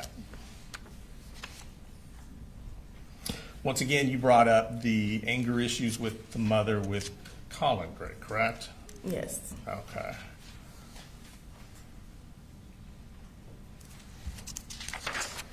And to your knowledge at that time, and every time you visit them, it sounds like, Mom was not living with them. No. Mom was not there. No. Okay. All right. Let me grab that back so I can give that to the DA. It's his. Okay. And he may have some other questions. Thank you. Can you redirect? Thank you, Your Honor. All right, thank you, ma'am. There you go. Thank you. Do you want these papers? You sleep there, I'll come to you. Okay.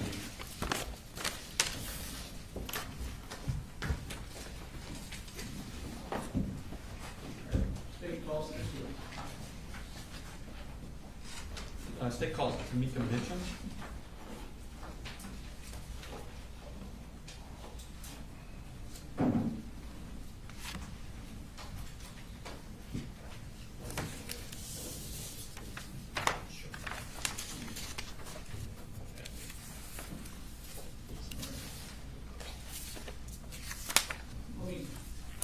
Do we usually use the restroom? All right. Thought I didn't see the note. All right, we'll take a 10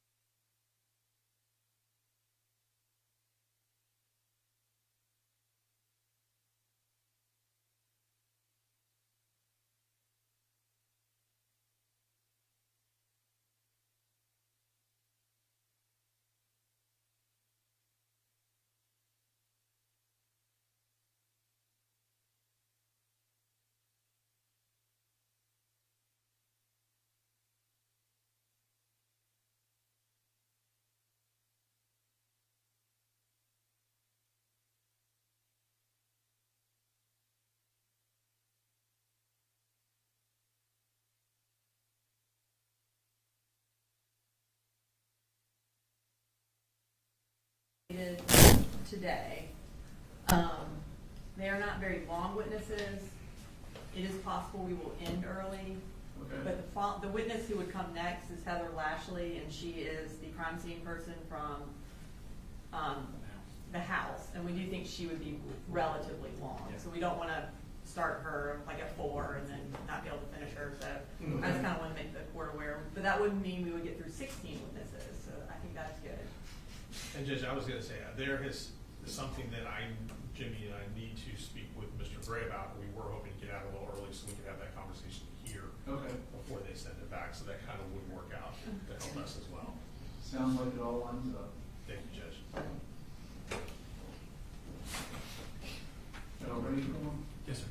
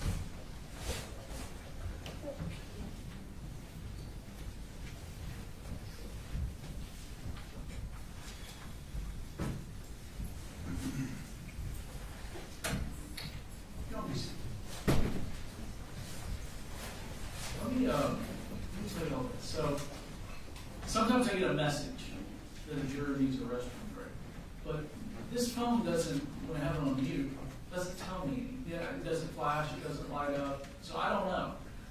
If you hit a point where you need a restroom break and you're like, I told Brooks or one of the other bailiffs, and we have to just raise your hand. There's nothing wrong with that. We'll take a break. All right, you can call your next witness. State calls Tamika Mitchum to the stand.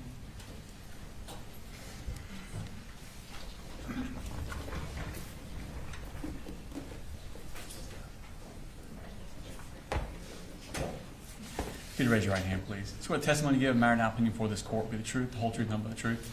I do. Have a seat, please. If you could introduce yourself for the jury and then spell it for the court reporter. Sure. My name is Tamika Mitchum. It's spelled Tamekechaem.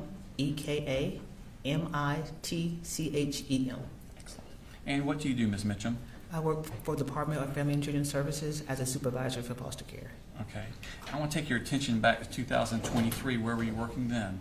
I worked in Ben Hill and Irving County DFACS office as a case manager. Okay, so back then you were a case manager? Correct. What does a case manager do in general terms?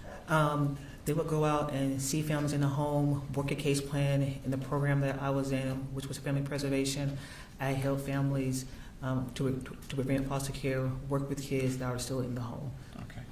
I want to take your attention back. Were you working in 2023 a case involving Colt Gray? I was. Okay. And was that case number 185316001? Yes. Okay. What was the background of that case? But I got the case. It was started in Jackson County, and they got transferred to Ben Hill County when the mom and the two younger children moved back to Ben Hill County. Okay. And so your job was to do what? To work with mom, to help her work her case plan. The perpetrator was the mom, so we were focused more on mom and helping her work her case plan through therapy, making sure the kids are taken care of, and things like that. Okay. And what two kids were down there in Ben Hill County? Jenny and Coley. Okay. And what child was still up in Jackson County? Colt. Okay. And who was watching Colt? I'm his father. Who DFACS-wise was watching Colt? Jackson DFACS. Okay. So it was a different caseworker? Yes. Okay. Do you know Michaela Anderson? I didn't know her, but we had conversation over email and Okay. things like that. So yes, Okay, and she was the one following Colt? yes, Okay. As part of your job with DFACS, do you keep a log of all the contacts you have with people? that's correct. Okay, and is it made at the time of the contact? Yes, And is it kept in the ordinary course of your business with DFACS? correct. And is it used to refresh your memory years later? Yes, Okay. Now, at some point, did Colt also come down to Ben Hill? he did. Do you remember about when that was? It was during the summer. During the summer? Yes. Okay. I want to take your attention to specifically September 29th of 2023. Did you meet with Marcy on that day? Yes, Okay. Do you have a copy of your contact log with you? I do not. Okay. I'm going to show you this.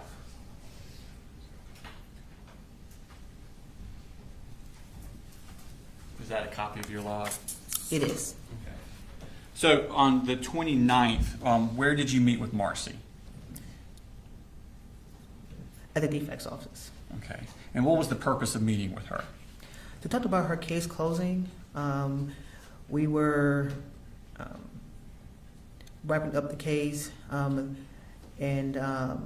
have her to continue with therapy for the children. Had therapy been scheduled for Colt? She said yes, and it was at the Healing Connection. I want to say in Tifton, I believe. Okay. And when was it scheduled for? For that next Thursday. The next Thursday, okay. Mhm.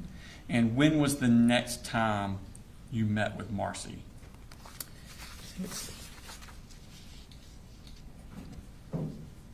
That'll be in October. Okay, and what date? That'll be the 5th. All right. And where was this meeting at? This was at Marcy's residence. Okay. And was Colt still living at Marcy's residence on October 5th? No. Where was he? He had moved back with his father. Okay. And was that before the Thursday he was supposed to have therapy?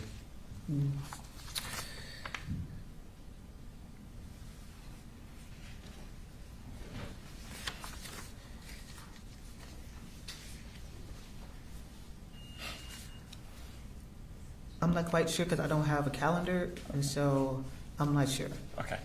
So, take your attention to October 13th of 2023. Okay. Did you have a phone call with Colin Gray? I did. And is that reflected in your contact narrative log? Would it be in your contact Yes, narrative? it would be. I'm going to show you State Exhibit 202.1 and ask you to recognize that.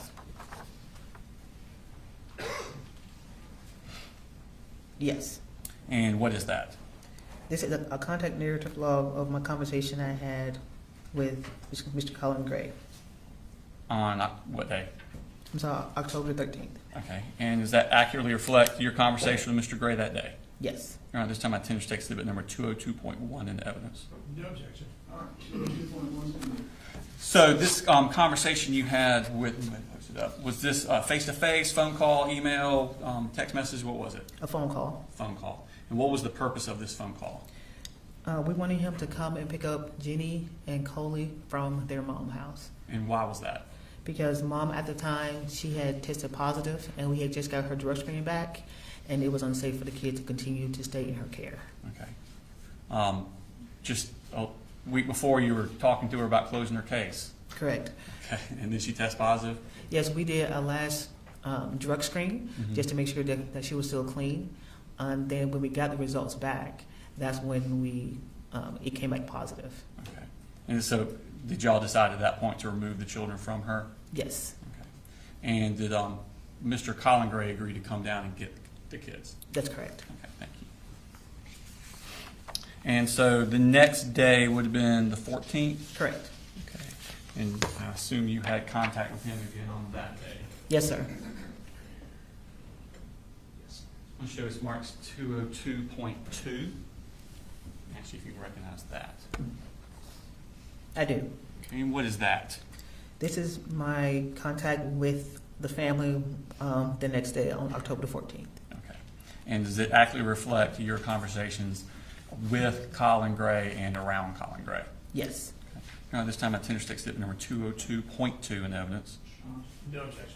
All right, 202.2 is admitted. Okay. So what's happening on this day? This day, Mr. Gray and Colt had came down, and we had met at Marcy's parents' house, Miss Gray's parents' house, where Marcy and the two younger children were at.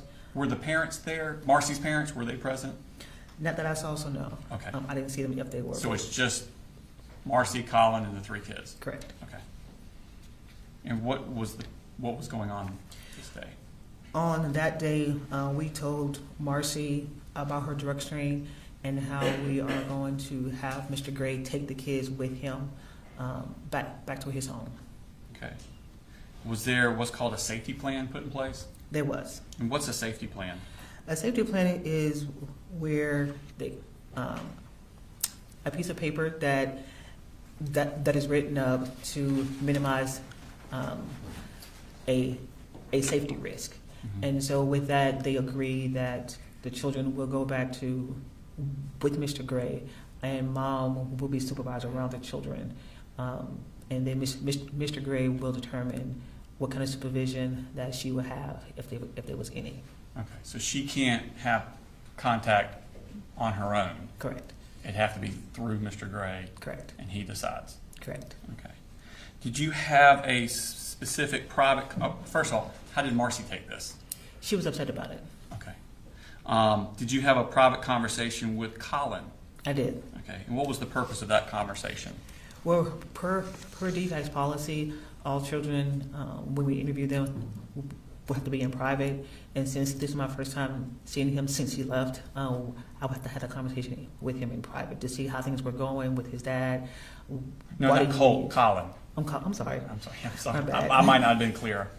To talk to him if he had any questions, any concerns, anything that I can answer, and to talk to him about moving forward with the kids in his home. Okay. Did you talk to him at all about the kids and their schooling? Yes. And what did you tell him? To get the kids in school and, let's see. I knew that Colt and Jenny wanted to go homeschooling, but just to make sure that they get the education and get in school as soon as possible, as soon as they get up there. Okay.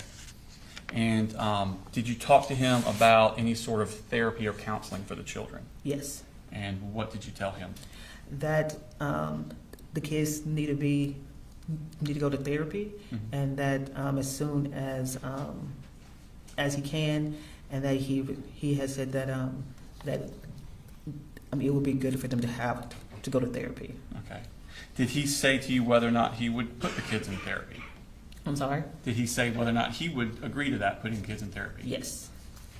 What did he say? That the whole family will be going to therapy. Okay. So that was on the 14th? Correct. Okay. Did you follow up with a phone call on October 18th? Yes. Mr. Gray.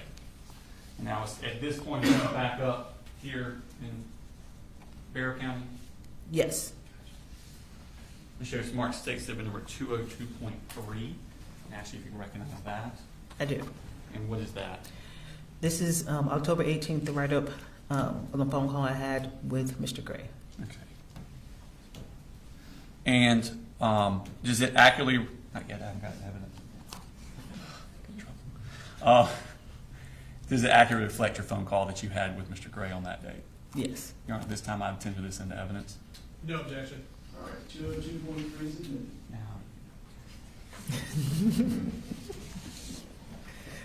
All right. So, in this conversation, do y'all talk about schooling for the children? Yes. And where are the kids doing for schooling? Coley had gotten into Austin Road Elementary, and even though Jenny and Colt wanted to do homeschooling, but the school district didn't have the space for them, so they were going to attend school physically. Okay. Did you ask anything about getting the kids in therapy? Yes. And what did Colin say about that? He said, well, I encourage him to get the kids in therapy, and that he said that he's looking into different therapists already. Okay. And did he agree that he and the kids would both be going to therapy? Yes. Okay. On the next day, October 19th, what did you do?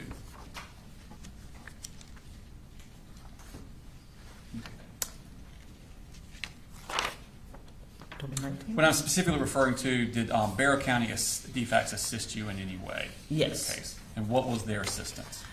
We asked them to go and to assess the home, to check on the kids, to talk to the kids about school, about therapy, and then we'll close our case afterwards. Okay. And did you ask them to do this on the 19th, the day after that phone call? Yes. Okay. And did someone from Barrow County DFACS go out to the home and talk with Colin Gray? Yes. Okay. Did that person write a report? They did. Okay. And was that report sent to you? Yes. When did you receive that report? On the 30th. Okay. And when DFACS does a home check like that, a safety, what would you call it, safety assessment? Yeah. Okay. Is there like a checklist they're going down of topics they're supposed to be covering, looking for? They are. Normally it's a walkthrough of the home, make sure there is no safety issues, things are put up, make sure that the other kids have beds, there's food in the home, things like that. There's no wiring, exposed wires, infestation, stuff like that in the home. Do they also talk about education for the kids and counseling and therapy and other services for the kids? Yes. Okay. Tell me about weapons. Do you ask about that sort of thing, weapons in the home? We do. Okay. And was that done in the safety plan that you got back from the person from Barrow County? Yes. And were all of those issues addressed? Yes. Okay.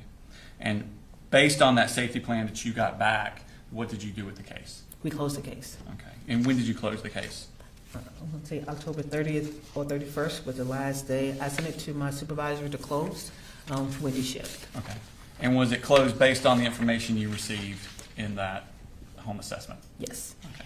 I have no further questions, Your Honor.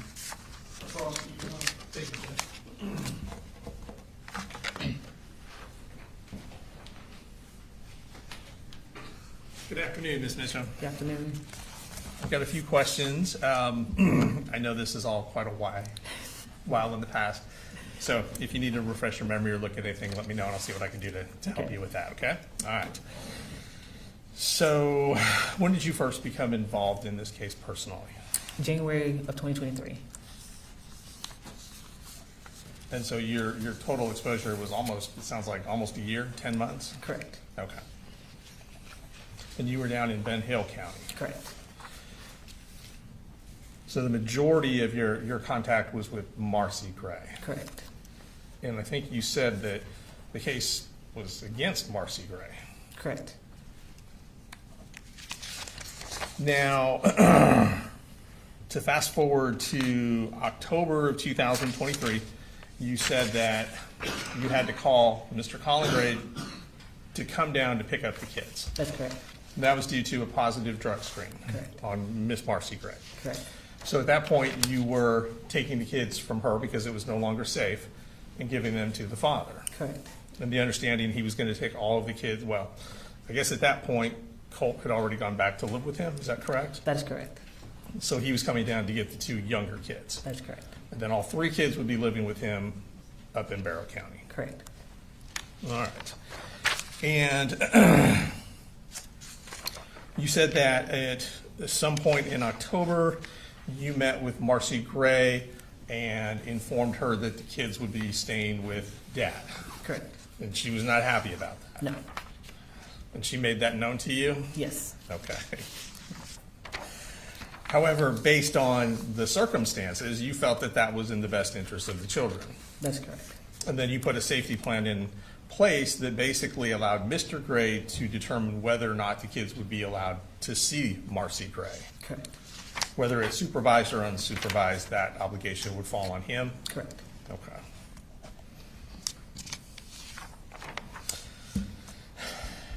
Did you inform her that if she was unhappy with the access she had to the kids through Mr. Gray, that she would have to work that out with Mr. Gray. Correct. That wasn't going to be your job. Correct. Okay. Did she seem upset about that? Yes. I imagine she was. All right. And to go back to the meeting in September of 2023, I believe you indicated that, so September 29th, 2023, at that point, Colt Gray was in Ben Hill County with his mom? That's correct. Okay. And did you ask about schooling at that time? To see if the kids were in school? Yes. And I assume the answer you got was from Marcy? Yes. Okay. Did it indicate if there was any homeschooling? Yes. Was that for all the kids or just some of the kids? Just Colt. Just Colt, okay.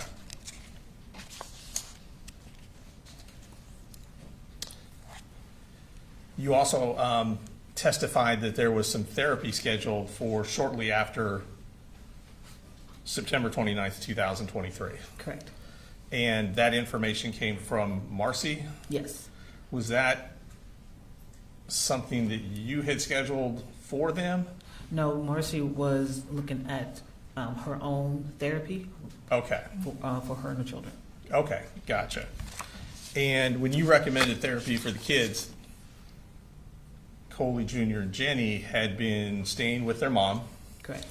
And mom had tested positive. Yes. For a controlled substance. Yes.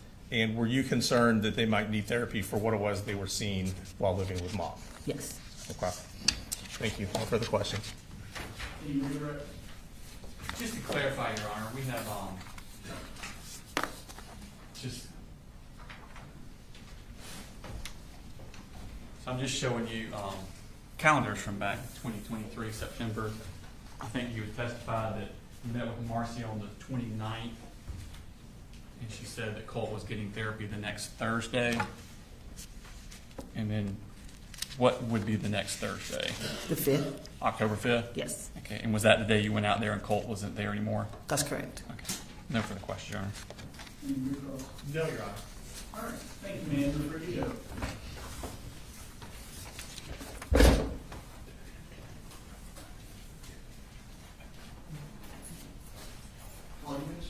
Kareem Pierre Charles.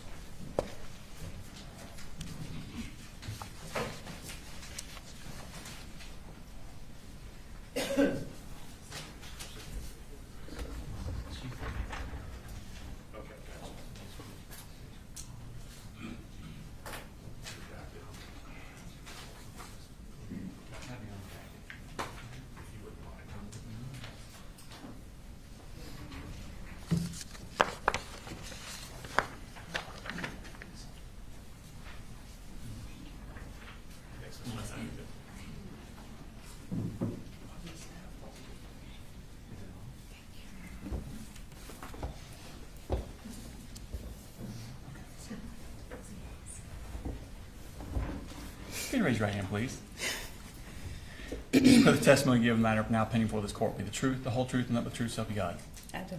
Okay. If you could introduce yourself to the jury. Hello, I'm Kareem Pierre Charles. Okay. And now if you could please spell your name for the court reporter. KARINEPIERRE-CHARLES. And what do you do, Ms. Pierre Charles? I am a CPS investigator, Okay. And what is a CPS investigator? Child Protective Services investigator with Broward County defects.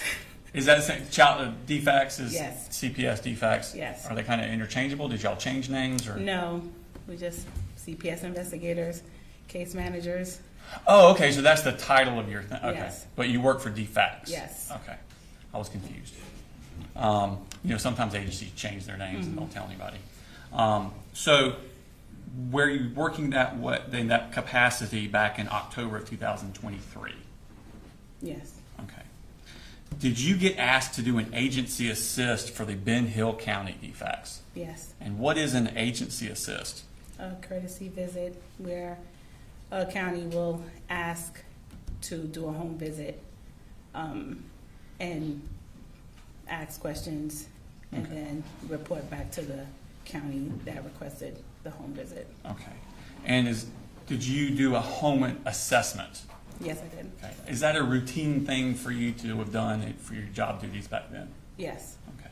And is it something where you're generally doing a list of things for every single one, and then you add a few things if it's something specific? Yes. Okay. So there are certain categories you're always looking for?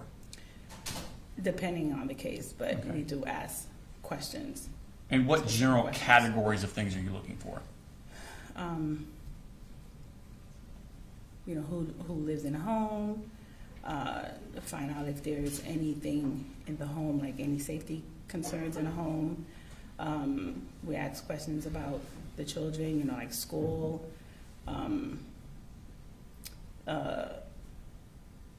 if they're on medication,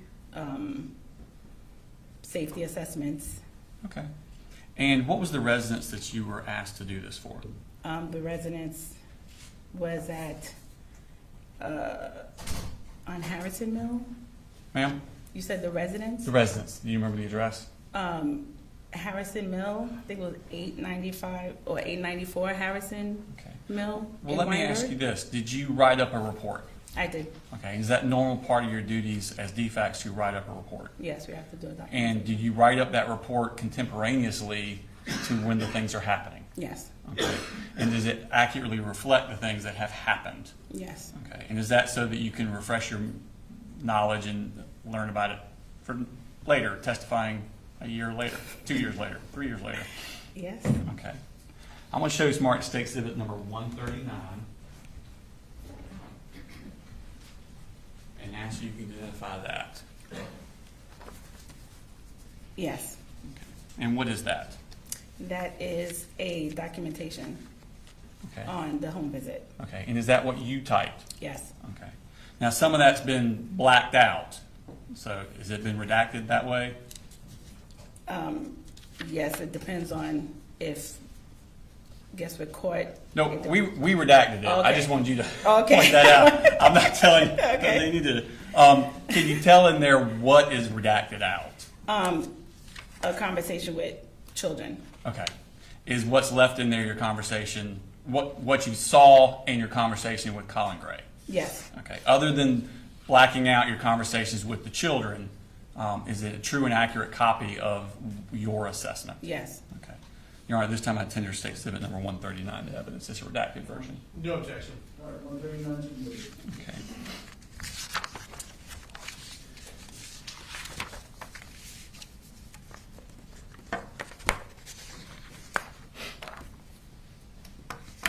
So, with your conversation, can we publish that? Sure. So, what date was this? On the 30th Okay, of 2023? of 2023. Okay, and that shows the address there, 894 Harrison Mill Road? Yes. Okay. Is that in Barrow County? Yes. Okay.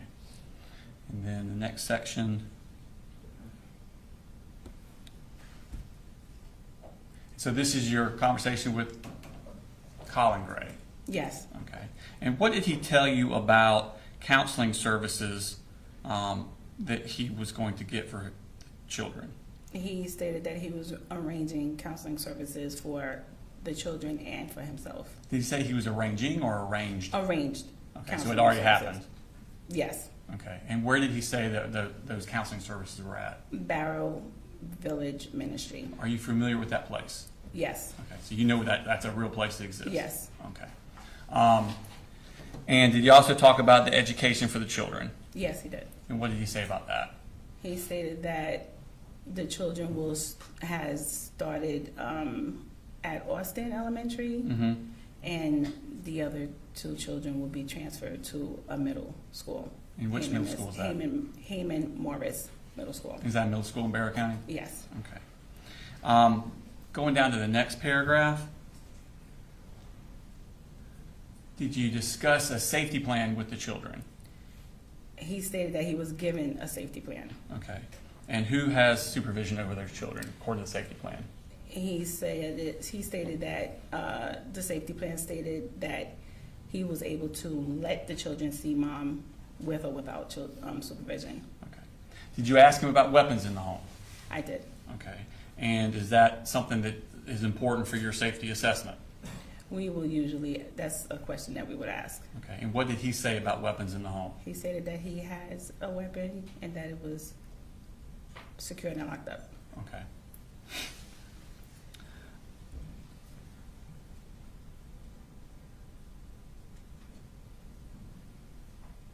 And, yeah, sorry.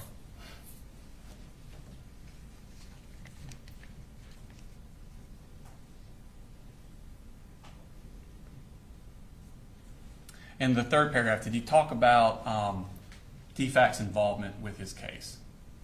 He did. What did he say on that last? He paragraph? said that he had never been involved with defects. Okay.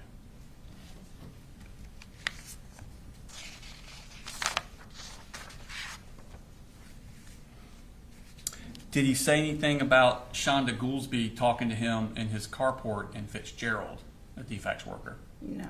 Okay. Did he make any mention of Michaela Anderson, also a DFAC's worker, coming to his house 4 times earlier that same year? No. Okay. So he tells you this is his first dealing with DFAC's ever? Yes. Okay. Did you, and so you wrote up this synopsis, did you send that to Tamika Mitchum? I did. Okay. And did you have any further involvement with this case? No. Okay.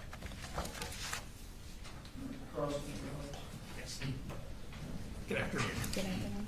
All right. So on October 30th, 2023, you are dispatched to this address to do a safety check. Yes. And the safety check, you go into the home, you speak to everybody, is that correct? Yes. You do a walkthrough of the home, presumably? Yes. So you were able to observe the condition of the home? Yes. I assume you're looking to make sure there's food in the home, Yes. the house is clean? Yes. Things are put up? Yes. You asked Mr. Gray about guns, I asked about weapons. about weapons? Yes. Okay. He told you he had some? He said he had weapons, yes. Okay. And did he show you the weapons? He did not. Did you see the weapons in the house anywhere? No, there were no weapons. Okay. And you were told the weapons were stored away? Yes. That they were out of the reach of the kids? Yes. And locked away? Yes. Okay. And the conclusion of your assessment was that the home was safe, is that correct? Yes. And that there were no observable hazards or concerns that you were able to see? Correct. Okay, thank you. No further questions. Can you redirect? No, Your Honor, excuse. Thank you, ma'am. You're free to go. Thank you.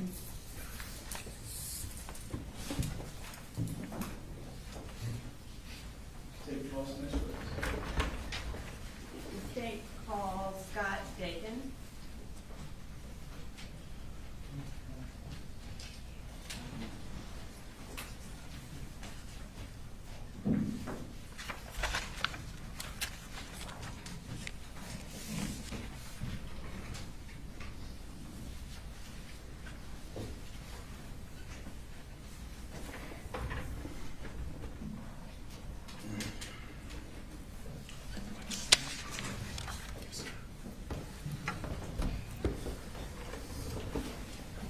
Please raise your right hand. Do you swear to tell the truth, the whole truth, and nothing but the truth to help you God? Yes, ma'am. Can you introduce yourself to the jury and go ahead and spell your last name for the court reporter? My name is Scott Dakin, D-A-K-I-N. And what do you do currently? Currently, I am the executive director of the Ministry Village here in Winder, which is a Christian counseling nonprofit and a resiliency center. Okay. So prior to working for Bear Ministry Village, what did you do? I spent almost 30 years in fire and EMS here in Barrow County. Okay. We've had some teachers testify about training regarding like Stop the Bleed, that kind of thing at school. Were you involved in that? Yes, ma'am. In the summer of 2017, I met with the school administration about the Stop the Bleed program to try to get help set up. In 2017, we actually taught every staff member of Barrow County schools and have continued to teach staff members since then. We also started implementing it in the high schools as well, teaching students, some of the students. And when did you retire from fire EMS? January 6th of 2024. And when did you take over as executive director of the Barrow Ministry Village? Towards the end of February of that year. Okay. So February of 2024, you took over. What do you do as executive director of Barrow Ministry Village? I'm responsible for the overall management of the organization. And you indicated that it's counseling services. Can you just tell us a little bit about who you offer counseling to?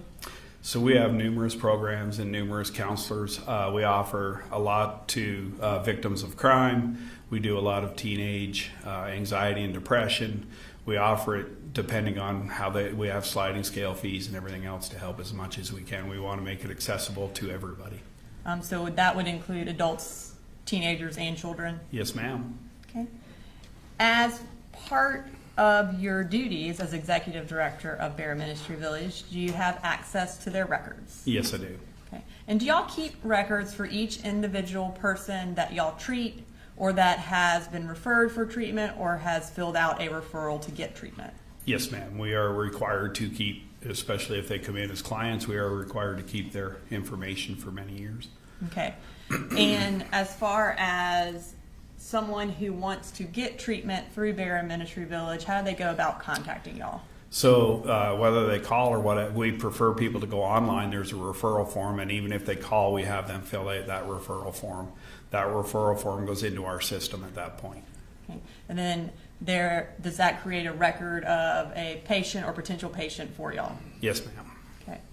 And how far do those records of yours go back for referral forms and also for patients? At different times, but both of them date back to about 2019. Okay. So if someone had been a patient at Barrow Ministry Village in 2023, specifically sometime after October of 2023, would you have a record of that? Yes, ma'am.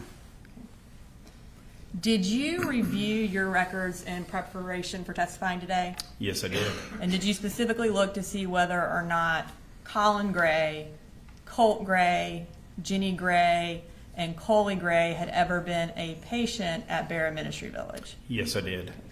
And did any of those individuals ever receive treatment at Barrow Ministry Village? There is no mention of any of them individuals in any of our systems. So would that include also them never having filled out a referral form for Barrow Ministry Village? Yes, ma'am. Okay. And is there any records that suggest anyone on that list ever contacted Barrow Ministry Village for any reason? No, ma'am. The way we search, it should have showed up if any of them even just filled out a referral form. Okay. Nothing further. Thank you. Carlos, just a couple of questions, and I'll do it from here. Won't waste any of your time. Your records would not reflect if somebody called in and got asked questions. It would only be when somebody filled out a form. Is that correct? Yes, sir. All right. Thank you. May he be excused? Yes, Your Honor. Thank you, sir.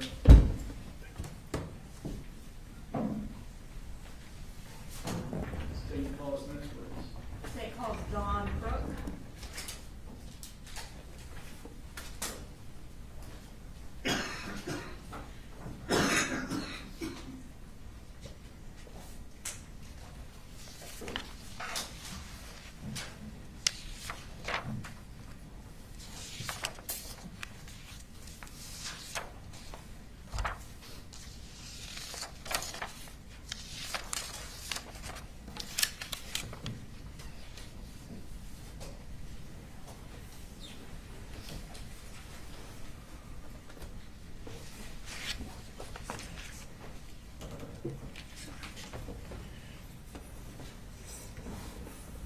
Hi, can you please raise your right hand? Yes. Do you swear to tell the truth, the whole truth, and nothing but the truth to help you God? I do. Can you introduce yourself to the jury and spell your name for the court reporter? Yes. My name is Dawn Crook. My first name is spelled D-A-W-N. The last name is C-R-O-O-K. And what do you do, Ms. Crook? I'm a therapist in the mental health field. And can you tell us a little bit about your qualifications that allow you to do that? Yes, I graduated from RUC University Atlanta in 2006 with my bachelor's degree in psychology, and I also have graduated with my master's degree in 2009 in community counseling from RC University Atlanta as well. And do you have your own practice? Yes, I do. And what is it called? Enlightenment Counseling. How long have you had your own practice? It's been a little over 2 years now. And can you tell me a little bit about who you see and what you do at your practice? Yes, I tend to work with children, families, couples, providing counseling to them for a variety of issues: depression, anxiety, anger, a little bit of everything, really. And where are you located? My office is in Winder, Georgia. Okay. How would someone find you if they wanted to get counseling in the Bexar County area? So I have a website for my practice, and then I have a Psychology Today profile as well. I'm going to show you what's been marked as Exhibit 140.1 and 140.2. Okay. Do you recognize those? Yes, I do. And what do you recognize those as? That is my business website and the means in which to reach out for services. Okay, Your Honor, this time I'd like to introduce into evidence Exhibit 140.1 and 140.2. I don't have any problem with that. I don't know that they should go back to the jury advertisement, so we'll talk about that later. Thank you, Your Honor. And we're going to go ahead and pull up 140.1. And you indicated this was your website? That is correct. And you don't have to read it specifically, but just kind of tell us exactly what this purpose of this part of your website is. It's just letting people know that, my experience in the field and what kind of therapy modalities I use, certification, the population that I work with, and also my degrees as well. And does that include teenagers, your population? That is correct. Then I'll pull up 140.2. All right, and tell us what this is. That is the form to fill out in order to reach out for services through my website as well. And how are you notified if someone fills out that form? I get an email in regards to those messages, and I can either access it through my email or the Wix site that hosts my email account, or hosts my business website, rather. Okay. And if someone contacts you through this form and that you get an email, how do you respond?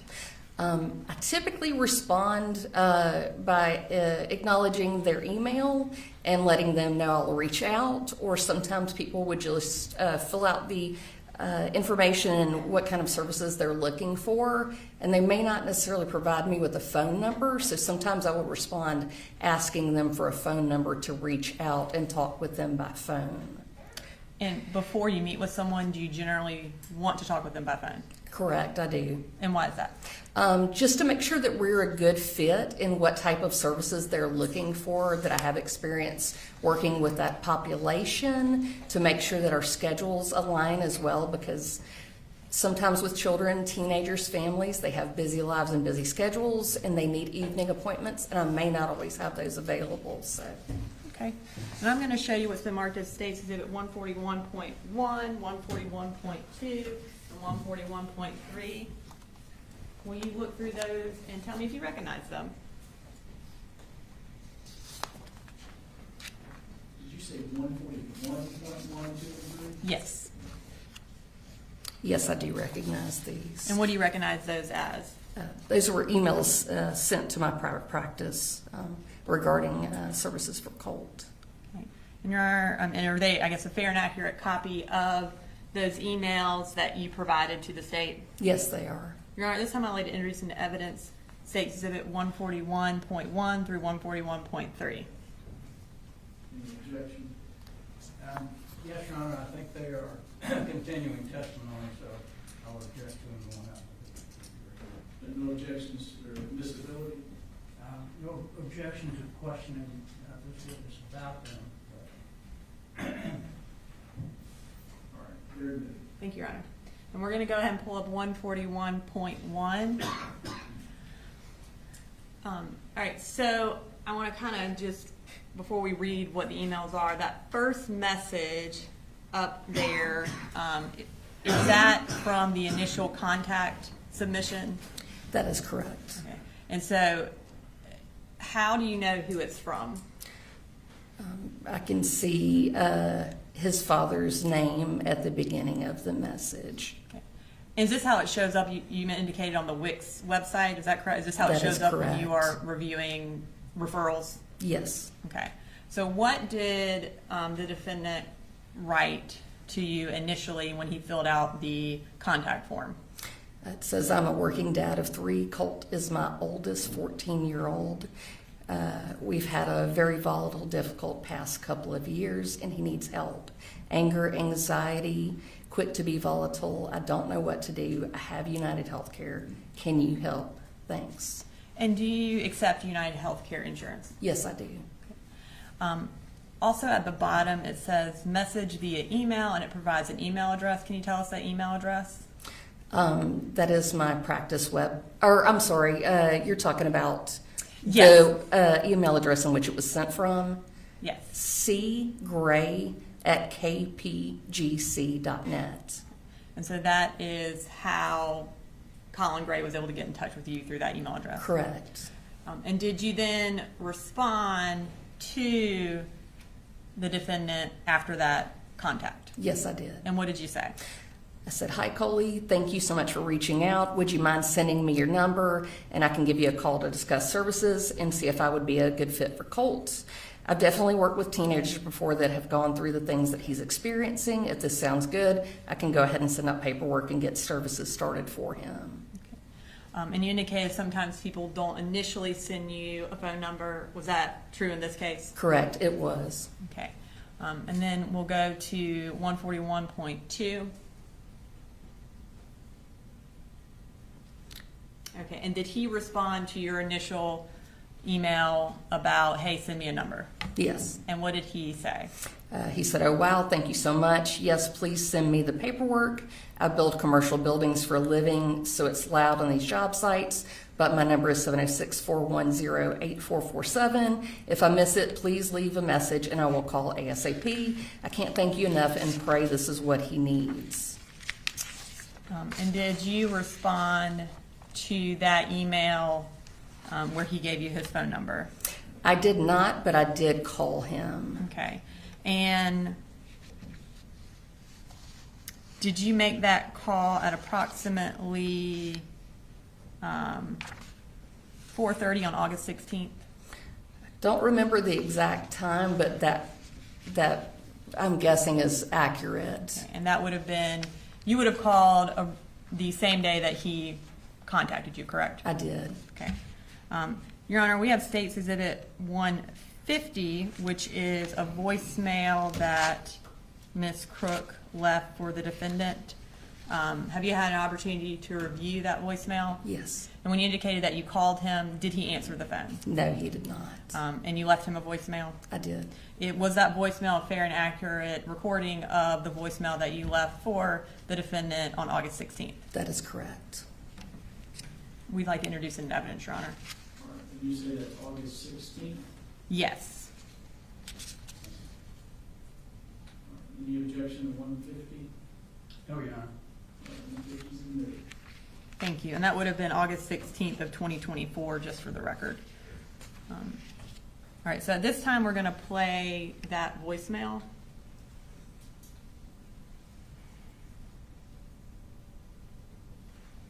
Hey, Mr. Gray, this is Dawn with Enlightenment Counseling. I was just giving you a call to touch base about services for Colt.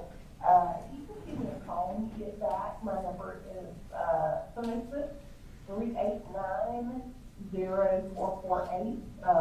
If for some reason we don't get to touch base today, maybe we can talk on Monday if that works better. I do appreciate it and look forward to talking to you soon. Thank you so much. Did he ever call you back after you left that voicemail? No, he did not. Did he respond by email after you left that voicemail? I don't believe so. Okay. And did you, again, follow up with another phone call to him? I did. Okay. And was that phone call on August 21st? That is correct. Okay. And again, I think the call, does it sound around 4:30 sound about right? That is probably accurate. When you called him again, I guess 5 days later on August 21st, did he answer that day? No, he did not. Did you leave him another voicemail? Yes, I did. Okay. Have you had an opportunity to review that voicemail as well? Yes, I have. And was it a fair and accurate recording of the voicemail that you left for Colin Gray on August 21st of 2024? Yes, it is. And Your Honor, this time I'd like to introduce into evidence Exhibit 151, which is a second email that Don Crook left for the defendant on August 21st of 2024. Voicemail. Sorry, voicemail. Did I say email? I apologize. Voicemail. Any objection? No, Your Honor. All right, 151 submitted. Oh, I'm sorry. It was 143. I apologize. All right. Stage 143. Hey, Mr. Gray, this is Dawn Crook with Enrollment Counseling. You and I had a message last week in regards to services for Colt, and I was just trying to give you a call and touch base with you real quick. You want to call me back at 786-389-0448. I look forward to talking to you soon. Thank you. And did the defendant ever return that phone call? No, he did not. Okay. Did you also send him another email after that voicemail? Yes, I did. Okay, and we're going to go back to State Exhibit 141 and pull up 141.3. Okay. Is this the email that you sent after that voicemail? Yes, it is. And what is the date and time of that email? It's dated August 21st at 6:10 p.m. Okay. Is this generally when you follow up with people kind of after work hours? Yes, that is correct. And what did you send to the defendant on August 21st? The email said, "Hi, Mr. Gray. I hope you're doing well. I wanted to follow up and let you know that I tried to call you to touch base on Friday and left a message for you today as well. If you would please call me back when you have a moment to discuss details and get services started for Colt." Okay. And did you leave your phone number again? Yes, I did. Did he ever respond to that email with an email or a phone call? No, he did not. Did he ever come by your office? No, he did not. At any point, did you ever see Colt for any sort of counseling services? No, I did not.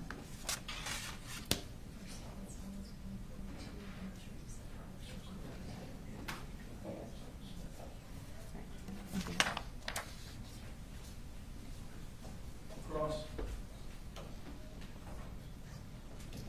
No question, Your Honor. All right. Thank you, ma'am. You're free to go. Thank you, sir.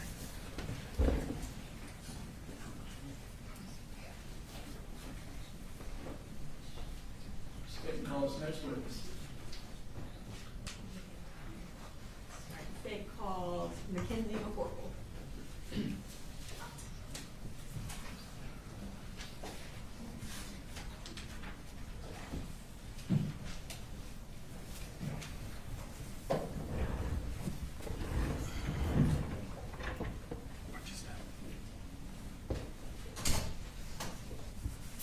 Will you raise your right hand? Do you swear to tell the truth, the whole truth, and nothing but the truth to help you God? I swear. Can you introduce yourself to the jury and also spell both your names for the court reporter? My name is Mackenzie McCorkle, M-A-C-K-E-N-Z-I-E. Last name M-C-C-O-R-K-L-E. I'm an investigator with the Sheriff's Office. I investigate crimes against persons. I internet crimes against children, and I do digital forensics. So you indicated that you work with the Sheriff's Office. How long have you worked with the Sheriff's Office? 13 years. Okay. When did you become a member of the investigations unit? In July of 2021. And when did you start doing the digital forensics? Around 2022. Okay. And kind of tell us that part of your job. What does that entail? I do cell phone extractions. I do computer evidence, USB thumb drives, anything that stores data. And can you just sort of tell us a little bit about what you mean by cell phone extraction? Yeah, it's also called a phone dump is the more common term, but it just takes all the evidence, everything on a device and puts it into a readable format. Okay. And back on September 4th of 2024, were you in that same role at the Bexar County Sheriff's Office doing digital forensics and investigations? Yes, I was. Did you perform any phone extractions related to the Colt and Colin Gray case? I did. Okay. And before we get into the specific phone extractions, I want to get into a little bit about your training that you have related to conducting phone extractions. First off, are you certified in phone extractions? Yes. And what device do you generally use to extract phones? It's called Cellbrite. And can you tell us what that is? It's a program that is in software and hardware, and it extracts the data from the phone and then parses that data into that readable format. Okay. And are you a member of any task forces that are related to these digital forensics? Yes. And what is that? I'm part of the Secret Service Digital Evidence Task Force. And what does that entail? More just digital evidence, acquiring that digital evidence and making it readable for other investigators. Okay, so other investigators from other agencies? Yes. Do you, as part of being, or when you are a part of that task force, you also receive training through the Secret Service? Yes. Okay. And approximately how much training have you gotten related to digital forensics? A couple hundred hours, probably. Okay. And as far as for extractions, approximately how many devices have you done extractions on? Somewhere between 400 and 500. Talking about Cellbrite, you mentioned that it takes data from a phone and puts it in a readable format. Can you tell us what kind of, generally speaking, what kind of data comes off a phone? Timestamps. So there's media files, pictures, videos, phone call logs, internet search history, text messages. So anything you can think of that you do on a phone could potentially be pulled from your phone? Yes. Okay. Can Cellbrite pull deleted data? It can. But does it always? Not always. Okay. Does Cellbrite alter the data in any way when it pulls it from the cell phone? No. And you mentioned that once Cellbrite, it will pull the data from the phone, put it in a readable format. Kind of tell me what you mean by readable format. So Cellbrite has two different programs. One is to extract the data from the phone, and the other one is to build the report. And you can do it in either a standalone viewer made by Cellbrite or put it in a PDF format. Okay. And PDF format, is that just where you can just kind of scroll through everything? Yes. Okay. And the other format, what is the benefit of that format? It's a little more user friendly. You can navigate a little bit easier using their standalone viewer.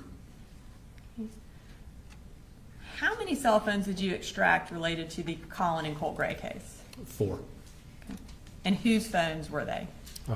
Colin, Colt, Jenny, and Marcy Gray. And were you able to successfully perform extractions on those 4 phones? Yes.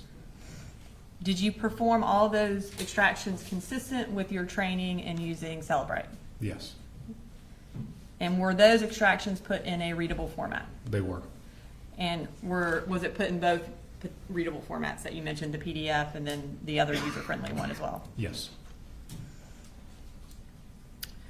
When you are reviewing a phone extraction in the user-friendly format, are you able to view specific parts of the cell phone extraction? Yes. So you can just view, say, text messages from this date to this date? Yes. Okay. Are cell phone extractions large? Yes. So in this case, can you tell us kind of generally how large the phone extractions were? They were, a couple of them, 2 of them were 30 to 60,000 pages on the PDF format, and 2 of them were between 10 and 20,000. So given that would be unwieldy to be able to print 60,000 pages, are you able to just select a portion of the relevant part of the phone extraction and print that? Yes. Okay. And would that include being able to print off just text messages from a certain date or phone calls from a certain date? Yes. Can you also print off sort of a timeline for a certain date? Yes. And what would that include? It would include anything that you selected, so that could be internet search history, call logs, text messages, any app installations during that time frame.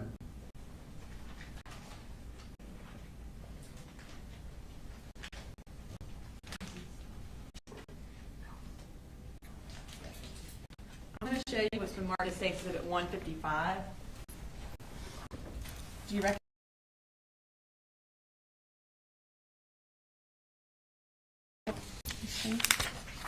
And is that the phone that you extracted for Colin Gray? It is. Your Honor, at this time I'd like to introduce an evidence Safe Exhibit 155, Colin Gray's cell phone. Real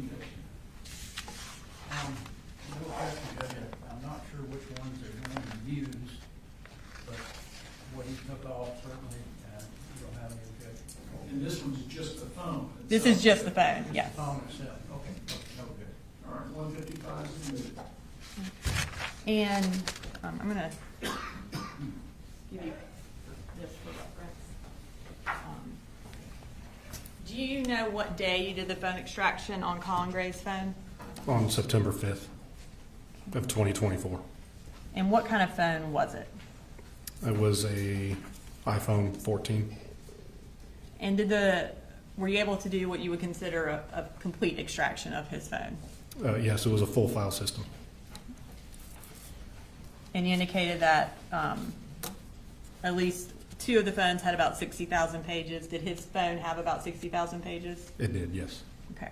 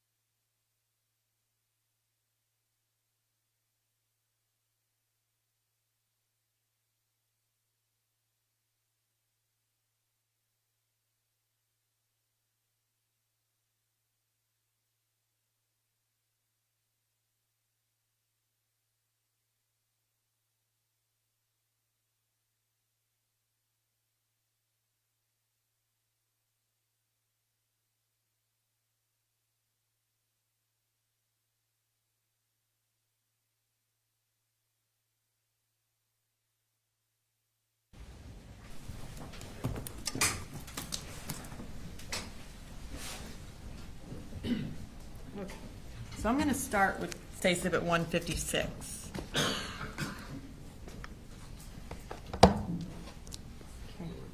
And there are 3 notebooks for 156. Put them in order. Have you had an opportunity to review these? Yes. Okay. And can you just kind of briefly tell us what the time frame, it should be on the front of it, for each notebook is, and is it related to the cell phone extraction for Colin Gray? Yes, this first one is Colin Gray's phone extraction from May 2024 through July 2024. The second one is Colin Gray's phone extraction from August of 2024. And the last one is Colin Gray's phone extraction from September 1st of 2024 through September 4th of 2024. And are those notebooks organized by date? Yes. And then within each date, are there certain sections of the extraction that have been printed out that are relevant? Yes. Okay. And would that include, I know we mentioned timeline extractions, text message, internet history, and then images? Is that essentially how each date is laid out? Yes. Okay. And having reviewed those previously, are those portions of Colin Gray's extraction that have been printed are all of those in that notebook that were, let me say that better. Is everything in that notebook from Colin Gray's extraction? Yes. Okay. All right, this time I'd like to introduce into evidence State Exhibit 156. Judge, under the rules that we talked about, we don't have any problem with that, but we may have individual objections to some of the items that they pull out of that book. All right, I find that a foundation's been laid for stage 156, very into evidence, but some portions may or may not be admissible or Yes, for it- publication. and just for the record, the state will be going through those notebooks with a different witness. We're just laying the foundation through Investigator McCorkle. All right. I'm going to show you State Exhibit 157.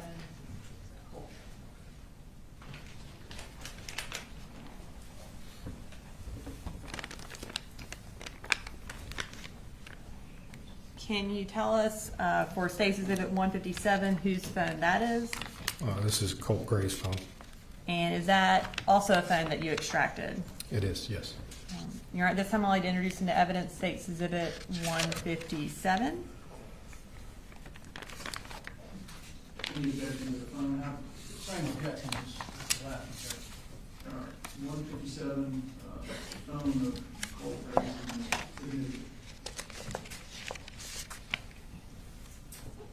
Just for reference in case you need it. When did you perform the extraction for Colt Gray's phone? I was on September 4th of 2024. All right. I'm going to go grab State Exhibit 158. That phone was Colt Gray's phone. It was Android. And approximately how long was that report? That was somewhere between 10 and 20,000 pages. Okay. And for State Exhibit 158, again, did you, or are you able to print out smaller portions of relevant records as opposed to the entire 10,000 pages? Yes. And is that what is in this notebook? Is it smaller portions of Colt Gray's cell phone extraction? Yes. Is it organized in a similar way to Colin's phone by date and by type of information? Yes, it is. Okay. And I'm going to show it to you. Have you had an opportunity to review that? Yes. And again, does that notebook only contain information from Colt Gray's extraction? Yes, it does. All right, this time I'd like to introduce into evidence State's Exhibit 158. Same objection. All right, foundation's been laid.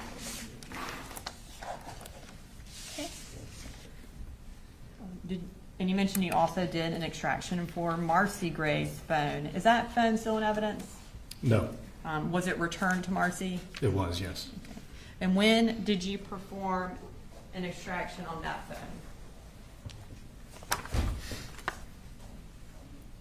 September 12th of 2024. What kind of phone was it? It was also an Android. And approximately how long was her report? Somewhere between 30 and 40,000 pages. I'm going to show you what's been marked as Exhibit 159. It is one folder.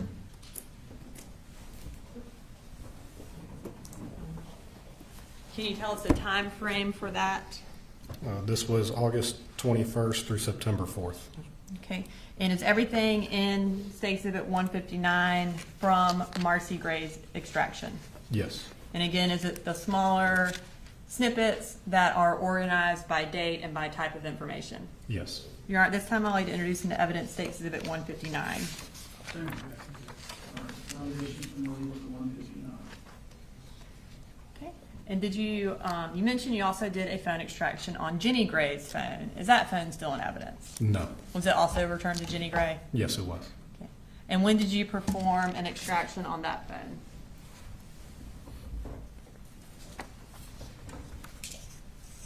September 5th of 2024. And what kind of phone was it? It was an iPhone. Okay. And approximately how long was her report? Somewhere between 10 and 20,000 pages again. I'm going to show you State Exhibit 160. Can you tell me what the time frame for the extraction for Jenny's phone was? March 29th through September 4th. And would that be 2024? Yes. And for State Exhibit 160, again, is everything in that notebook from Jenny Gray's extraction? It is. And is it, again, organized by date and type of information? Yes. You're at this time, I'll lay introduced into evidence State Exhibit 160. Second. All right, nomination's been made for 160. Now, for this case, was your role specifically to do the phone extractions? Yes. Okay. Did you analyze the phone extraction reports at all? No. And once you created those phone extractions, did you turn them over or put them in a place where additional investigators could retrieve them? They were put on our phone dump server, and the other investigators could later retrieve those extractions. I don't have anything further. Thank you, Investigator McCorkle. William Cross.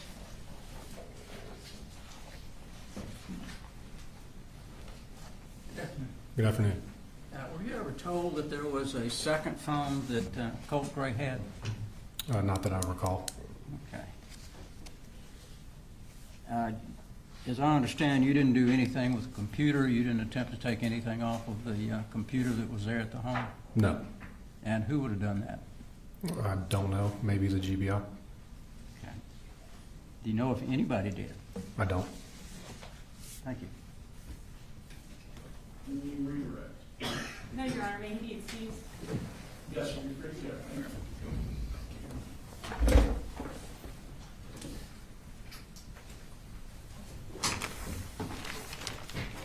An additional witness? Yes, sir, it's going to a similar pipe. Okay. You got Tom? Yes, sir. State calls Luke Pyatt. Could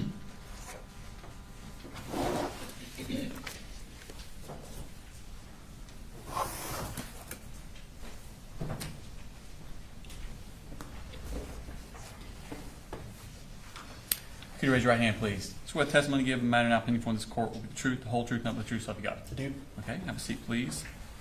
If you could introduce yourself to the jury and then spell your name for the court reporter. My name is Luke Pyatt, spelled Lukepyott. Okay, and where do you work, sir? I work for the Piedmont Judicial Circuit District Attorney's Office. And what do you do for it? I'm a sworn investigator. Okay, and what did you do before you came to the district attorney's office? I work for the Winder Police Department. Okay, and are you what's referred to as post-certified? Yes. And how long have you been in law enforcement? I started with Winder PD in 2019. I was certified in June of that year. Okay, and what are your duties with the district attorney's office? I wear a lot of hats. I work major felony cases, post-arrest or post-charges, things like sexual assault, murder, aggravated assault, child abuse, things like that. I also consult with local agencies and provide assistance on pre-arrest cases or cases where Individuals have not been identified as suspects yet.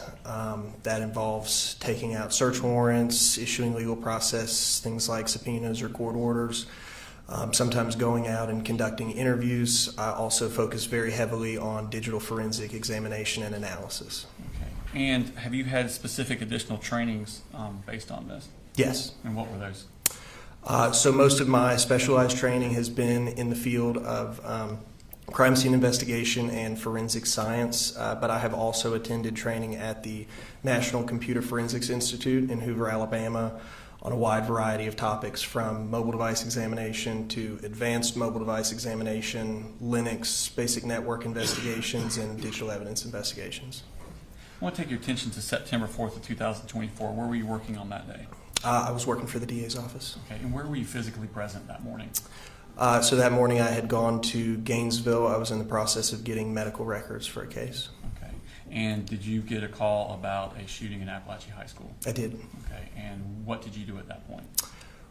The first call I had received was not from an official source. They were asking me if I knew anything about a shooting, which I didn't. So I hung up with them and I contacted our Barrow office, and they confirmed to me that the shooting was real. Okay, and what did you do at that point? So I went and got my gear, my vest, all that, and I went straight to Barrow County. I started calling all of my law enforcement contacts with various agencies to see if they needed coverage anywhere. All of the schools were locked down. It was a all hands on deck situation, and we were trying to make sure that all the kids were evacuated and that the schools were swept properly. And I was trying to make sure that they had enough hands at each school. Those that had time to pick up the phone told me that they had full coverage, so I went straight to our Barrow office to start on the investigation. Okay, is that here located in this building? Yes. Okay. What did you do? How did you help? So our very first priority was to identify and preserve evidence, in this case, digital evidence. When law enforcement responds to a scene, the first priority is to get rid of the threat, stop the danger, and then render aid to anyone who needs it. The third step is to secure evidence, to preserve it for processing and gathering. And so we were kind of already past those first two steps when I got involved and when I got here. So my priority was to find what evidence was out there, and in this case my crime scene was the internet, so we were looking for a lot of different things that could be out there related to this suspect, their associates, any accomplices, any family members, and so we were trying to identify anything that might be linked to them in particular before their name was released and there might be phony or dummy accounts created. Okay. So what's the first step in preserving that kind of evidence? So first we have to identify what that evidence might be.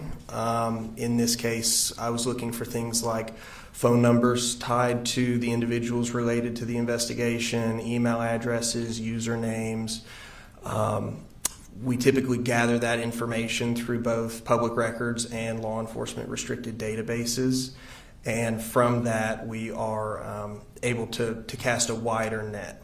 We use a process called OSINT, or Open Source Intelligence, which allows us to take something like an identifier, a phone number, or an email address, and to query hundreds of different places all across the internet to see if there's associated info. So for example, if I had a suspect's phone number, I might be able to find that they also had a Snapchat account. And that Snapchat account linked to that phone number might contain valuable evidence, so we would want to know about that quickly. Okay. So if you do find out that the phone number is related to a certain Snapchat, Instagram, Amazon, things of that nature, these companies, what do you do at that point? So the very first step is preserving that evidence. Some digital evidence can last minutes, days, weeks, sometimes more than a year. Our priority is to make sure that what's there at the moment is not lost, and so we send out preservation requests to the various companies that may host this information. And did you do that? Yes. Okay, and when did you do that? It was on the day of the shooting. Okay, and what companies did you send out preservation requests to? I believe on the date of the incident, it was various cellular and phone carriers. There was AT&T, Verizon, T-Mobile, Comcast, Windstream, Intelliquent. We also sent off a few for social media. I believe it was Facebook and TikTok. Okay. And what else did you do on that day? So I was kind of acting as a liaison with various different agencies. In particular, I was communicating heavily with the Department of Family and Children's Services to try to get the records for the suspect's family as quickly as possible. And did you do that? Yes. Okay. I want to take your attention to the next day, September 5th, and actually September 5th, 6th also. What did you do on those days? So we were still looking for what evidence we needed to preserve. I found additional phone numbers that we also sent off preservation requests for. I also sent off preservation requests for Apple and Google accounts associated with the suspect. Okay. Did you also subpoena records from Advantage Behavioral Health System? Yes. Call logs? Yes. Okay. And did you receive those? Yes. Okay. Show us Mark State Exhibit number 161.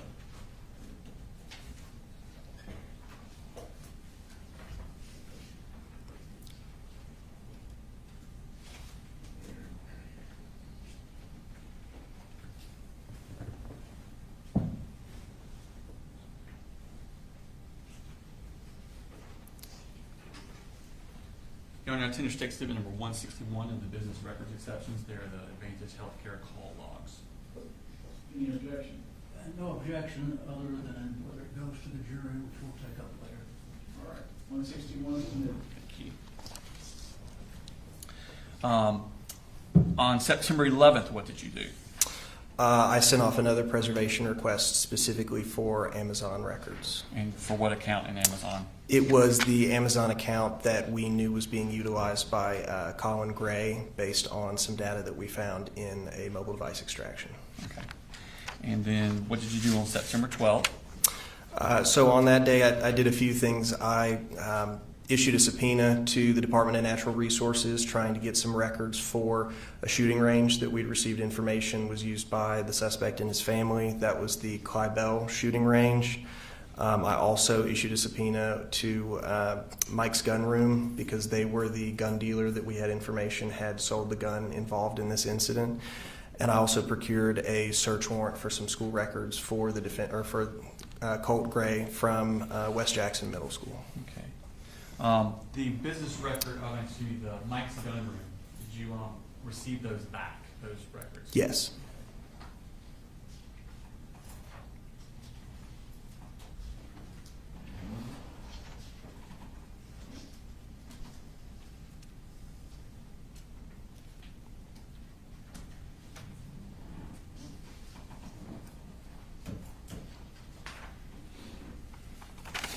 Your Honor, Attendance State Exhibit number 164 on the business records certification for Mike's Gun Room business records. Same objection. All right, 164 is submitted. On September 13th, what did you do?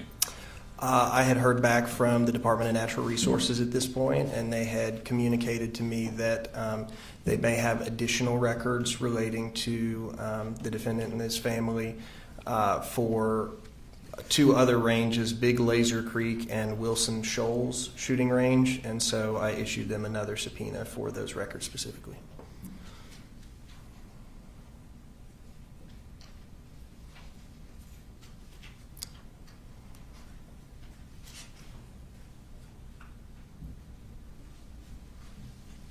Same objection. Your Honor, Attendance State Exhibit number 165 on the business records exception for the records from Wilson Shoals Gun Range. All right, 165 is submitted. On September 16th, what did you do? I sent a subpoena to Amazon for the records I'd previously preserved. Okay. And then on September 18th, what did you do? I took quite a few search warrants out for various identifiers we had previously preserved. Those were T-Mobile, Verizon, Apple, TextNow, and to TikTok. Okay. And on September 19th, what happened? I received the Amazon records back.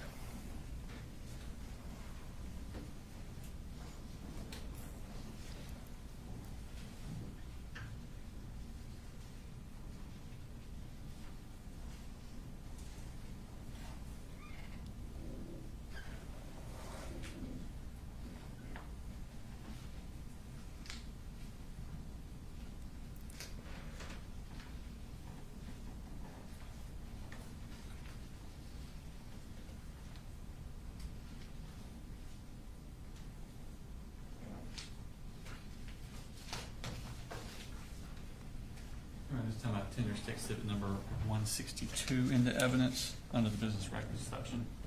Same objection, Judge, and I'm not sure whether some of the photos there in the back or something was done later. Whether Amazon actually sent those, whether they were photographed and put into that. But we'll discuss that later. I can. Is 162 part of what you received with the business records? You're talking about. Okay. Check marks 162 next to you look at that.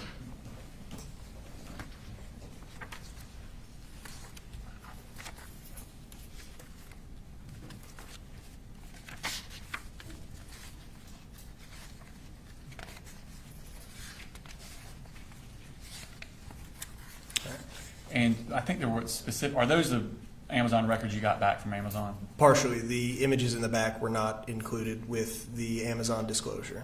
Okay. Just the spreadsheet portion. Just the spreadsheet portion was? Yes. Okay.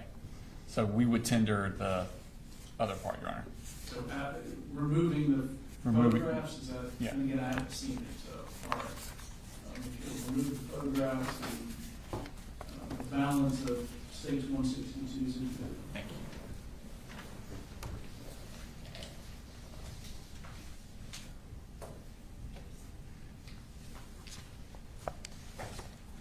All right, moving on in the next few days, did you receive any records from T-Mobile?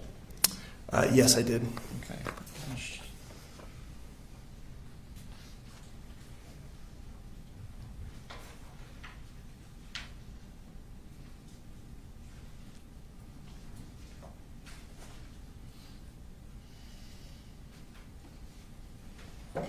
Tender to exhibit number 168 into. Your Honor, this is, what I have here is a description of the records. The actual records are digital. And they're on the hard, Digital? they're on the hard drive. So 168 specifically is what? It's the T-Mobile records, Your Honor. All right. 168 is submitted. On October 18th, did you do a search warrant for Georgia Cyber Academy school records? Yes, I did. Okay. And what is Georgia Cyber Academy? It is an online homeschool option. Essentially, it allows students in Georgia to attend school over the internet. And what were you asking for? Any enrollment, attendance, any information whatsoever about Colt Gray. And did you receive a response from them? Yes. And what was that response? They had no records whatsoever. Your Honor, tender states number 166, which is what we were just referring to in the evidence. All right, 166 is submitted. Okay. On October 26th, did you receive some Verizon account records? Yes, I did. And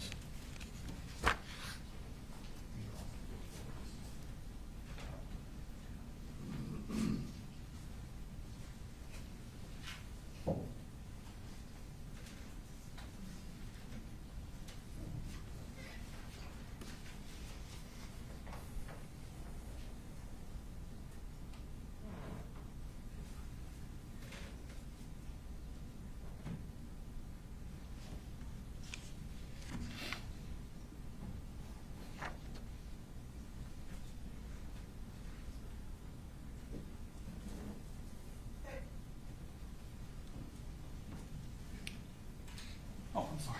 Wait a minute.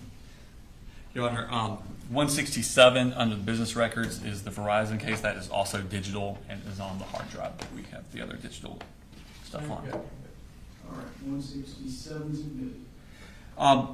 Are you familiar with the app Discord? Yes. Okay, and what is that? It's a third-party communication service. It allows messaging between two users. It allows video streaming, video chatting, voice calling. It is different from a lot of other messaging services in that it is designed for groups to be able to interact in what they call servers. So multiple individuals can drop in or out of a voice channel, a video channel, or a text channel anytime they like. Okay. And did you ask for records from Discord related to this case? I did. Okay. This is also digital, Your Honor. It's going to be states 163, tendered under the business records exception. Any objection to 163?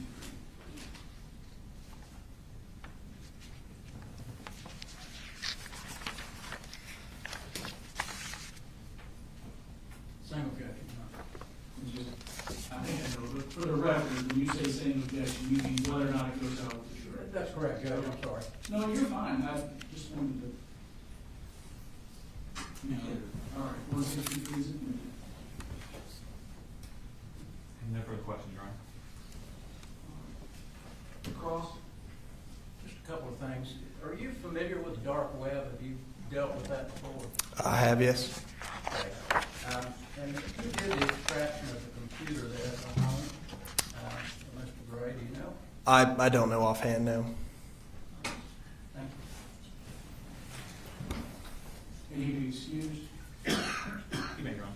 Thanks, sir.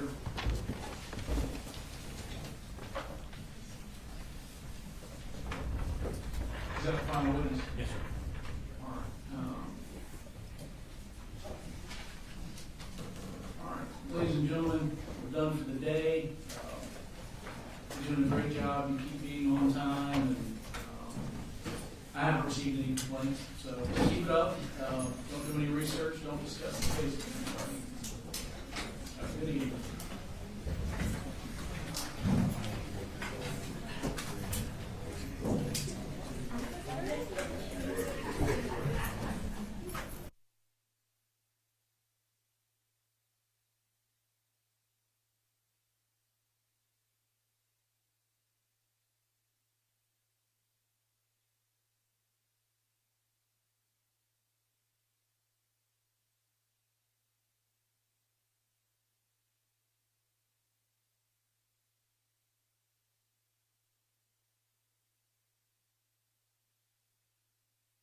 From the distractions. I realize you may not be able to predict what day that's going to be, but I want the defense to review it before, so that morning I can perhaps have the jury come in a little later, so we're not leaving them in there for an hour and a half while we go through various objections. Yes, sir. All right, see y'all at 9. Thank you, Judge.